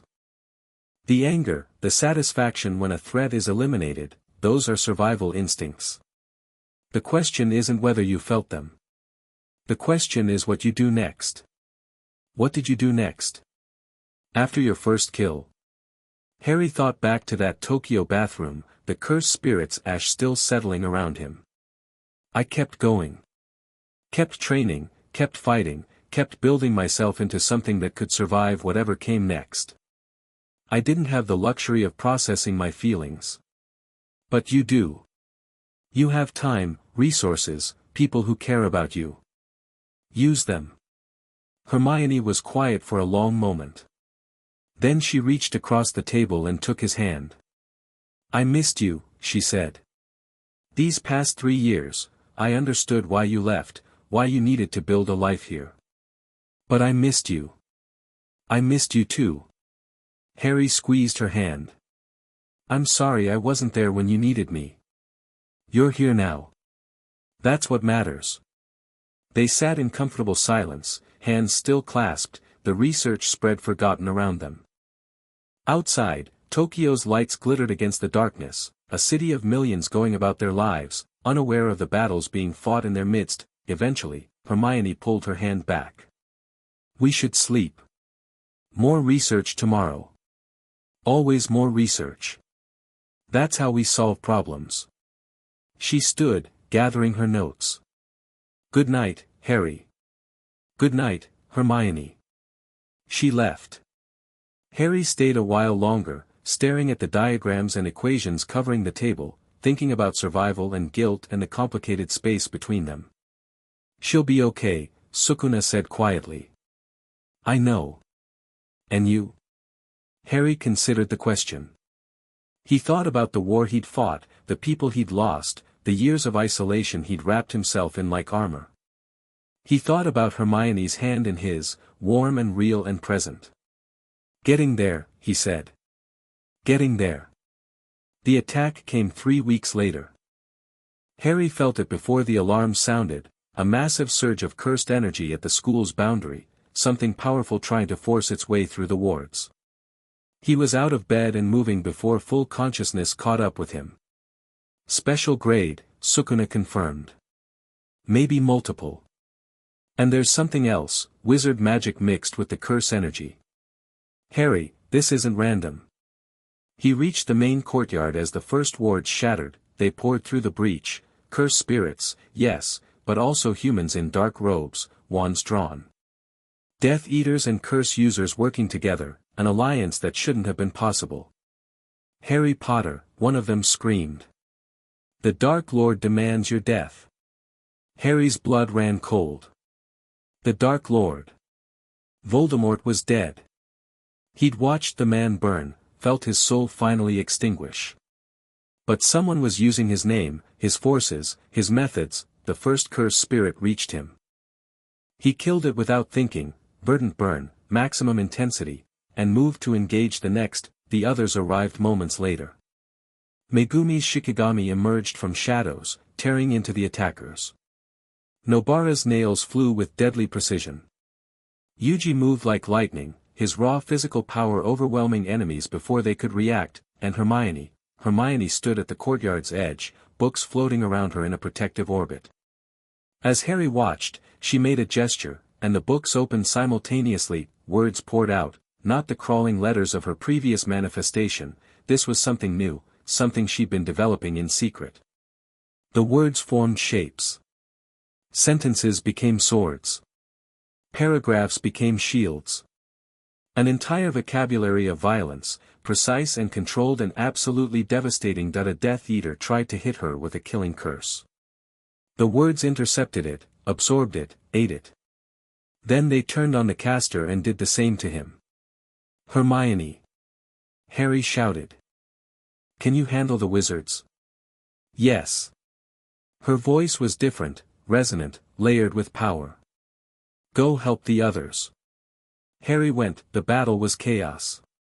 Cursed spirits and Death Eaters attacked in waves, coordinated but not truly unified. The two groups didn't seem to communicate well. Harry exploited that weakness ruthlessly, positioning himself where they'd get in each other's way, using their confusion to create openings. Gojo appeared 20 minutes in, having been away on a mission when the attack began. His arrival turned the tide decisively. Cursed spirits that had been threatening the students evaporated under his techniques. Death Eaters who tried to target him found their curses bent away by Limitless. Within an hour, it was over. The courtyard was ruined, craters in the ground, buildings damaged, the wards tattered and flickering. But the students were alive. The attackers were dead or captured. Harry found Hermione sitting against a wall, surrounded by burned-out book covers. The texts she'd used as weapons had been consumed by her technique, their words expended. "Hey," he said, dropping down beside her. "Hey." Her voice was raw. That was intense. "Are you okay?" "I think so. The technique, it's different now. More controlled, but also more demanding." She looked at the ruined books. "I need to find replacements. Can't keep using the library's rare texts as ammunition." Harry laughed, surprised by it. but genuine. We'll figure something out. Maybe conjure books specifically for combat use. That could work. The technique responds to written words regardless of origin. If I can create texts designed to be consumed. Hermione's mind was already working, analyzing, and planning. Later, Harry said. For now, just rest. I killed more people tonight. I know. It was easier this time. Hermione's voice was flat. The guilt, the horror, they're still there, but distant. Muffled. Is that bad? It's normal. Combat does that. You learn to compartmentalize in the moment, deal with the emotions later. Harry put his arm around her shoulders. The fact that you're asking the question means you haven't lost yourself. The day you stop caring entirely, that's when you worry. They sat together in the ruined courtyard, watching the others move through the aftermath. Gojo was already directing cleanup, his usual playfulness replaced by focused competence.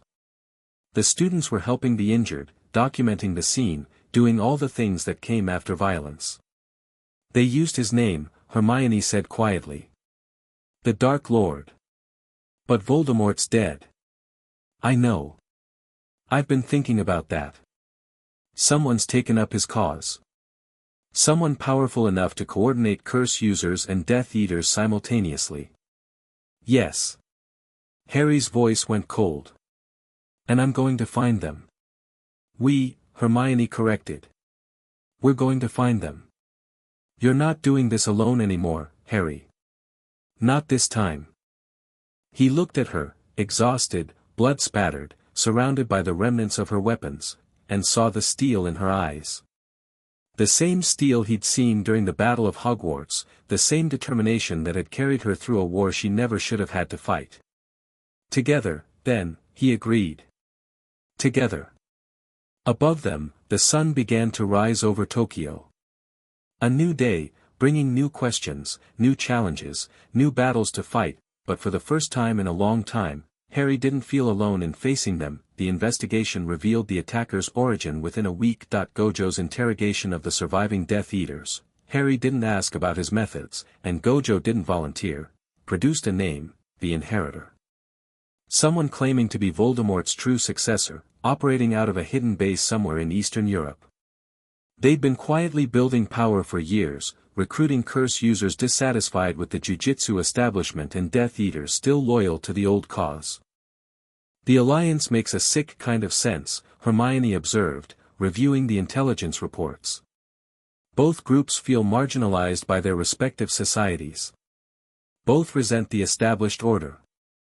A charismatic leader could unite them around shared grievances. The question is who this inheritor actually is. Harry studied the organization chart they'd assembled. The surviving Death Eaters don't know, they only communicate with intermediaries. But someone with that level of strategic thinking, that kind of magical power, it has to be someone from the old inner circle. Someone who survived the war and went underground. They compiled a list of possibilities. Dead Death Eaters who might not actually be dead. Escaped prisoners who'd never been recaptured. Foreign dark wizards who'd supported Voldemort's ideology without joining his forces directly. There's another option, Harry said quietly. One we haven't discussed. What? The Horcruxes. I destroyed 5 of them, and the one in my head was burned out when Voldemort killed me. He touched his scar, still there, though it hadn't pained him in years. But we always assumed I found them all. What if I missed one? Hermione went pale. You think there's another Horcrux? I think it's possible. Voldemort was paranoid enough to create 7 soul fragments. What if he made more? What if there's an 8th Horcrux somewhere that nobody knew about? And if there is, if part of Voldemort's soul survived, then the inheritor might be exactly what they claim. A true successor. Someone carrying a piece of Voldemort's essence. The silence that followed was heavy. We need to investigate, Hermione said finally. Find out if another Horcrux exists. If it does, we need to destroy it before this inheritor can draw on its power. Agreed. But we can't do that from here. We need to go back to Britain, access the records Dumbledore left, visit the sites where Voldemort created his Horcruxes, trace any loose ends we might have missed. You're talking about leaving Japan. Temporarily. Gojo can handle things here while we're gone. The school's defenses will be reinforced after the attack, they won't try the same approach twice. Hermione nodded slowly. When do we leave? As soon as possible. Harry stood, already planning. I'll talk to Gojo, arrange transport. You should contact your people in Britain, let them know we're coming. Harry. Hermione caught his arm. Whatever we find, whatever we're walking into, I need you to promise me something. What? Don't sacrifice yourself. Not for me, not for the mission, not for anything. The last time you faced Voldemort, you walked into that forest intending to die. I won't let you do that again. Harry looked at her, fierce, determined, afraid in a way she was trying to, and understood what she was really asking. She'd already lost so many people. She couldn't bear to lose him too. I promise, he said. This time, we both walk away. Both of us. Both of us. Hermione released his arm, satisfied. Harry turned to leave, but paused at the door. For what it's worth, he said, I never intended to die in that forest. I just knew it was the only way to kill the Horcrux. I always planned to come back. But you couldn't be sure you would. No. I couldn't. He met her eyes. This time, I can be. Because you'll be there to make sure of it. He left before she could respond. But he heard her whispered reply anyway, carried on the current of cursed energy that connected them now. Count on it.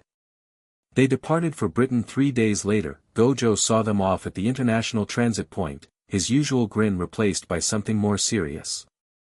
Be careful. Both of you. Whatever you're walking into over there, I have a feeling it's bigger than any of us realize. We'll stay in contact, Harry promised. Daily reports, more often if something happens. And if you need backup, we'll call. I'm not too proud to ask for help. Since when?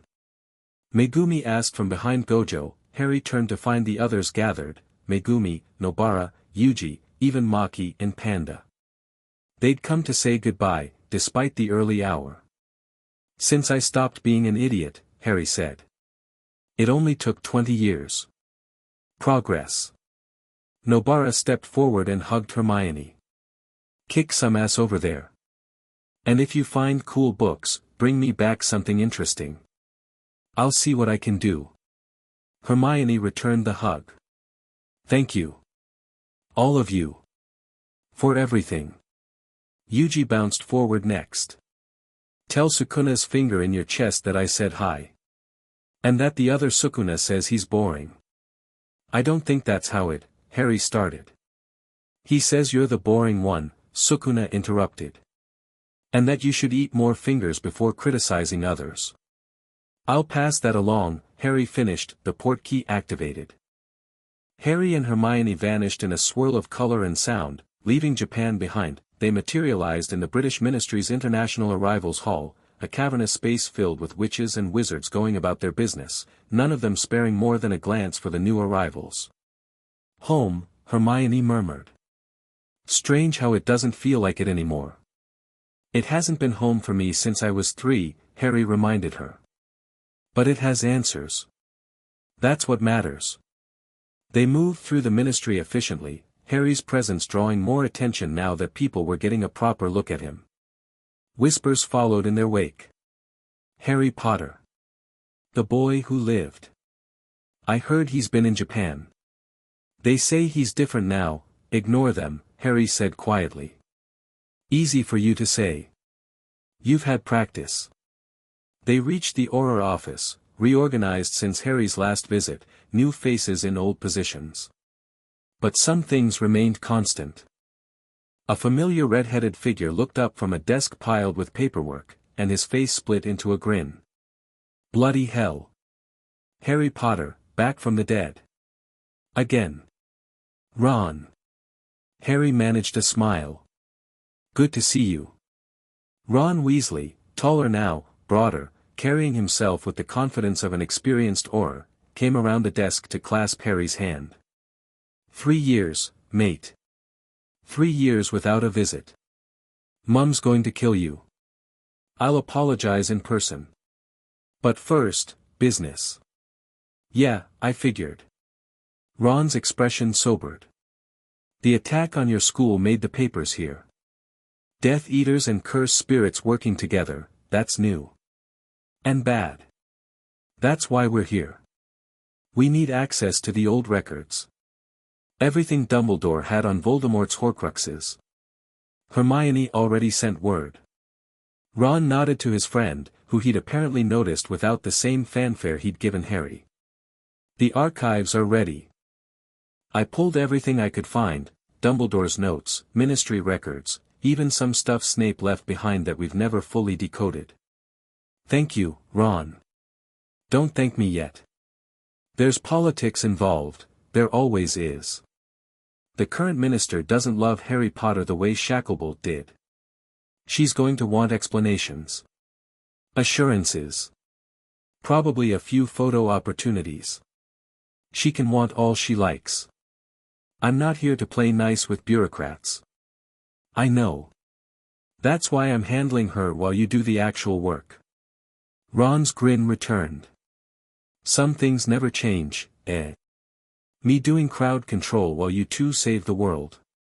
It's not quite, Hermione started. Relax, I'm joking. Mostly. Ron gestured toward a door at the back of the office.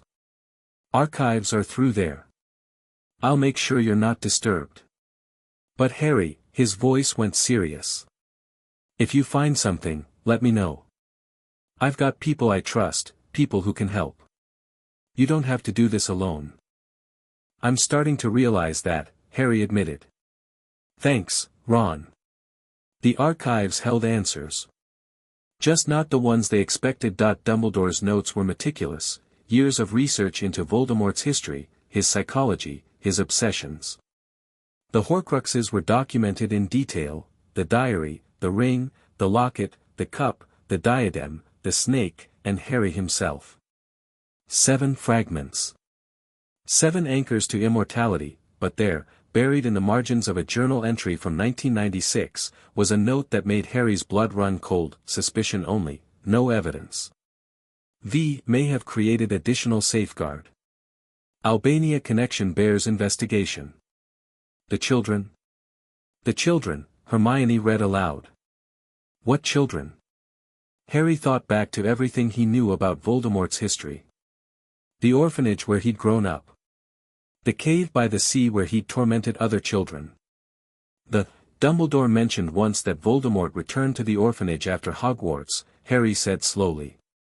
To find his mother's family, he thought. But what if there was another reason? The orphanage. Where he grew up. Where other children lived. Children who might have witnessed his early displays of magic. Harry's mind raced through the implications. What if he created a Horcrux then? Before anyone knew what he was capable of. A safeguard even Dumbledore never discovered. That would mean, Hermione's face went pale. That would mean part of Voldemort's soul has been out there for over 70 years. Anchoring him to life through another container. And if someone found it? If someone figured out what it was, how to access the power inside, the inheritor. Harry and Hermione looked at each other across the archives, surrounded by the collected knowledge of decades, and understood what they were dealing with, not a pretender. Not an imitator. A continuation. We need to find that orphanage, Harry said. Whatever's left of it. And hope to hell we're not too late. Chapter 5, 2 Worlds, 1 War. The orphanage had been demolished in 1978. Harry stood at the edge of the vacant lot, overgrown with weeds, scattered with broken concrete and rusted rebar, and felt nothing. No cursed energy signature. No lingering magical trace. Whatever secrets this place had held were buried under 40 years of urban decay. The building was torn down after a fire, Hermione said, reading from the municipal record she'd acquired. Suspicious circumstances, but no investigation. The children were relocated to other facilities. Staff scattered. And no one thought to check if Voldemort left anything behind. Why would they? At the time, he was just Tom Riddle, a former resident with a troubled history. Nobody knew what he'd become. Harry walked the perimeter of the lot, searching for anything the demolition might have missed. The morning fog hung thick over London, muffling sounds, making the abandoned space feel even more isolated from the world around it. "There's nothing here," he admitted finally. "Whatever Horcrux he might have created, it's not on this site. Then we need to find where it went." Hermione closed her folder. The fire displaced dozens of children. Any one of them could have taken something with them, knowingly or not. And if the Horcrux was designed to be portable, needle in a haystack. More like needle in a field of haystacks, spread across 4 decades and an entire country. Hermione sighed. "We need a different approach. The Horcrux would have a magical signature, faint, probably masked, but detectable if we knew what to look for." "I know what Voldemort's soul fragments feel like," Harry said slowly. "I carried one for 16 years. If I could get close enough to the Horcrux, I'd recognize it. Close enough isn't helpful if we don't know where to start looking." They stood in silence for a moment, the fog swirling around them. Harry's mind worked through possibilities, discarding them one by one. Traditional tracking spells wouldn't work, Voldemort would have hidden the Horcrux too well. Divination was unreliable at best. They could canvass survivors from the orphanage, but after 70 years, most would be dead or impossible to find. "The Inheritor," he said suddenly. "What about them? They're using Voldemort's forces, his methods, his name. If they have access to a Horcrux, they'd need to know where it is. How to draw power from it." Harry turned to face Hermione. "We've been looking for the Horcrux directly. Maybe we should be looking for the person who found it. Track the Inheritor to find the Horcrux." "Exactly. The Death Eaters we captured knew about the organization but not the leader. But someone does. Someone in the old inner circle who's still alive, still connected." Hermione's expression sharpened. "Lucius Malfoy. He's in Azkaban. He's in minimum security, actually. The Malfoys bought their way into comfortable imprisonment years ago." Hermione's voice dripped with old contempt. "Draco visits regularly. And Lucius always knew more than he let on about Voldemort's inner workings. You think he knows about the Horcrux? I think he knows something. The question is whether he'll tell us." Harry smiled, not a nice smile. "He'll tell us."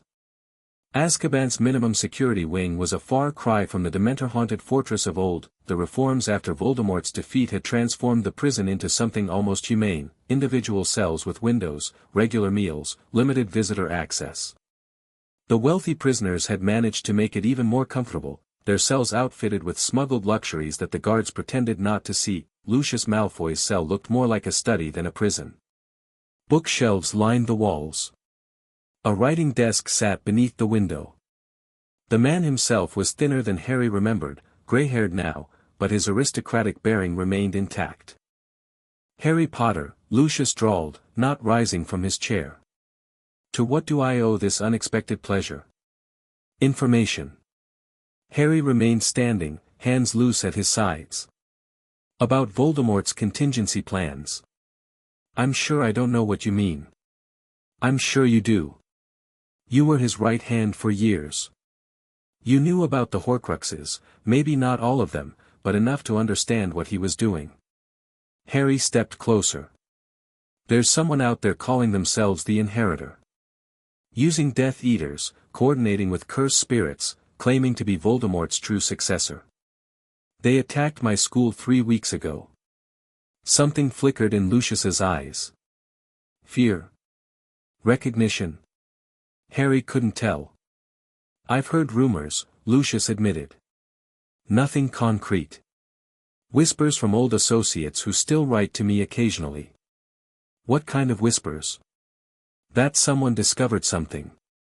Something the Dark Lord left behind. Lucius's voice dropped. Something that shouldn't exist.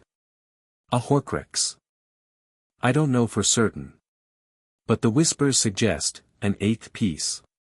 A final safeguard that even his inner circle didn't know about. Harry felt his pulse quicken. Where? I don't know. Lucius held up a hand as Harry stepped forward. I genuinely don't know. The whispers never included location, only existence. But there's someone who might. Someone who was closer to the Dark Lord than anyone else during those early years. Who? Lucius hesitated. For a moment, Harry saw something in his face that might have been conscience, the weight of old sins pressing down on him. Delphine, Lucius said quietly. The Dark Lord's daughter. The silence that followed was absolute. Voldemort had a daughter, Hermione said flatly. With Bellatrix Lestrange, yes. Conceived during the height of the war, hidden away, raised in secret after both her parents died. Lucius met Harry's eyes. I helped arrange her care. I'm not proud of it.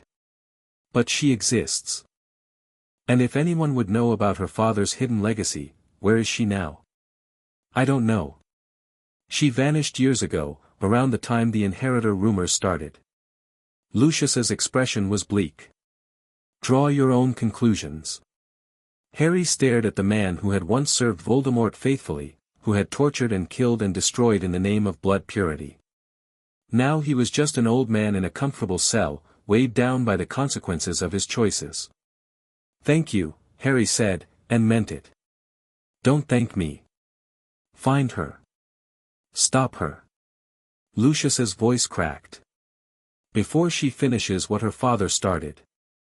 Delphine, the name consumed Harry's thoughts as they left Azkaban.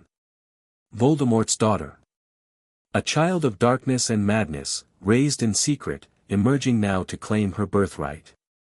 It made a terrible kind of sense. The inheritor isn't just using Voldemort's legacy, he said as they walked through the ministry's corridors. She's continuing it. His blood, his soul fragment, his vision for the world.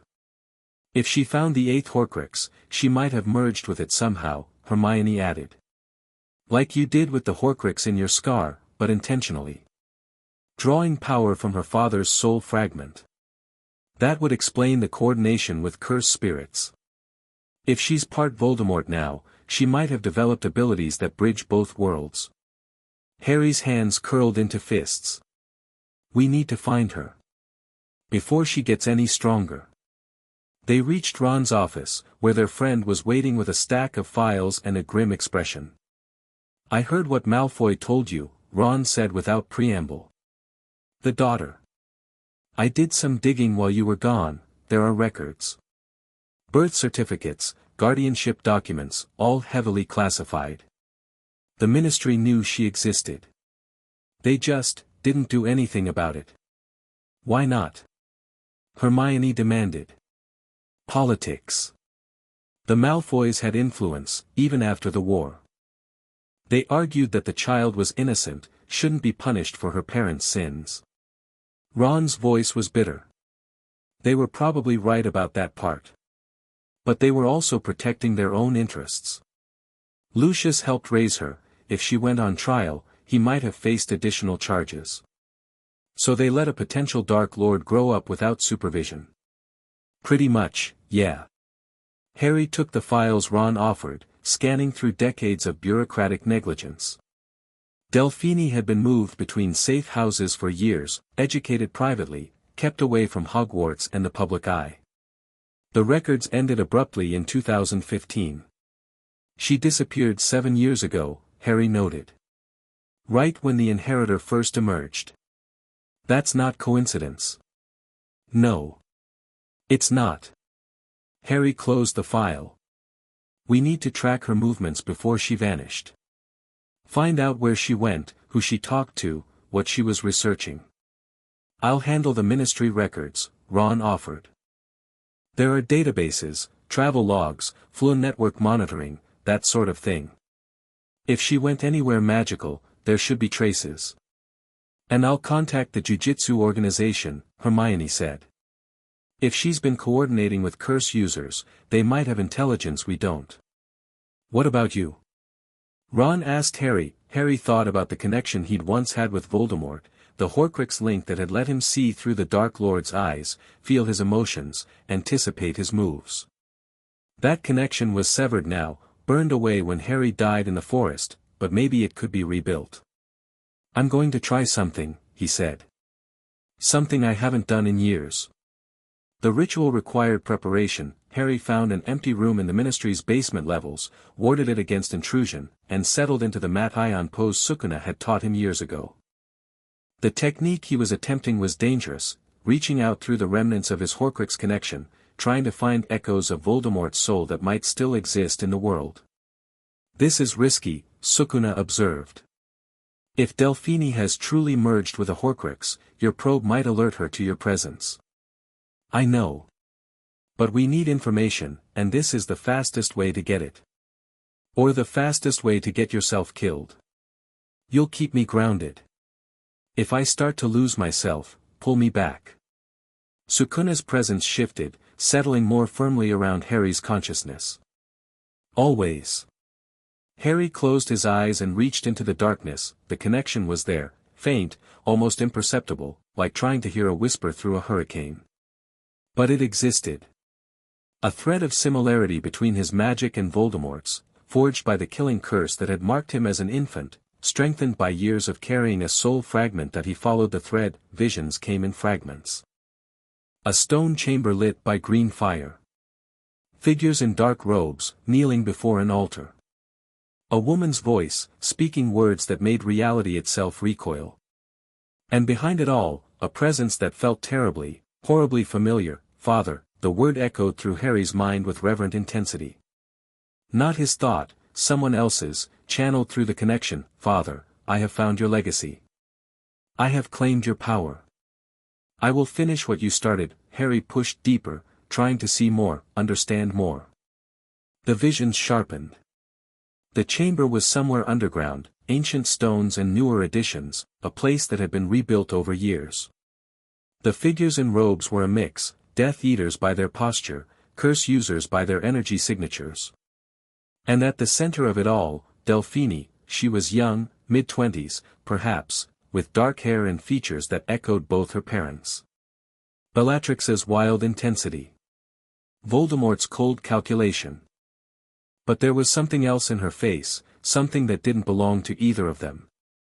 A hunger that went beyond human emotion. She turned toward Harry. Through the connection, across whatever distance separated them, she looked at him. Hello, Harry Potter, her voice whispered directly into his mind. I've been waiting for you. Harry tried to pull back. The connection held him, suddenly stronger than before, anchoring him in place. Did you think I wouldn't feel you searching? Did you think I didn't know you'd come eventually? Delphine's smile was her father's smile, cold, triumphant, absolutely certain of victory. You killed him, you know. My father. The only person who ever truly understood what I am. But you didn't destroy him. You can't destroy what lives in blood and soul. What do you want? Harry projected the thought through the connection. What I've always wanted. What my father wanted. A world remade in our image. Her eyes gleamed with that terrible hunger. But first, I want you. The boy who survived. The weapon that destroyed him. I want to understand how you did it, how you, a child, managed to defeat the greatest wizard who ever lived. He wasn't the greatest wizard. He was a scared man who couldn't accept his own mortality. Delphine laughed, a sound that echoed weirdly through the connection, layered with harmonics that weren't entirely human. You don't understand. You never did. My father's fear of death wasn't weakness, it was wisdom. He saw what waited beyond life, the true nature of existence, and he refused to submit to it. His Horcruxes weren't cowardice. They were transcendence, they were murder. He killed people to tear his soul apart, sacrifices. Necessary ones. Her voice dropped to something almost tender. I've made sacrifices too. Many of them. Each one brings me closer to him, closer to the perfection he achieved before you stole it away. Harry felt cold certainty settle in his gut. The eighth Horcrux wasn't just something Delphine had found. It was something she become. How many have you made? He asked, dreading the answer. 3. 3 fragments, 3 anchors, 3 steps toward immortality. Her smile widened. I learned from his mistakes, you see. He created Horcruxes from murder alone. I create them from union, my soul and my father's, merging together, becoming something neither of us could have been alone. You're insane that I'm evolution. The connection pulsed with power, and Harry felt Delphine reaching through it, trying to establish a stronger link. And soon, you'll understand. When the ritual is complete, when the two worlds become one, you'll see what we're building. A reality where death has no meaning. Where power is the only truth. Where my father's vision finally becomes reality. Harry wrenched himself free, the connection snapped. He gasped back into consciousness in the ministry basement, sweat soaking through his clothes, heart pounding like he'd run a marathon. Harry. Hermione's voice, sharp with concern. She was kneeling beside him. When had she arrived, hands on his shoulders? I found her, he managed. Delphine. She's. He swallowed hard. She's made herself into a Horcrux. Multiple Horcruxes. She's been merging her soul with Voldemort's fragment, creating something new. That's not possible. You can't merge Horcruxes. She found a way. Some kind of ritual that combines soul fragments rather than just anchoring them. Harry forced himself to focus. She's planning something. A ritual to merge both worlds, the wizard world and the jujitsu world. She called it evolution. Hermione's face went pale. Merge both worlds? What does that even mean? I don't know. But she's been building toward it for years. The alliance between Death Eaters and Curse users, it's not just tactical. It's preparation. Harry stood, steadying himself against the wall. We need to warn everyone. Gojo, Dumbledore's portrait, the Ministry. Whatever she's planning, it's bigger than any of us realized. The warnings went out within the hour. Harry contacted Gojo through their secure communication link, explaining what he'd learned in rapid-fire Japanese. The strongest sorcerer listened without interruption, his usual playfulness absent. World merger, Gojo said when Harry finished. Theoretically, it's not impossible.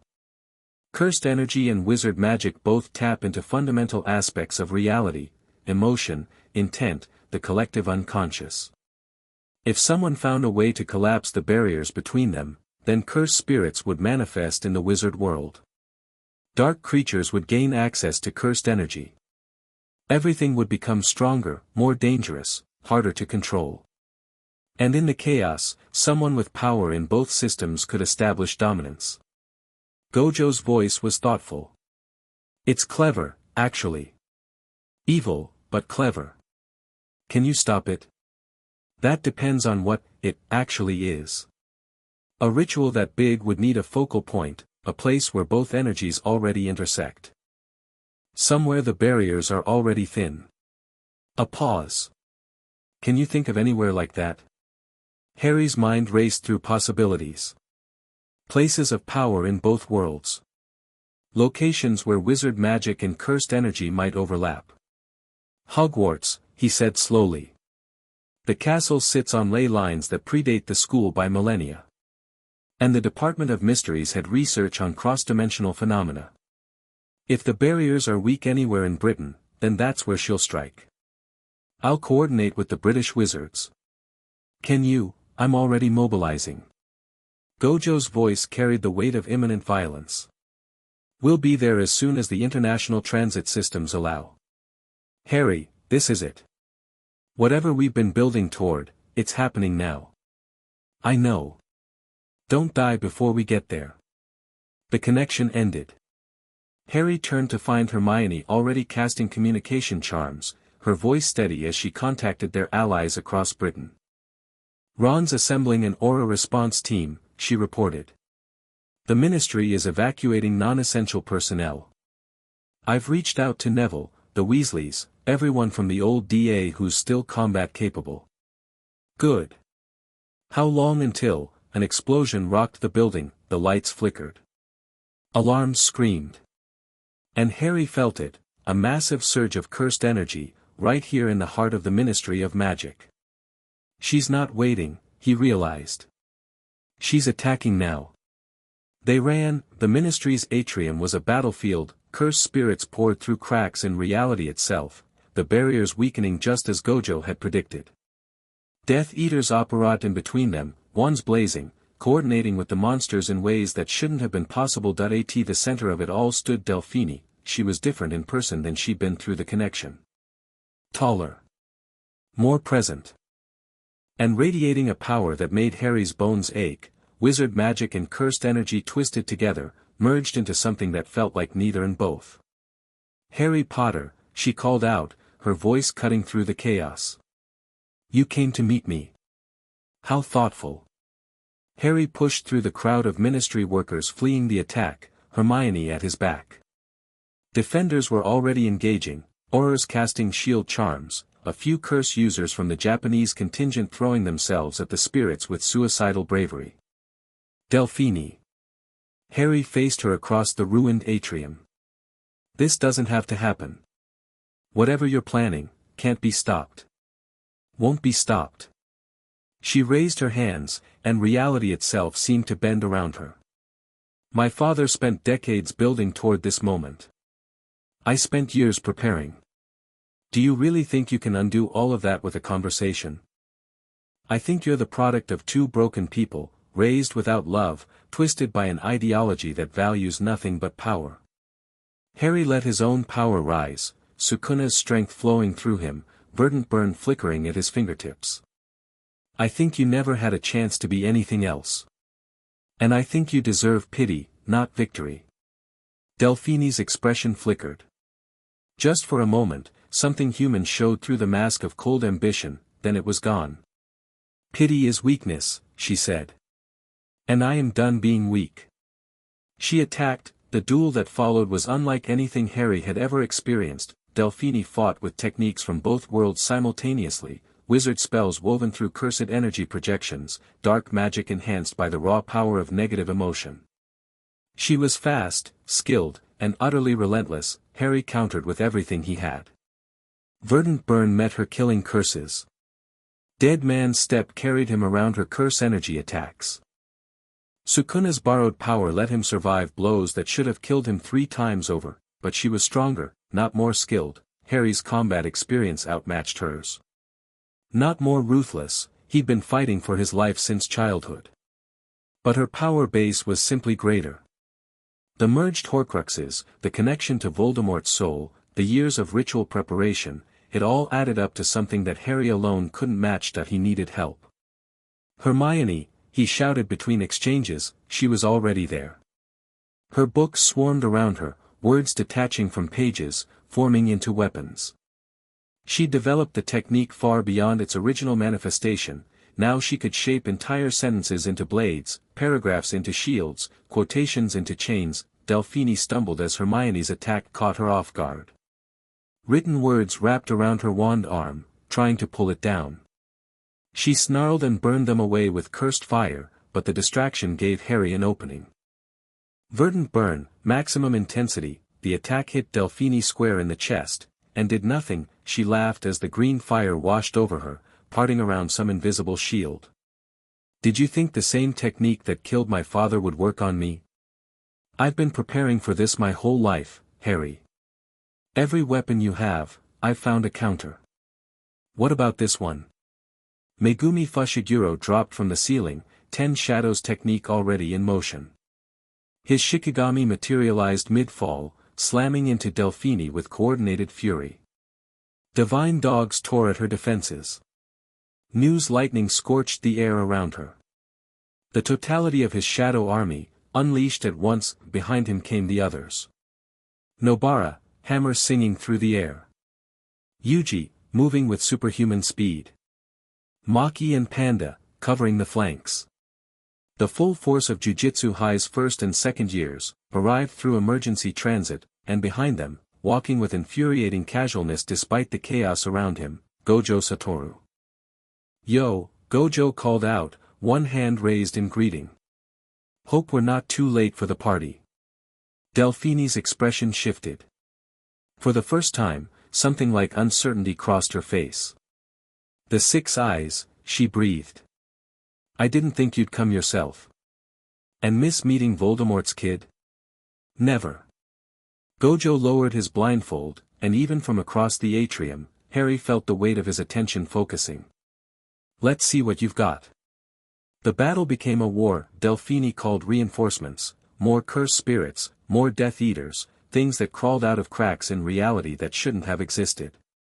The defenders pushed back, but they were fighting on 2 fronts now, the enemies in front of them and the collapsing barriers around them. "She's accelerating the merger," Gojo shouted, his hands moving in complex patterns as he dealt with 3 special-grade spirits simultaneously. "Whatever ritual she's running, it's feeding on the conflict. The more we fight, the faster the barriers fall." "Then how do we stop it?" Harry demanded. "The source. There has to be a focal point, something anchoring the ritual. Destroy that, and the merger collapses." Harry looked at Delphini, who was currently holding off Megumi and Yuji together, her merged power letting her match 2 of Jujutsu High's strongest students. She's the focal point, he realized. The merged Horcruxes. She's using her own soul as the anchor. Then killing her ends the ritual. She has multiple Horcruxes. Killing her body won't destroy them. So we destroy the Horcruxes first. Gojo's grin was savage. "Any idea how?" Harry thought about what he knew. Traditional methods, basilisk venom, fiend fire, the killing curse, could destroy Horcruxes, but only if you knew where they were. Delphini's fragments were inside her, merged with her soul. To reach them, you'd have to. "I have an idea," Harry said slowly. "But you're not going to like it. I rarely like good ideas. They're usually the dangerous ones. I need you to hold her still. Completely still." "Gojo, can your infinity do that?" "If I get close enough." Gojo's expression sharpened. "What are you going to do?" "Domain expansion." Harry felt Sukuna's power coiling inside him, ready to be unleashed. Malevolent shrine. But focused inward, not outward. "I'm going to project the domain into her, attack the Horcruxes directly." "That's insane. Your domain isn't strong enough." "Mine isn't. But Sukuna's is." Harry met Gojo's eyes. "I've been holding back his power for years. Using fragments, controlled bursts. This time, I'm letting all of it through. And if it destroys you in the process?" Harry thought about the promise he'd made to Hermione. Both of them. Walking away together. Then make sure someone else finishes the job. Getting close to Delphini required sacrifice. Nobara went down first, a curse struck her shield at the wrong angle, sent her flying into a wall. Panda caught her before she hit, but he took damage doing it. Maki stepped up to fill the gap, her cursed tools flashing, buying time with pure skill and determination. Megumi fell back, his cursed energy reserves depleted. Yuji carried him to cover, then threw himself back into the fray with renewed fury, channeling Sukuna's power in ways that made the ancient curse's presence almost visible. "Now!" Gojo shouted, and his hands came together in a pattern Harry had never seen before. Infinite void manifested, not as a domain, but as a targeted effect, wrapping around Delphini like invisible chains. She screamed, thrashed, tried to break free. Her merged power fought against Gojo's technique, and for a moment it looked like she might actually succeed. Harry ran that he crossed the distance in heartbeats, dead man's step carrying him faster than any human should move. His hand reached out, touched Delphini's face, and he let go everything. All of Sukuna's power. All of his own rage and grief and determination. All the years of fighting, surviving, becoming something the world had never seen before. Malevolent shrine manifested inside Delphini's soul. The domain was small, barely larger than a human body, but its effect was absolute. Slashing attacks appeared from every direction at once, targeting not flesh but essence. The merged Horcruxes screamed as they were carved apart, Voldemort's soul fragments finally facing the destruction they'd cheated for so long. Delphine screamed too, a sound of pure agony that echoed through both worlds. Her power fluctuated wildly, barriers cracking, reality itself trembling as the anchor of her ritual was destroyed. Harry felt himself burning. Too much power, too fast. His body wasn't made for this. No human body was.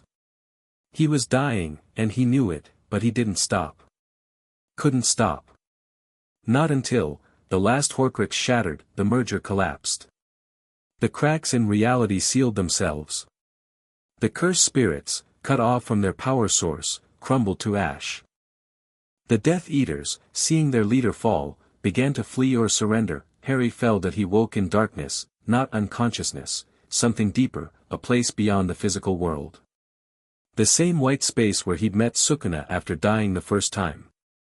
Back again, Sukuna said from somewhere nearby. You really need to stop almost dying. Did it work? The Horcruxes are destroyed. Delphine is neutralized, not dead, but close enough. The merger is reversed. Sukuna's form materialized, forearmed and ancient and somehow concerned. You, however, are a mess. Harry looked down at himself. In this space, he could see the damage clearly. His soul was torn, frayed at the edges, held together by willpower and Sukuna's presence. Am I dying? You should be. The power you channeled was enough to kill 100 sorcerers. Sukuna stepped closer. But you're not dying. You're adapting. Again. Adapting? The same thing that happened when the killing curse rebounded.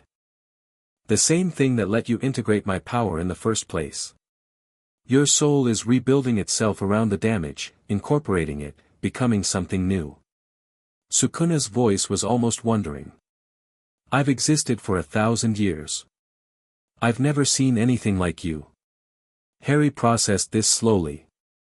So I'm going to survive. More than survive. When you wake up, you'll be stronger than before. The barriers you maintained, the limits on how much of my power you could access, they're gone. You've become a true vessel, Harry. Not a container for my strength, but a synthesis of it. What does that mean? It means we're not two beings sharing one body anymore. Sukuna's expression was complicated, pride, maybe, or something deeper. It means we've become one being with two origins. Human and curse. Wizard and sorcerer. You and me, merged together the way Delphine wanted to merge with her father. But different. Fundamentally different. She tried to subsume another soul, to consume Voldemort's fragments and make their power hers. You and I have been growing together for 20 years. We're partners, not parasite and host. Harry sat with this for a long moment. The implications were vast, he'd need time to understand them fully. But one thing was clear, he wasn't alone anymore. Not in any sense of the word. Thank you, he said quietly. For everything. For saving me in that alley. For raising me. For becoming, whatever we are now. Don't get sentimental. Sukuna's voice was gruff, but there was warmth underneath. We have work to do. The merger is reversed, but the damage isn't healed. Both worlds are going to need time to recover. And there will be others, there are always others, who want to exploit that vulnerability. Then we'll stop them. Together. Harry smiled. Together. He woke in St. Mungo's. Hermione was asleep in the chair beside his bed, her head resting on her folded arms. The room was quiet, late afternoon light filtering through the windows. Hey, Harry said softly. Hermione's eyes flew open. Harry. She grabbed his hand, squeezing tight. You're awake. You've been unconscious for 3 days. The healers didn't know if I'm okay. He returned the pressure of her grip. Better than okay, actually. What happened? In the end? Gojo said the domain collapsed, but he couldn't explain what you did. Harry told her. About the conversation with Sukuna. About the merger of their souls. About what he'd become. Hermione listened in silence, her expression cycling through shock, concern, and finally something like acceptance. So you're not fully human anymore, she said when he finished. I never was. Not since the killing curse. This is just the next step. And Sukuna? Is he still here? Still me? We're both still ourselves, just integrated. Harry shrugged. It's hard to explain. You'd have to experience it. I'll take your word for it. Hermione squeezed his hand again. The others are waiting outside. Gojo, Megumi, all of them. They wanted to know the moment you woke up. And Delphine? Contained. The ministry has her in maximum security, real maximum security this time. She's lost her power source, but she's still dangerous. They're debating what to do with her. She's Voldemort's victim as much as his heir, Harry said quietly. She never had a chance to be anything else. That doesn't excuse what she did. No. But it explains it. He closed his eyes. Maybe she can still be helped. Taught to be something other than what she was raised to be. Hermione was quiet for a moment. You're thinking of yourself. I'm thinking of what I could have become if Sukuna hadn't found me. Alone, angry, desperate for power, I could have gone down the same path she did. The only difference is that I had someone who taught me there was more to life than hatred and fear. Then maybe she deserves that chance too. Maybe. The door opened. Faces appeared, Gojo's impossible grin, Megumi's quiet relief, Yuji's irrepressible enthusiasm. Ron and Neville and Luna, the survivors of his wizard world, standing alongside the champions of his jujitsu world. You're awake. Yuji bounded in first. We were so worried. Gojo said you did something incredible, but he wouldn't explain properly, and Sukuna in my head keeps laughing about it, which is really weird. Sukuna in my head is laughing too, Harry admitted. I think they're both enjoying this. Both? Megumi's eyes narrowed. What do you mean, both? Harry sat up slowly, testing his new body, feeling the unified power flowing through him. Wizard magic and cursed energy, merged together completely. Sukuna's strength, not borrowed but shared. A hybrid existence that had finally become whole. I'll explain everything, he said. But first, is there any food? I'm starving. The recovery took weeks. Harry trained, learning the new capabilities of his merged state. Hermione continued her research, developing theories about hybrid sorcerers that would revolutionize both magical traditions.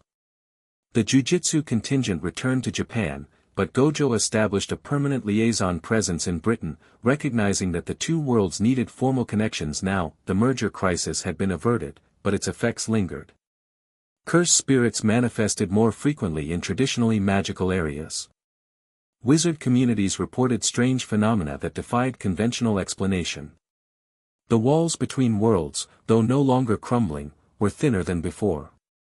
We're going to need new institutions, Hermione observed during one of their planning sessions. New schools that teach both disciplines. New governments that understand both threats.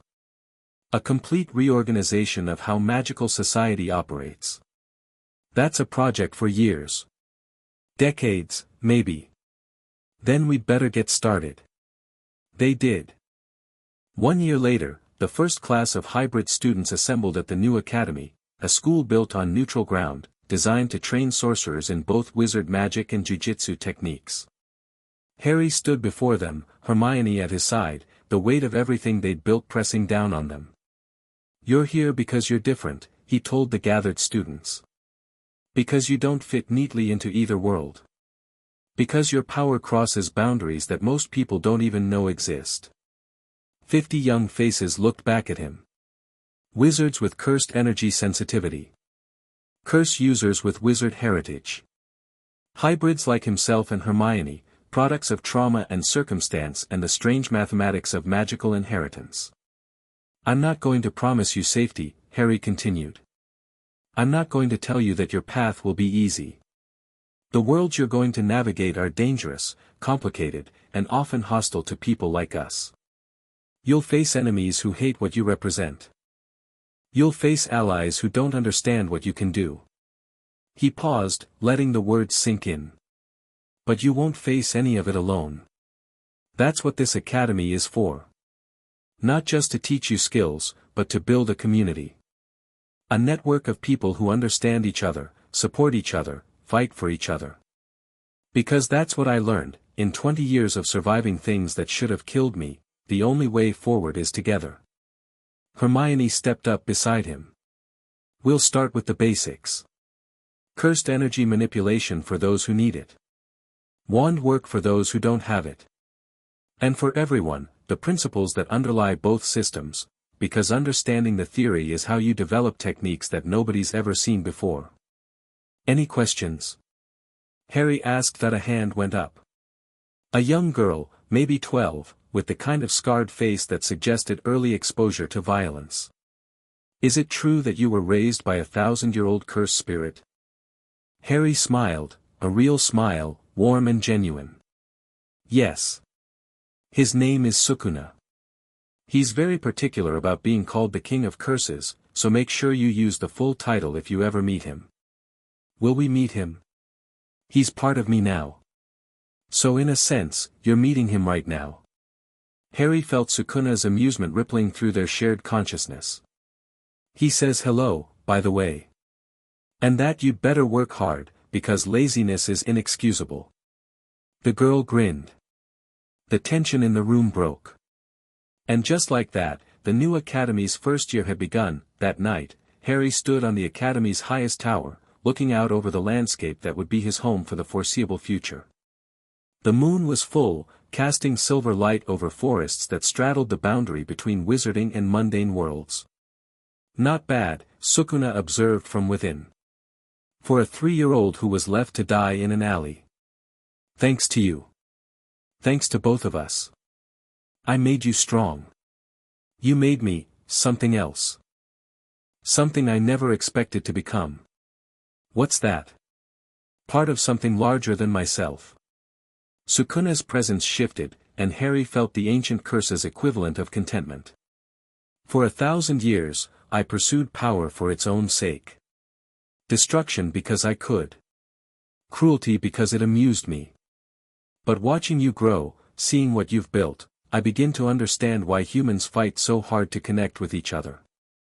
Getting sentimental in your old age? Perhaps. Or perhaps I'm just tired. A pause. When you die, truly die, someday in the distant future, I don't know what will happen to me. Whether I'll continue existing or fade with you. But I find that I don't mind the uncertainty. Whatever comes, we'll face it together. Together, Harry agreed, footsteps on the stairs behind him. Hermione appeared, wrapped in a cloak against the night chill. The students are settled, she reported. First classes start tomorrow. Nervous? Terrified? She smiled. But that's never stopped us before. Harry held out his hand. She took it, standing beside him, looking out over the same view. Thank you, he said quietly. For coming back. For standing with me through all of this. Where else would I be? Hermione squeezed his hand. You're my best friend, Harry.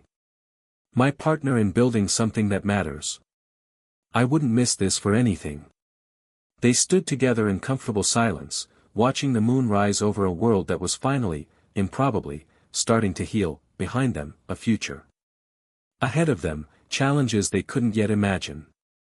Around them, the first fragile foundations of something new, a community, a movement, a hope that the walls between worlds didn't have to mean walls between people, and within Harry, two souls that had become one, ready to face whatever came next. Chapter 6. The parasite wakes. The nightmare started the way it always did, green light. Screaming.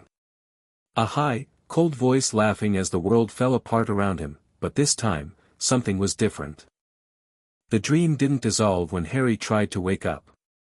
It held him, tightened around his consciousness like a fist, and dragged him deeper into darkness. You thought you destroyed me. The voice wasn't Voldemort's. It was younger, feminine, and carried a resonance that made Harry's merged soul recoil. You thought killing Delphini's Horcruxes would end this. But you forgot something, Harry Potter. You forgot about me. Harry found himself standing in a void, not the white space where he usually met Sukuna, but something older. Darker. A place that felt like the inside of a wound. Delphini stood across from him, but not the Delphini he'd defeated a year ago. This version was translucent, ghostly, a soul without a body. And yet she radiated power, power that shouldn't have existed, power that should have been destroyed when he collapsed malevolent shrine inside her. You're dead, Harry said flatly. My body is in a ministry cell. But I told you, I learned from my father's mistakes. Delphini's ghost form smiled. I didn't just merge with his Horcruxes. I created a failsafe. A final fragment, hidden somewhere even I couldn't consciously access. And when you destroyed everything else, that fragment woke up. Where? Where do you think? She laughed, and the sound echoed through the void. The same place my father hid his last surprise. The same place that's been marked since the night he tried to kill you. Harry's hand flew to his scar that it was burning. No. His voice came out strangled. That's impossible. The Horcrux in my scar was destroyed. I died. It burned out. My father's Horcrux burned out. But when you collapsed your domain inside me, when you destroyed the merged fragments, a piece of me escaped. Found the path he'd carved decades ago. Followed it to the only compatible vessel available. Delphini's smile widened. You, Harry. You're carrying my soul now. Not my father's, mine. The void pulsed around them. Harry felt something shift inside his head, something that had been dormant stirring to life. Sukuna, he called out mentally. I'm here. The King of Curses' presence was there, but distant, held back by something. She's telling the truth. There's a new fragment in your scar. It's been growing for months, hiding from both of us. She used the connection you established during your attack to implant herself. Can you remove it? Not without killing you. It's anchored the same way your original Horcrux was, deeply entangled with your soul. Delphini laughed again. He can't help you. No one can. You're mine now, Harry Potter. Not today, not tomorrow, but eventually. Every night, I'll be here. Every dream, I'll be growing stronger. And one day, when I'm strong enough, you'll try to take over my body. I'll succeed. And then I'll finish what I started. The merger. The evolution. Everything my father dreamed of. Her form began to fade. Sweet dreams, Harry. We have so much time to get to know each other. Harry woke up screaming. Hermione found him in the Academy's medical wing an hour later, submitting to diagnostic spells that confirmed everything Delphini had claimed. There's definitely something there, Madame Thornwood, the Academy's chief healer, reported grimly. A soul fragment, anchored to the scar tissue. It's small, nascent, really, but it's growing. Feeding on something. Feeding on what? Your magical core, most likely. It's siphoning tiny amounts of energy, using it to strengthen itself. The healer's face was pale. I've never seen anything like it. The only similar cases I've read about are Horcrux contamination. Harry's voice was flat. I know what it is. The question is how to remove it. The traditional methods won't work. Basilisk venom, fiend fire, they'd kill you before they killed the fragment. And the killing curse approach you used on yourself before. She hesitated. That only worked because you were the master of the Elder Wand. Without that protection, I'd just die. No coming back. Hermione stepped forward. There has to be another way. Harry's soul has survived Horcrux removal before. If we can find what made that possible, his mother's sacrifice, Thornwood said. The love that protected him as an infant. But that protection was used up when Voldemort tried to kill him in the forest. It's gone now. Harry sat on the examination table, feeling the weight of the fragment pressing against his consciousness. It was awake now, watching through his eyes, listening through his ears. He could feel Delphini's presence like a splinter in his mind. How long do I have? The healer was quiet for a moment. At the current growth rate? 6 months, maybe less. The fragment will eventually become strong enough to challenge you for control. After that, she wins. Not necessarily. You're stronger than most hosts. Your merged nature with Sukuna gives you resources that normal wizards don't have. But yes, eventually, if nothing changes, she'll have enough power to attempt possession. 6 months. Half a year to find a solution to an impossible problem. Harry closed his eyes and reached inside himself, to where Sukuna's presence waited. Options? He asked silently. Limited. The fragment is using the same pathways I used to share power with you. I can't attack it without damaging our own connection. Sukuna's voice was troubled, a rare emotion for the King of Curses. We could try to starve it. Reduce your magical output, deny it the energy it needs to grow. That would weaken us for the fights ahead. And there will be fights, Delphini's followers are still out there. Then we find another way. Some method of soul manipulation that we haven't tried yet. A pause. The jujitsu world has techniques for dealing with hostile possessions. They're brutal, often fatal, but they exist. Worth investigating. Harry. Sukuna's presence pressed closer, and Harry felt something he'd rarely experienced from the ancient curse, fear. If the worst happens, if she succeeds in taking control, you'll stop her. Whatever it takes. That would mean destroying you. I know. Harry opened his eyes, met Hermione's worried gaze. But it won't come to that. We'll find a way. He wished he believed it. The news spread quickly through the academy's staff. Harry had tried to keep it quiet. The last thing the students needed was to know their headmaster was slowly being possessed by their greatest enemy, but secrets had a way of leaking. Within a week, everyone knew. The atmosphere on campus shifted from hopeful to anxious. You should have told us immediately, Gojo said during an emergency council meeting.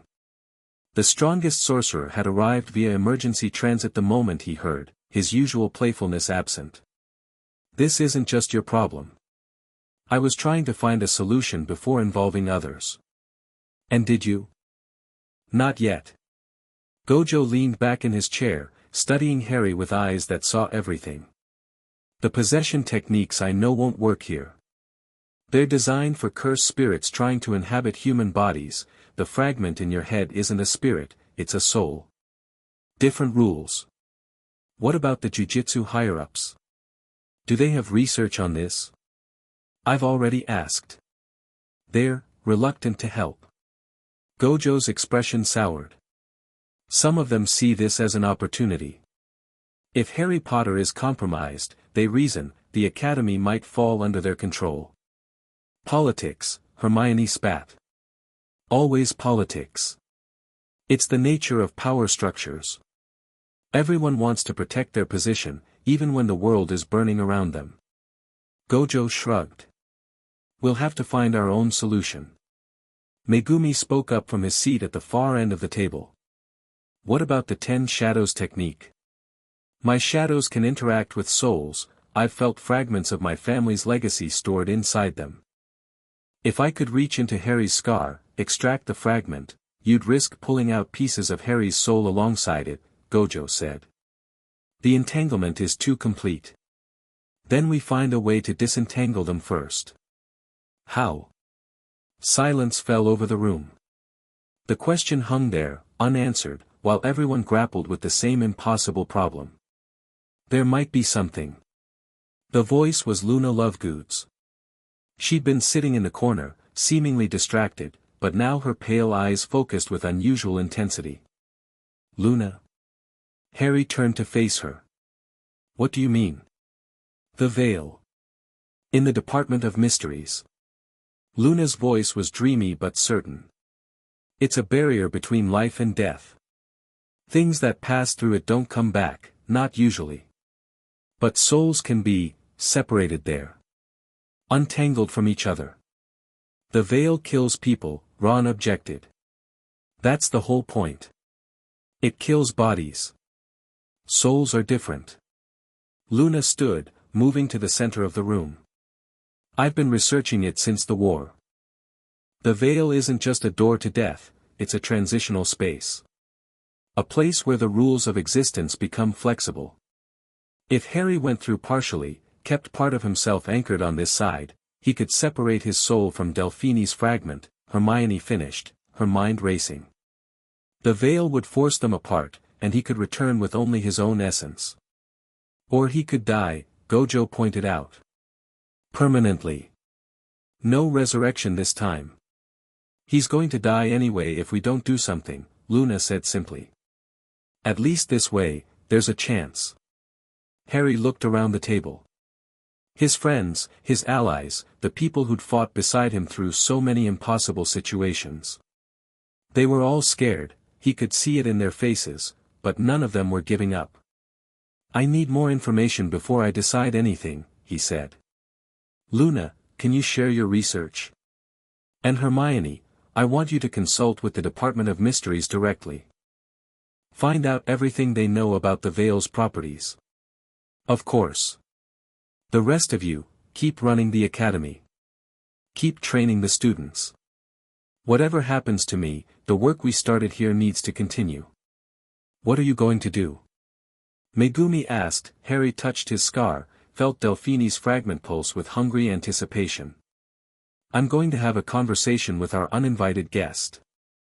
Entering his own mind deliberately was different from being dragged there in dreams. Harry used a technique Sukuna had taught him years ago, a form of deep mat ion that separated consciousness from body, allowing the mind to explore its own architecture.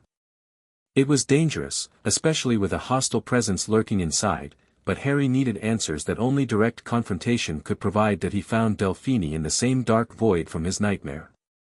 Back so soon. She was more solid now, more present. The fragment was growing faster than the healers had predicted.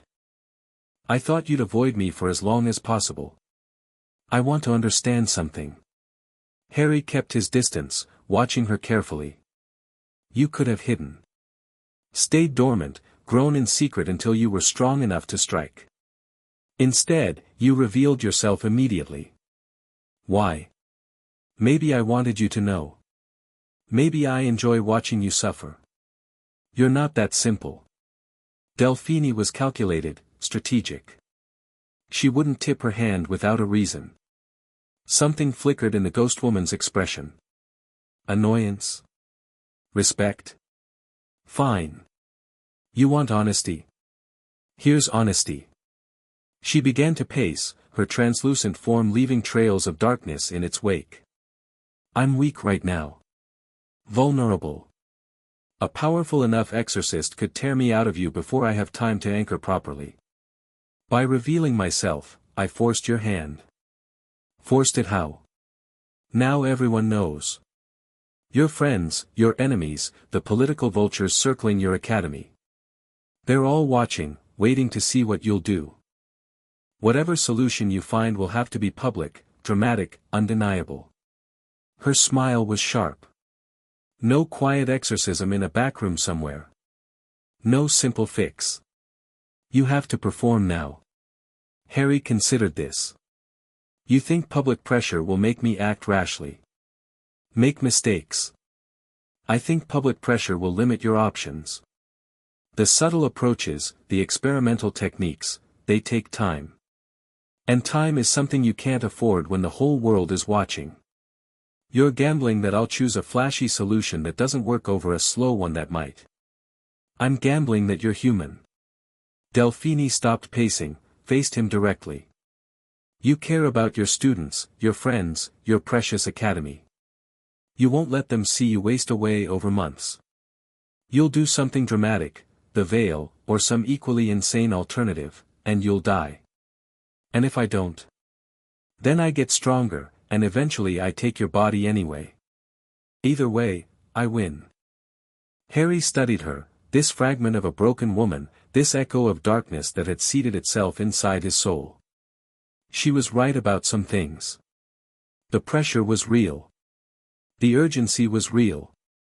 But she'd made a miscalculation. You think you know me, he said quietly. Because you've been in my head, because you've seen my memories, because you understand what drives me. But you've missed something important. Oh. I'm not doing this alone. Every flashy solution you're hoping I'll rush into, my friends will be there, watching my back, catching me when I fall. You're counting on desperation making me stupid. But I've been desperate my whole life, and I'm still here. Delphine's expression flickered. Pretty words. They won't save you. Maybe not. But they'll make your victory harder than you expect. Harry began to pull back, to withdraw from the mindscape. I'll see you again, Delphine. Try not to get too comfortable. Her voice followed him out, I'm already home, Harry Potter. And I'm not leaving.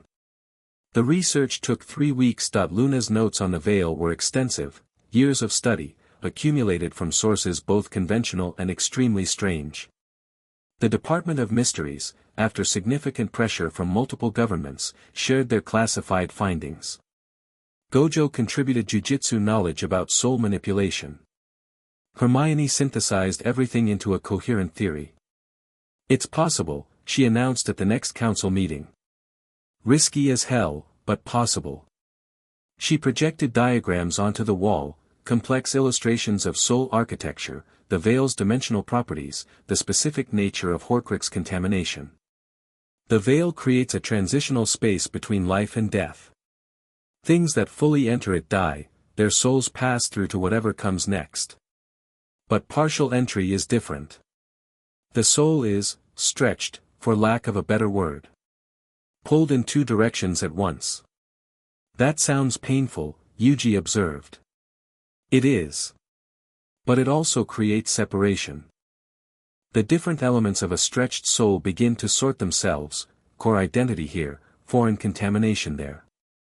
If we can maintain Harry in partial entry long enough for the sorting to occur, then pull him back, then Delphine's fragment stays on the death side while Harry returns to life, Gojo finished. Elegant. Also insane. The main challenge is the anchor. Hermione changed the projection. Harry needs something holding him to life, preventing him from being pulled fully through. His mother's protection served that function before, but it's gone now. So we find a substitute, Harry said. It's not that simple. The anchor has to be powerful enough to resist the veil's pull, but connected to Harry's soul specifically. Love worked for his mother because she died for him. Luna's voice was quiet. The ultimate sacrifice. That kind of love leaves marks. Silence fell over the room. No, Harry said firmly. No one is dying for me. Not this time. There might be another option. Hermione hesitated. Sukuna. What about him? Your souls are merged now. Intertwined at the deepest level. If Sukuna anchored you, if his presence in your soul provided the counterweight to the veil's pull, it could work, Sukuna admitted from within. My essence is bound to you completely. If I resisted the transition, held you to this side of existence through sheer force of will, you'd be fighting the entire weight of death itself, Gojo pointed out. Even for the King of Curses, it's possible. Sukuna's voice was firm. I've existed for 1,000 years through worse odds. And this, his presence shifted, somehow warmer. This is what I'm here for. What we became. I won't let her have him. Harry felt something tighten in his chest. After all these years, after everything they'd been through together, Sukuna was willing to fight death itself to keep him alive. You're sure? Harry asked silently. I'm sure. Besides, a hint of the old amusement crept into Sukuna's voice. What's existence without a challenge? Harry turned to the council. We do it. Sukuna anchors me, I enter the veil partially, we let the transition separate our souls, and then you pull me back. When? Hermione asked. As soon as possible. Harry touched his scar. The fragment was pulsing faster now, stronger. She's growing every day. The longer we wait, the harder this becomes. 3 days, Hermione said.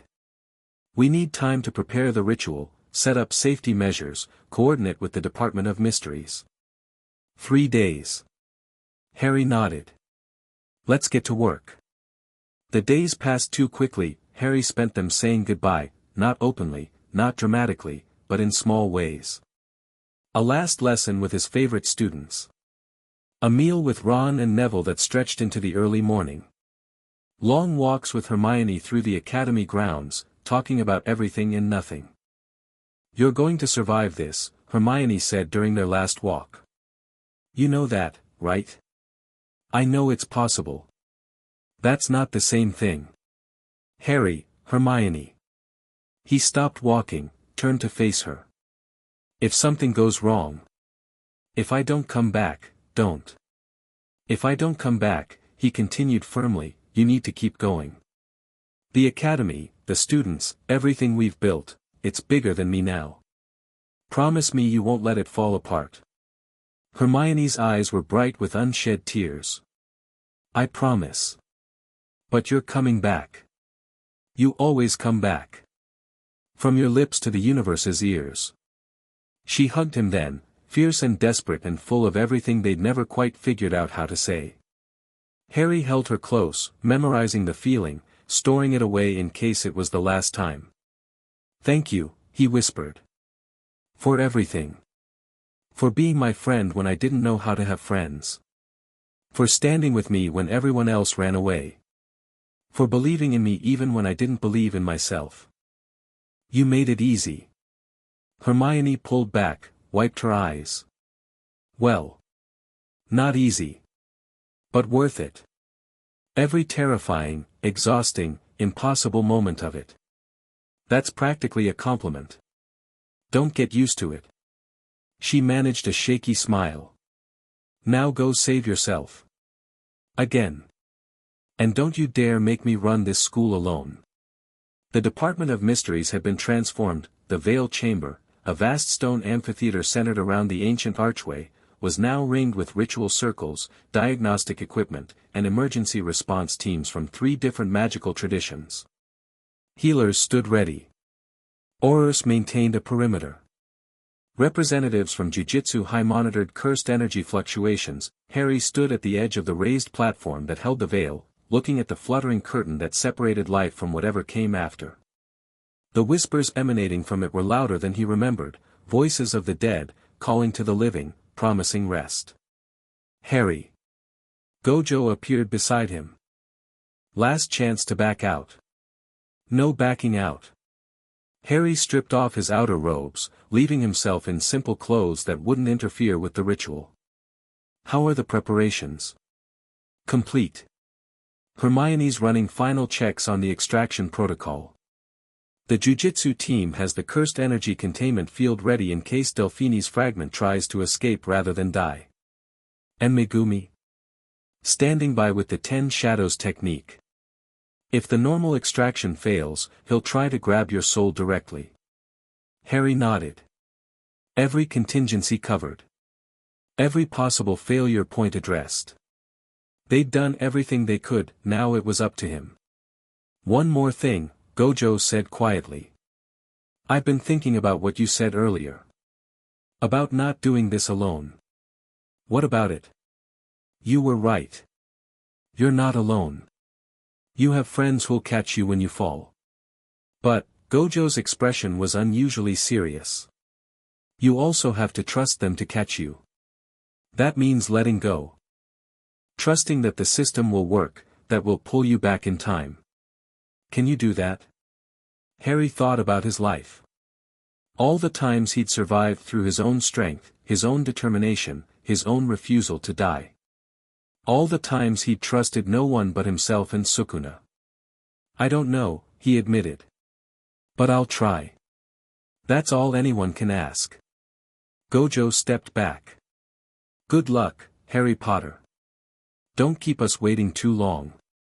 The ritual began at midnight. Harry walked toward the veil, feeling its pull intensify with every step. The whispers grew louder, voices he almost recognized, calling his name, promising peace. Harry. That was Hermione's voice, amplified by magic, cutting through the whispers. Begin when you're ready. We're monitoring everything. He stopped at the edge of the arch. The curtain rippled in front of him, translucent and terrible, the boundary between worlds. Sukuna, Harry said silently. Are you ready? I've been ready for 1,000 years. The King of Curse's presence solidified inside him, becoming an anchor. Go. I'll hold you. Harry took a breath. Closed his eyes.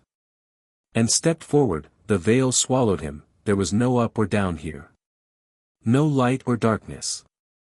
Only the between, a space that existed in the gaps of reality, where souls came to be sorted. Harry felt himself stretching, just as Hermione had described. His consciousness elongated, pulled toward the infinite void beyond the veil and toward the life he'd left behind.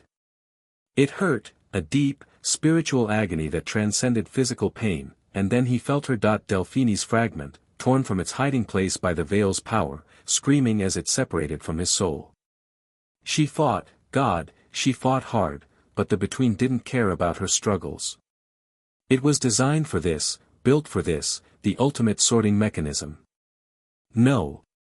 Delphini's voice echoed through the transitional space. I won't let you don't have a choice. Harry watched her fragment being pulled away, drawn toward the death side of the veil. This is where you belong. With your father. With all the darkness you tried to bring into the world. If I go, I'm taking you with me. She grabbed at him. Her fragmentary soul, even in its death throes, had power. She seized something inside Harry, not Sukuna, not his core identity, but something else. Something he'd almost forgotten was there, the merged death magic. The power he'd absorbed from Voldemort's killing curse, integrated into his being during their final duel. Delphini pulled at it, tried to use it as a bridge, a way to drag Harry fully into death with her. Harry felt himself slipping. Sukuna. The King of Curses answered with everything he had. Cursed energy erupted through Harry's extended soul, 1,000 years of power concentrated into a single act of defiance. Sukuna grabbed Harry's essence and pulled, fighting the veil itself, refusing to let death claim what was his. Delphini screamed one final time, a sound of rage and despair and ultimate failure, and vanished into the void beyond the veil. Harry snapped back that he woke on the chamber floor, surrounded by people. Hermione's face swam into focus first, tears streaming down her cheeks. Then Gojo, his blindfold off, eyes wide with something that might have been awe. Then the others, Megumi, Luna, Ron, Neville, all crowded around, all alive with relief. Harry. Hermione grabbed his hand. Can you hear me? How do you feel? Harry took stock. His body ached, every muscle, every bone, every nerve ending screaming in protest. His soul felt raw, scraped clean, missing something it had carried for months, but the scar on his forehead was silent. For the first time in 24 years, completely silent. She's gone, he managed. Delphini. The fragment. I felt her die. The diagnostics confirm it. Gojo was studying him with those impossible eyes. There's no trace of foreign soul contamination. You're clean. And Sukuna? Still here. The King of Curse's voice was exhausted but triumphant. Did you think a little thing like death could separate us? Harry laughed, weak, shaky, but genuine. Thank you. For catching me. Always. They helped him to his feet. Harry stood on wobbly legs, supported by friends on every side, and looked at the veil. It still fluttered, still whispered, still promised rest. But it held no power over him now. Is it over? Luna asked quietly. Truly over. Harry thought about Delphine, her rage, her pain, her twisted love for a father who'd never been capable of loving her back. She'd been a victim as much as a villain, a product of darkness she'd never chosen, and now she was gone. Truly gone. Not imprisoned, not contained, erased from existence, her soul scattered into whatever came after death. This part is over, Harry said. She can't hurt anyone anymore. And the rest? Harry looked at his friends, his family, really, the people who'd saved him when he couldn't save himself. The people who'd caught him when he fell. The rest, he said, is just beginning. Recovery took longer than expected, the veil had done damage that ordinary healing couldn't address. Harry spent 2 weeks in bed, his soul slowly knitting itself back together, his merged nature with Sukuna recalibrating after the strain. Hermione ran the academy in his absence, keeping the students calm, maintaining the routines they'd established. When Harry finally felt strong enough to walk, his first destination was the academy's highest tower. The same place he'd stood the night before everything started, looking out over a world that was slowly learning to heal. Hermione found him there, as she always seemed to. You're supposed to be resting, she said. I'm tired of resting. You nearly died. Again.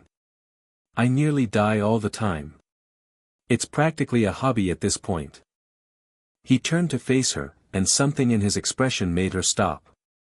Hermione. I need to tell you something. What? When I was in the between, when Sukuna was pulling me back, I saw things. Understood things. The veil shows you truths you've been avoiding. And one of the truths I saw, he hesitated. 20 years of friendship. 20 years of standing side by side through impossible situations. 20 years of something he'd never had the courage to name. I saw that the thing keeping me alive wasn't just Sukuna's anchor. It was, connection. Love, I guess, though that word feels inadequate. He met her eyes. You. Ron. The others. The students we've taught. Everyone I've ever cared about, they were all there, holding on to me, refusing to let me go. Of course we were. Hermione's voice was soft. Did you think we'd just give up? No. But I didn't realize. He struggled with the words. I spent so long being alone. Even after I found friends, found family, found you, part of me still thought I had to handle everything myself. That needing people was weakness. And now? Now I understand that needing people is the whole point. Harry took a breath. You asked me once what I wanted. What I was fighting for beyond just survival. I didn't have a good answer then. But I do now. What is it? This. He gestured at the academy, the grounds, the lights in distant windows where students were studying. A world where people like me don't have to be alone. Where hybrid sorcerers and wizard curse users and everyone else who doesn't fit can find a place. A community. A family. Hermione's eyes were bright. That's a good answer. I learned it from good people. Harry paused. Hermione, yes. He kissed her. That it wasn't a dramatic kiss, no orchestral swells, no time standing still. It was two people who'd known each other for decades finally acknowledging something that had always been there. Warm and certain and exactly right. When they pulled apart, Hermione was smiling. That took you long enough, she said. I'm a slow learner. You really are. She took his hand. Come on. The students are having a celebration for your recovery, and you're extremely late. They walked down from the tower together, hands intertwined, stepping into a future that was finally, impossibly, full of hope. The celebration was chaotic, someone had apparently decided that Harry's near-death experience warranted a party of proportions usually reserved for major holidays. Decorations hung from every surface. Food covered every table. Students and staff mingled together, the usual hierarchies temporarily suspended. Harry. Yuji appeared out of nowhere, throwing his arms around Harry in a hug that would have killed a normal person. You're alive. I mean, we knew you were alive, but you're alive. Thanks for the clarification. Gojo-sensei said you fought death itself and won. Is that true? Did you really punch the afterlife in the face? That's not exactly how it happened. But basically, Harry admitted. The party swirled around him. He accepted congratulations from students he barely knew, handshakes from staff members, bone-crushing hugs from everyone in his immediate circle. Somewhere in the chaos, Gojo materialized with drinks that were probably too strong for anyone present. To Harry Potter, Gojo announced, raising his glass. The only person I know who's died twice and still can't take a vacation. 3 times, technically, Harry corrected. The forest, the ministry, and now the veil. Show off. Gojo grinned. Seriously, though, what you did was incredible. Stupid, but incredible. The jujitsu higher-ups are falling over themselves to analyze the data from your transition. Let me guess, they still want to study me. Obviously. But now they also want to give you a commendation. Turns out saving the world repeatedly earns you some goodwill. I'll believe it when I see it. The night wore on. Harry found himself drifting through the celebration, touching base with everyone who mattered. Ron and Neville, his friends from the old days, still standing with him after everything. Luna, whose strange insights had helped save his life. Megumi and Nobara and Yuji, the next generation of fighters who would carry on when Harry's time was done. Finally, he found a quiet corner where he could watch without being watched. The party continued around him, laughter and music and the simple joy of people who'd escaped disaster. Content? Sukuna asked from within. Something like that. Harry leaned against the wall, letting exhaustion wash over him. Is this what normal people feel like? After the crisis is over, when they can just exist? I wouldn't know. I've never been normal. Neither have I. Harry smiled. But maybe that's okay. Maybe normal isn't the goal. What is the goal, then? Harry looked out at the celebration. His students, his friends, his family. The community they'd built from nothing, the hope they'd kindled in a world that had known too much darkness. This, he said. Just this. Later that night, when the party had finally wound down and most of the revelers had stumbled off to bed, Harry sat in his office reviewing plans for the academy's next semester. The work never really ended. There were always new students to teach, new threats to prepare for, new challenges to overcome. But that was okay. That was the point. That a knock at the door. Come in. Hermione entered, looking tired but peaceful. She dropped into the chair across from his desk with a sigh. The cleanup is going to take days. Worth it, though. Definitely worth it. She studied him across the desk. How are you feeling? Honestly? Harry considered the question. His body still ached. His soul still felt raw. The memory of Delphini's final scream still echoed in his mind. But underneath all of that, lighter, he said. Like I've been carrying something for so long I forgot what it felt like to put it down. The fragment is truly gone. Completely. There's nothing in my scar now except scar tissue. He touched the mark that had defined his life. It's strange. I've had something there since I was a baby. First Voldemort's Horcrux, then Delphini's fragment. Now it's just me. That's a good thing. I know. It's just an adjustment. He smiled. But I'm getting better at adjustments. Hermione reached across the desk, took his hand.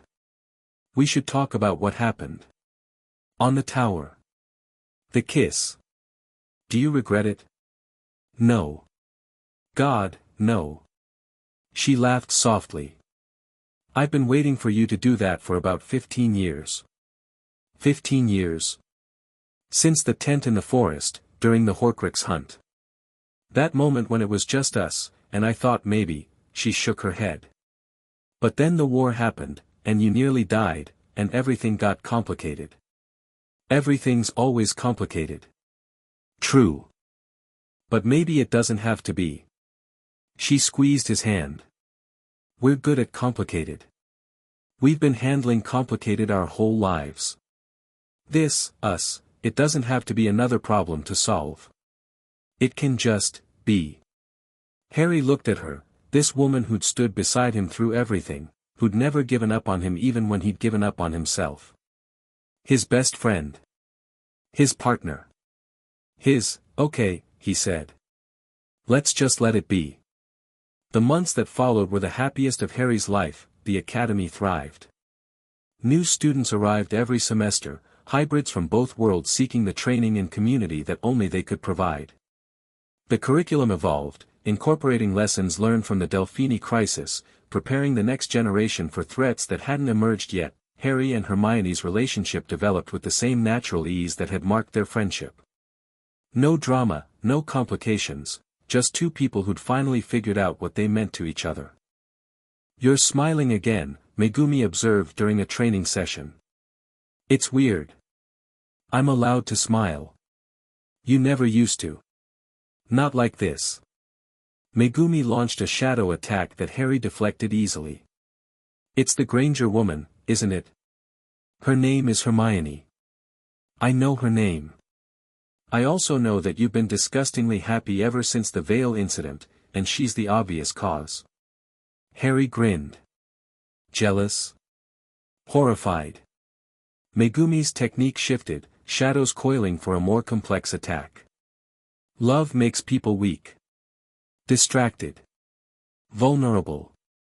Love makes people strong. Focused. Motivated. Harry caught the attack, redirected it. I'm a better fighter now than I was 6 months ago, and it's not because I've been training harder. It's because you have something to fight for. Something to come home to.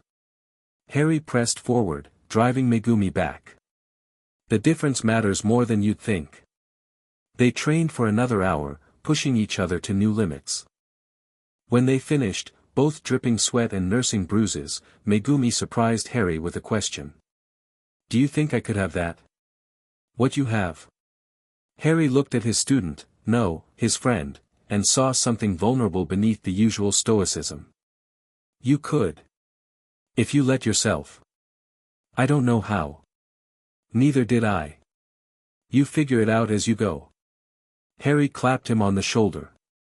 But you start by letting people in. By trusting that they won't hurt you. By believing that you deserve to be happy. Megumi was quiet for a long moment. That sounds terrifying. It is. But it's worth it. Harry smiled. Trust me. 1 year after the veil incident, Harry stood before the Academy's graduating class. 50 students, the first full class to complete the hybrid curriculum. They sat in neat rows, wearing the Academy's colors, waiting for the ceremony that would mark their transition from students to practitioners. You came to us broken, Harry began. Outcasts from both worlds, carrying powers that didn't fit any category. You came because you had nowhere else to go, because every other institution had failed you. He looked out at their faces. Young people who'd become adults during their time here. Fighters who'd found their strength. Friends who'd found each other. Now you leave as something else. As pioneers. As the first generation of hybrid sorcerers trained from the ground up. The world doesn't know what to do with you yet, some will fear you, some will try to use you, some will simply refuse to believe you exist. A few nervous laughs from the audience. But I know what you are. I know what you're capable of. And I know that whatever challenges you face out there, you're ready for them. Harry's voice strengthened. Because you're not alone. You never were. This academy isn't just a school, it's a family. A community. A promise that no matter how dark things get, there will always be people who understand. People who will fight beside you. He paused, letting the words sink in. So go out there. Make mistakes. Have adventures. Fall in love, get your hearts broken, pick yourselves up and try again. Build lives that matter, not because someone told you to, but because you've chosen to. And when you need help, when you need someone to catch you when you fall, come home. We'll be here. Applause erupted. The students rose to their feet, cheering, celebrating their new beginning. Harry stepped back from the podium and found Hermione waiting for him. Beautiful speech, she said. I've been practicing. I know. I heard you rehearsing at 3 in the morning. Couldn't sleep. You never can, before the big moments. She took his hand. Come on. There's a reception, and then a party, and then another party. Being headmaster means you don't get to skip any of it. Harry groaned theatrically. The price of leadership. The price of caring. She kissed him quickly. Worth it, though. Always. They walked into the celebration together, headmaster and deputy headmistress, partners in every sense of the word. Around them, the academy hummed with life, students laughing, staff celebrating, the future unfolding in all its terrifying, wonderful uncertainty, and somewhere deep inside, Sukuna stirred. Not bad, the king of curses admitted. For a child abandoned in an alley. We've come a long way. We have. A pause. Do you ever think about what would have happened if I just consumed you that night? Used you for power instead of investing in your potential? Sometimes. Why? Because I don't. Sukuna's presence was warm, almost content.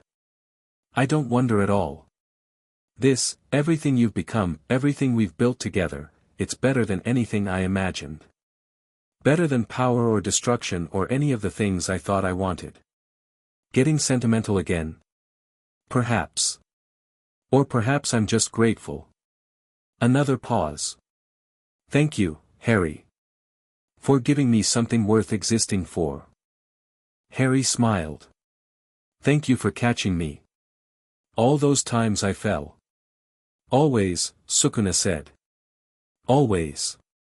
The celebration continued around them, bright and loud and full of hope.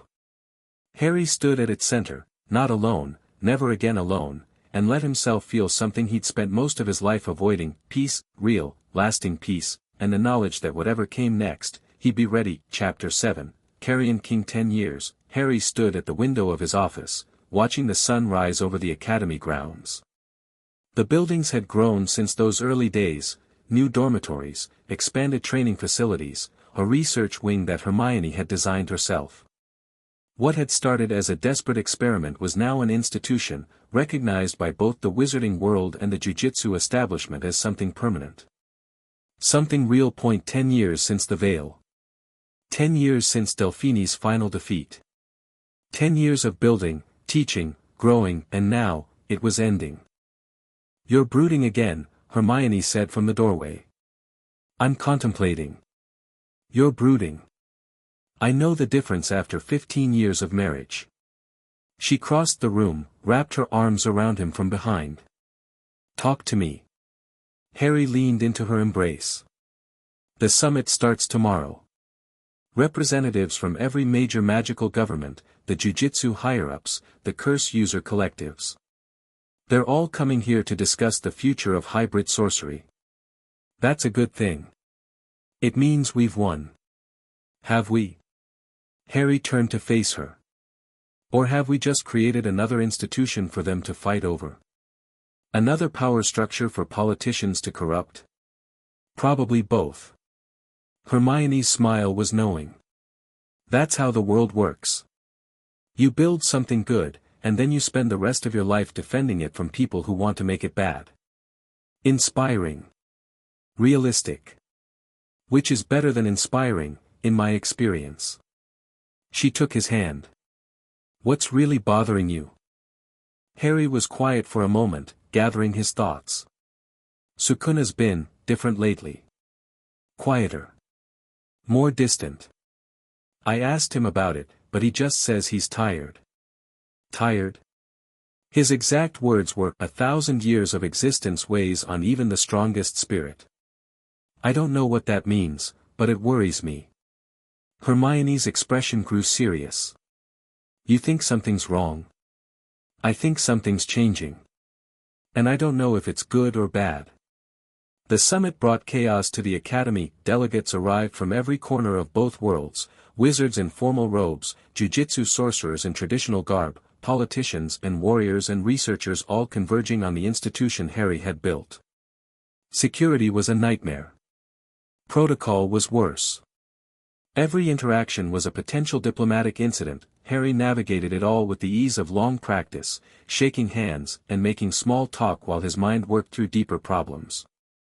The Japanese delegation wants exclusive access to our research archives, Megumi reported during a brief respite.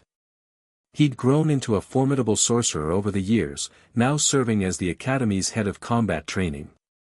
The British ministry is demanding veto power over any curriculum changes. And the American contingent is suggesting we franchise the Academy concept across the Atlantic. Tell them all we'll discuss it during the formal sessions. I did. They're not satisfied. They never are. Harry rubbed his temples. What about the jujitsu higher-ups? Surprisingly cooperative. Gojo's been managing them. I think they're afraid of what he'll do if they cause problems. Good. At least something's working. The first day of formal negotiations was exhausting. Harry sat through hours of speeches, proposals, and thinly veiled power plays. By evening, his patience was worn to nothing that he escaped to the Academy's highest tower, his traditional refuge, and found he wasn't alone. Gojo Satoru stood at the railing, blindfold off, staring at the stars. Rough day, the strongest sorcerer asked without turning. They want to carve up everything we've built. Turn it into another bureaucracy to control. That's what institutions do. They start as revolutions and end as establishments. Gojo glanced back at him. The question is whether you let them, or whether you find a way to keep the revolution going. Any suggestions? Burn it all down and start over. Gojo's grin was sharp. Kidding. Mostly. But seriously, you've been playing defense for 10 years. Protecting what you built, maintaining the status quo, keeping everyone happy. Maybe it's time to go on offense again. What do you mean?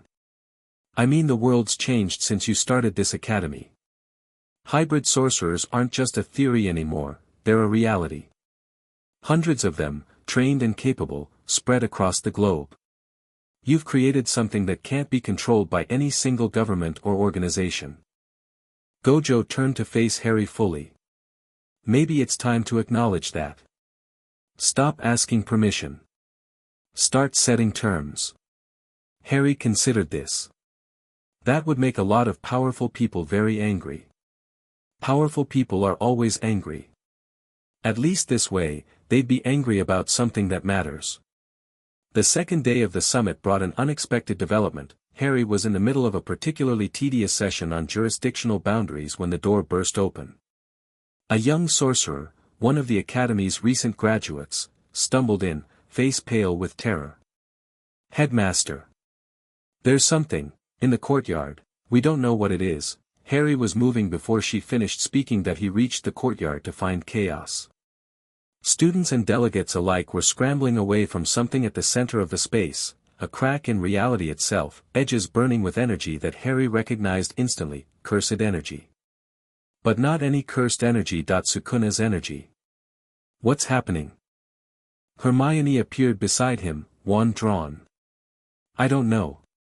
Harry reached inside himself, searching for Sukuna's presence. Sukuna. What is this? The King of Curses' response was weak, fragmented. It's time. I tried to delay it, but the cycle completes itself. What cycle? What are you talking about? My existence has always been borrowed, Harry. 1,000 years of cheating death, persisting beyond my natural span through fragments and vessels and sheer force of will. Sukuna's presence flickered, fading. But nothing lasts forever. Not even the king of curses. The crack in reality widened. Through it, Harry could see something, a void, infinite and hungry, the same between space he'd entered through the veil. Sukuna, no. Harry's voice cracked. You can't, we're merged. If you die, you'll survive. You're strong enough now, strong enough to exist without me. Sukuna's voice was gentle, almost tender. I made sure of that. Everything I taught you, everything I gave you, it was all preparation for this moment. I don't want preparation. I want you to stay. I know. A pause. I know, Harry. But this is the nature of existence. Everything ends. Even things we wish could last forever. The crack pulsed. Harry felt something being pulled from inside him, not violently, but inevitably. Sukuna's presence, unraveling from his soul, returning to whatever lay beyond. Wait. Harry reached out with everything he had, trying to hold on. You can't just, after everything we've been through, Harry. Sukuna's voice was barely a whisper now. Listen to me. I have existed for 1,000 years. I have known power beyond imagining, committed atrocities beyond counting, experienced everything existence has to offer. And the only thing, that made any of it worthwhile was you. Sukuna, you gave me purpose. You gave me family. You gave me something to care about besides my own endless existence. For that, I am grateful. More grateful than I have words to express. The crack was closing now. Sukuna's presence was almost gone. Live well, Harry Potter. Build your world. Protect your people. And when your time comes, when you finally rest, I'll be waiting. On the other side of everything. I'll find you. Harry's voice was raw with grief. Wherever you are, whatever comes next, I'll find you. I know you will. Sukuna's final words were barely audible. You always do. The crack sealed. The energy dissipated.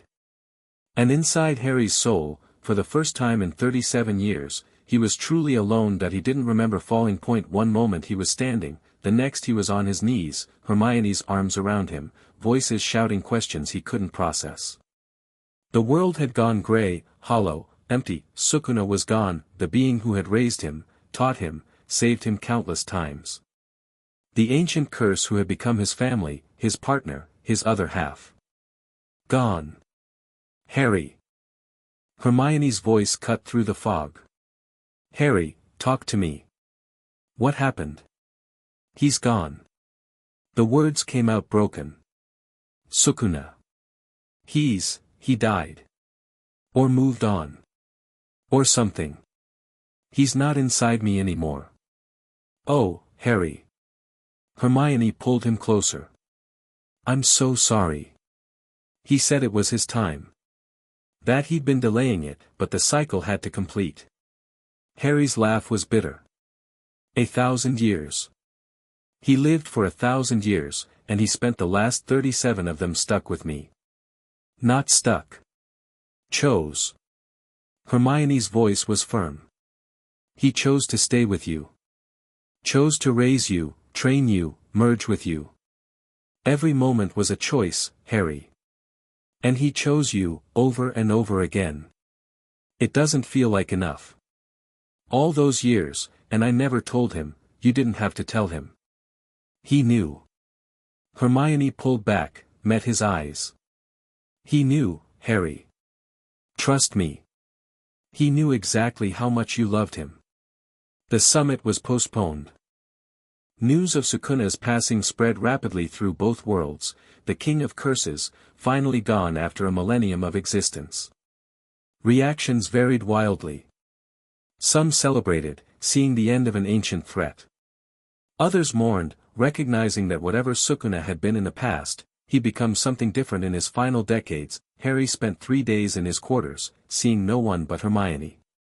"You need to eat," she said on the second day, pressing food into his hands. "I'm not hungry." "I know. Eat anyway." He ate. Not because he wanted to, but because she asked. Because even in his grief, some part of him recognized that he couldn't fall apart completely. Not yet. Not with so much still depending on him. On the third day, he started talking. "I was 3 years old when he found me." Harry stared at nothing, the memories flooding back. Dying in an alley, surrounded by cursed spirits. Anyone else would have let me die, or worse, used me and discarded me. But Sukuna, he saw something. I don't know what. Something that made him decide I was worth investing in. He saw potential, Hermione said softly. He saw a broken child with too much power and no one to teach him how to use it. And instead of exploiting that, which he absolutely could have done, he chose to build me up. Make me stronger. Give me the tools to survive. That's love. Even if he never called it that. He called it investment. Harry's smile was sad. Always pretending he didn't care. That I was just a vessel, a project, something to pass the time. But I knew. I always knew. Of course you did. The worst part is, Harry's voice cracked. The worst part is I don't know who I am without him. He's been there my whole life. Every decision, every battle, every moment of doubt, he was there. His voice in my head, guiding me, challenging me, catching me when I fell. You're still you, Hermione said firmly. Everything he taught you, everything you became, that's yours now. You don't need his voice in your head to be Harry Potter. You just need to remember everything he gave you. What if it's not enough? It's enough. She took his hands. It's always been enough. You just never believed it until now. On the 4th day, Harry emerged. The academy had continued functioning in his absence, Hermione and Megumi handling the administrative chaos, Gojo managing the political fallout. But his return was necessary. The summit had to resume. The work had to continue. He found the delegates assembled in the Great Hall, waiting. I apologize for the delay, Harry said, taking his place at the head table.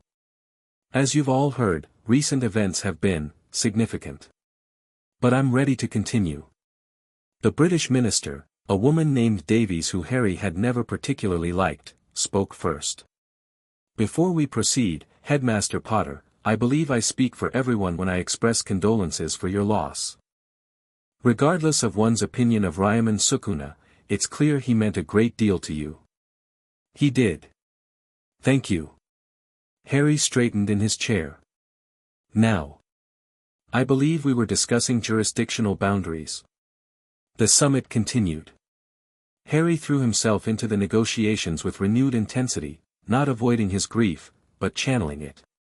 Every compromise he fought for, every principle he defended, felt like a tribute to Sukuna's memory. Make it count, he could almost hear the old curse saying. Make it all count. By the end of the day, they'd made more progress than in the previous 2 days combined. That was impressive, Gojo observed afterward. I expected you to be less functional. Grief is a luxury. Work is a necessity. Harry's voice was flat but steady. Sukuna wouldn't want me to fall apart. He'd want me to finish what we started. And what is that, exactly? What's the endgame here? Harry was quiet for a moment, considering the question. A world where no one has to go through what I went through. Where children with strange powers aren't abandoned, aren't isolated, aren't forced to become weapons just to survive. That's what Sukuna gave me the tools to build. That's what I'm going to finish. Ambitious. I've never been anything else. The summit concluded a week later with the signing of the Unified Accords, a framework for international cooperation on hybrid sorcery that Harry had spent years working toward. It wasn't perfect. No agreement ever was. But it was a foundation. The delegates departed. The academy returned to something like normal. And Harry began the slow, painful process of learning to live without Sukuna. It wasn't easy. For 37 years, he'd shared his consciousness with the King of Curses. Every thought had been filtered through their connection, every emotion experienced together. Now there was just silence. An emptiness where Sukuna's presence used to be. "Does it get easier?" he asked Hermione one night. They were lying in bed, her head on his chest, the darkness around them soft and quiet. The grief? Or the loneliness? Both. The grief becomes manageable. You learn to carry it, to let it inform your life without overwhelming it. The loneliness. She paused. That depends on whether you let people in. I let you in. You did. Eventually. After much resistance. She smiled against his chest. But there's room for more, Harry. You've got students who worship you, colleagues who respect you, friends who love you. You don't have to be alone. I know. It just doesn't feel the same. It won't feel the same. It'll feel different. That's okay. Different doesn't mean less. Harry thought about this. About all the connections he'd built over the years, the students, the staff, the allies in both worlds. About Hermione, whose love had anchored him through every crisis. About the life they'd created together, the family they'd become. I think I understand something, he said slowly. Something Sukuna was trying to teach me at the end. What's that? He said everything ends. Even things we wish could last forever. At the time, I thought he was talking about himself, his existence, his mortality. But maybe he was talking about something else. What? Attachment. The need to hold on to things, to keep them exactly as they are, to resist change at all costs. Harry's voice grew thoughtful. I spent so long trying to preserve what I had with him. Trying to maintain our connection exactly as it was. But connection isn't static. It evolves, transforms, becomes something new. Even when someone dies. Especially when someone dies. Sukuna's gone, but what he gave me isn't. The lessons, the love, the 37 years of shared existence, that's still here. It's part of me now. And maybe that's the point. Not to hold on to people forever, but to let them change you. To carry them forward in who you become. Hermione was quiet for a long moment. When she spoke, her voice was soft. That's beautiful, Harry. It's something Sukuna would have called sentimental nonsense. Harry smiled sadly. And then he would have agreed with it, grudgingly, while pretending he didn't. He really did love you. Yeah. He really did. The years continued to pass, the academy grew. The unified accords evolved. The world Harry had helped create became more stable, more integrated, more hopeful. Hybrid sorcerers became an accepted part of both magical communities, not always welcomed, not always understood, but no longer hunted or feared. Harry's hair went gray. Then white. His body slowed, his reflexes dulled, his power diminished with age. But his mind remained sharp, and his purpose remained clear. You should retire, Hermione said on his 70th birthday. They were walking through the academy gardens, moving slower than they used to, but moving together. And do what? Rest. Travel. Enjoy the life you've earned. I'll rest when I'm dead. Harry's smile was gentle. Besides, someone needs to terrify the first years. It's tradition. You enjoy that too much. Sukuna taught me to appreciate the small pleasures. They walked in comfortable silence for a while, past the training grounds where students practiced techniques Harry had invented, past the research wing where Hermione's theories were still being tested, past the memorial garden where names were carved into stone, all the people they'd lost along the way. Sukuna's name was there. Not everyone had agreed with that decision, but Harry had insisted. The King of Curses had spent his final decades protecting humanity, teaching the next generation, becoming something more than the monster he'd started as. That deserved recognition. Do you ever regret it? Hermione asked. The life you chose? Never.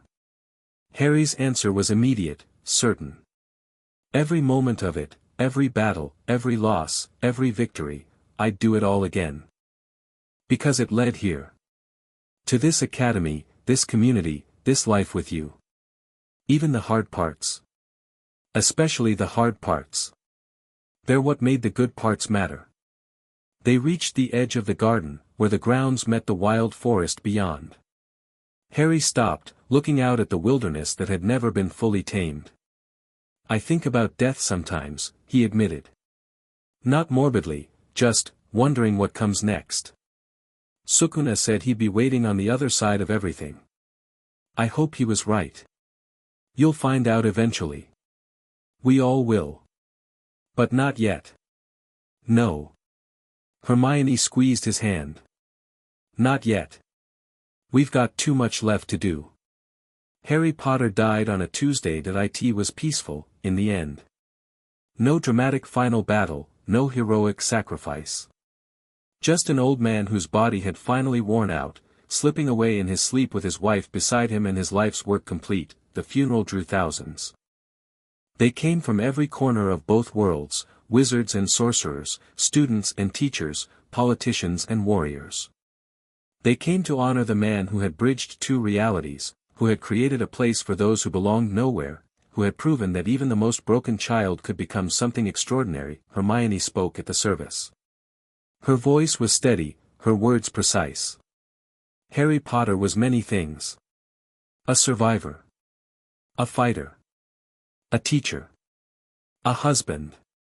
A friend. But more than any of those, he was proof of what's possible. Proof that our origins don't define us. Proof that love can be found in the strangest places. Proof that one person, with enough determination, can change the world. She paused, looking out at the assembled crowd. He was raised by a monster and became a hero. He carried darkness inside him and chose light. He lost everything and built something new from the ashes. That's his legacy. Not the battles he won or the enemies he defeated, but the simple, revolutionary truth that he demonstrated with his entire life: we are not what happens to us. We are what we choose to become. On the other side of everything, Harry opened his eyes. The space around him was familiar, the white void between worlds, the place he'd visited so many times before. But something was different now. The emptiness felt full, somehow. Populated by presences he couldn't quite see. Took you long enough. Harry turned. Sukuna stood there, not the ancient curse reduced to fragments, but the King of Curses in his full glory. 4 arms, marked face, eyes like volcanic fire. And somehow, despite everything, he was smiling. I got distracted, Harry said. Building a school. Saving the world. You know how it is. I do. Sukuna stepped closer. I've been watching. Occasionally. When eternity got boring. And what did you think? I thought. Sukuna paused, and for a moment, something vulnerable showed through his ancient facade. I thought you did well. Better than I could have imagined. You took everything I taught you and became something I never expected. What's that? Good. Sukuna laughed at Harry's expression. Don't look so surprised. I spent 1,000 years being evil, remember? I know what it looks like. And you, despite everything I put you through, despite the darkness I filled you with, you chose something different. That's impressive. I had good teachers. You had one good teacher. And a lot of stubborn determination. Sukuna reached out, placed a hand on Harry's shoulder. Welcome to eternity, Harry Potter. It's going to be interesting. Harry looked around at the infinite white space, at the presence of the being who had shaped his entire existence. For the first time in memory, he felt no fear, no urgency, no weight of responsibility, just peace. So, he said. What do we do now? Sukuna's grin was sharp and familiar. Whatever we want. We have forever. Forever sounds like a long time. It is. But it goes faster when you've got good company. They started walking, toward what, Harry couldn't say. The horizon stretched endlessly before them, full of possibility.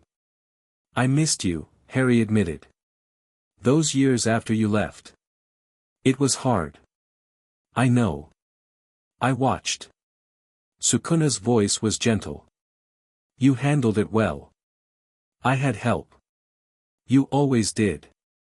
That was your strength, Harry.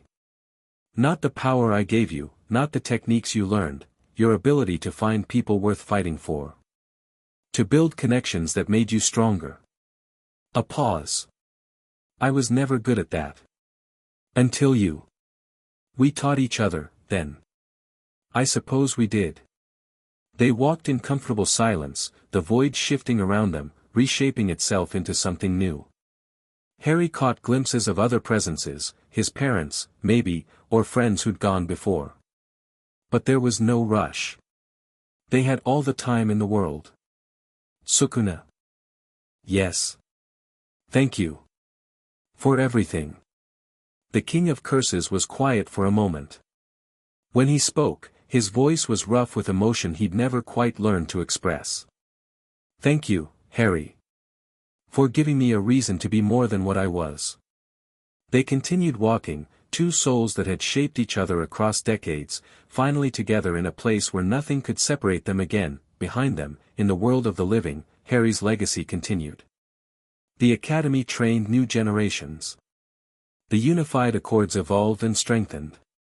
The bridge between worlds that he'd built remained standing, carrying hope across the divide, and in the memories of everyone he'd touched, every student he'd taught, every friend he'd made, every life he'd changed, Harry Potter lived on, not as a legend.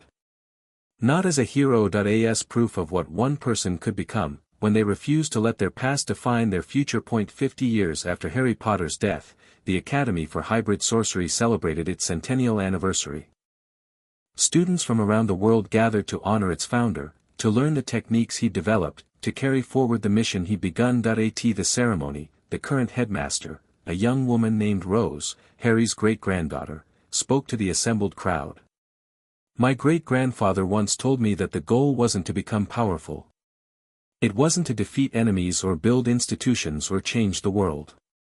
Those were just tools. The goal was simpler.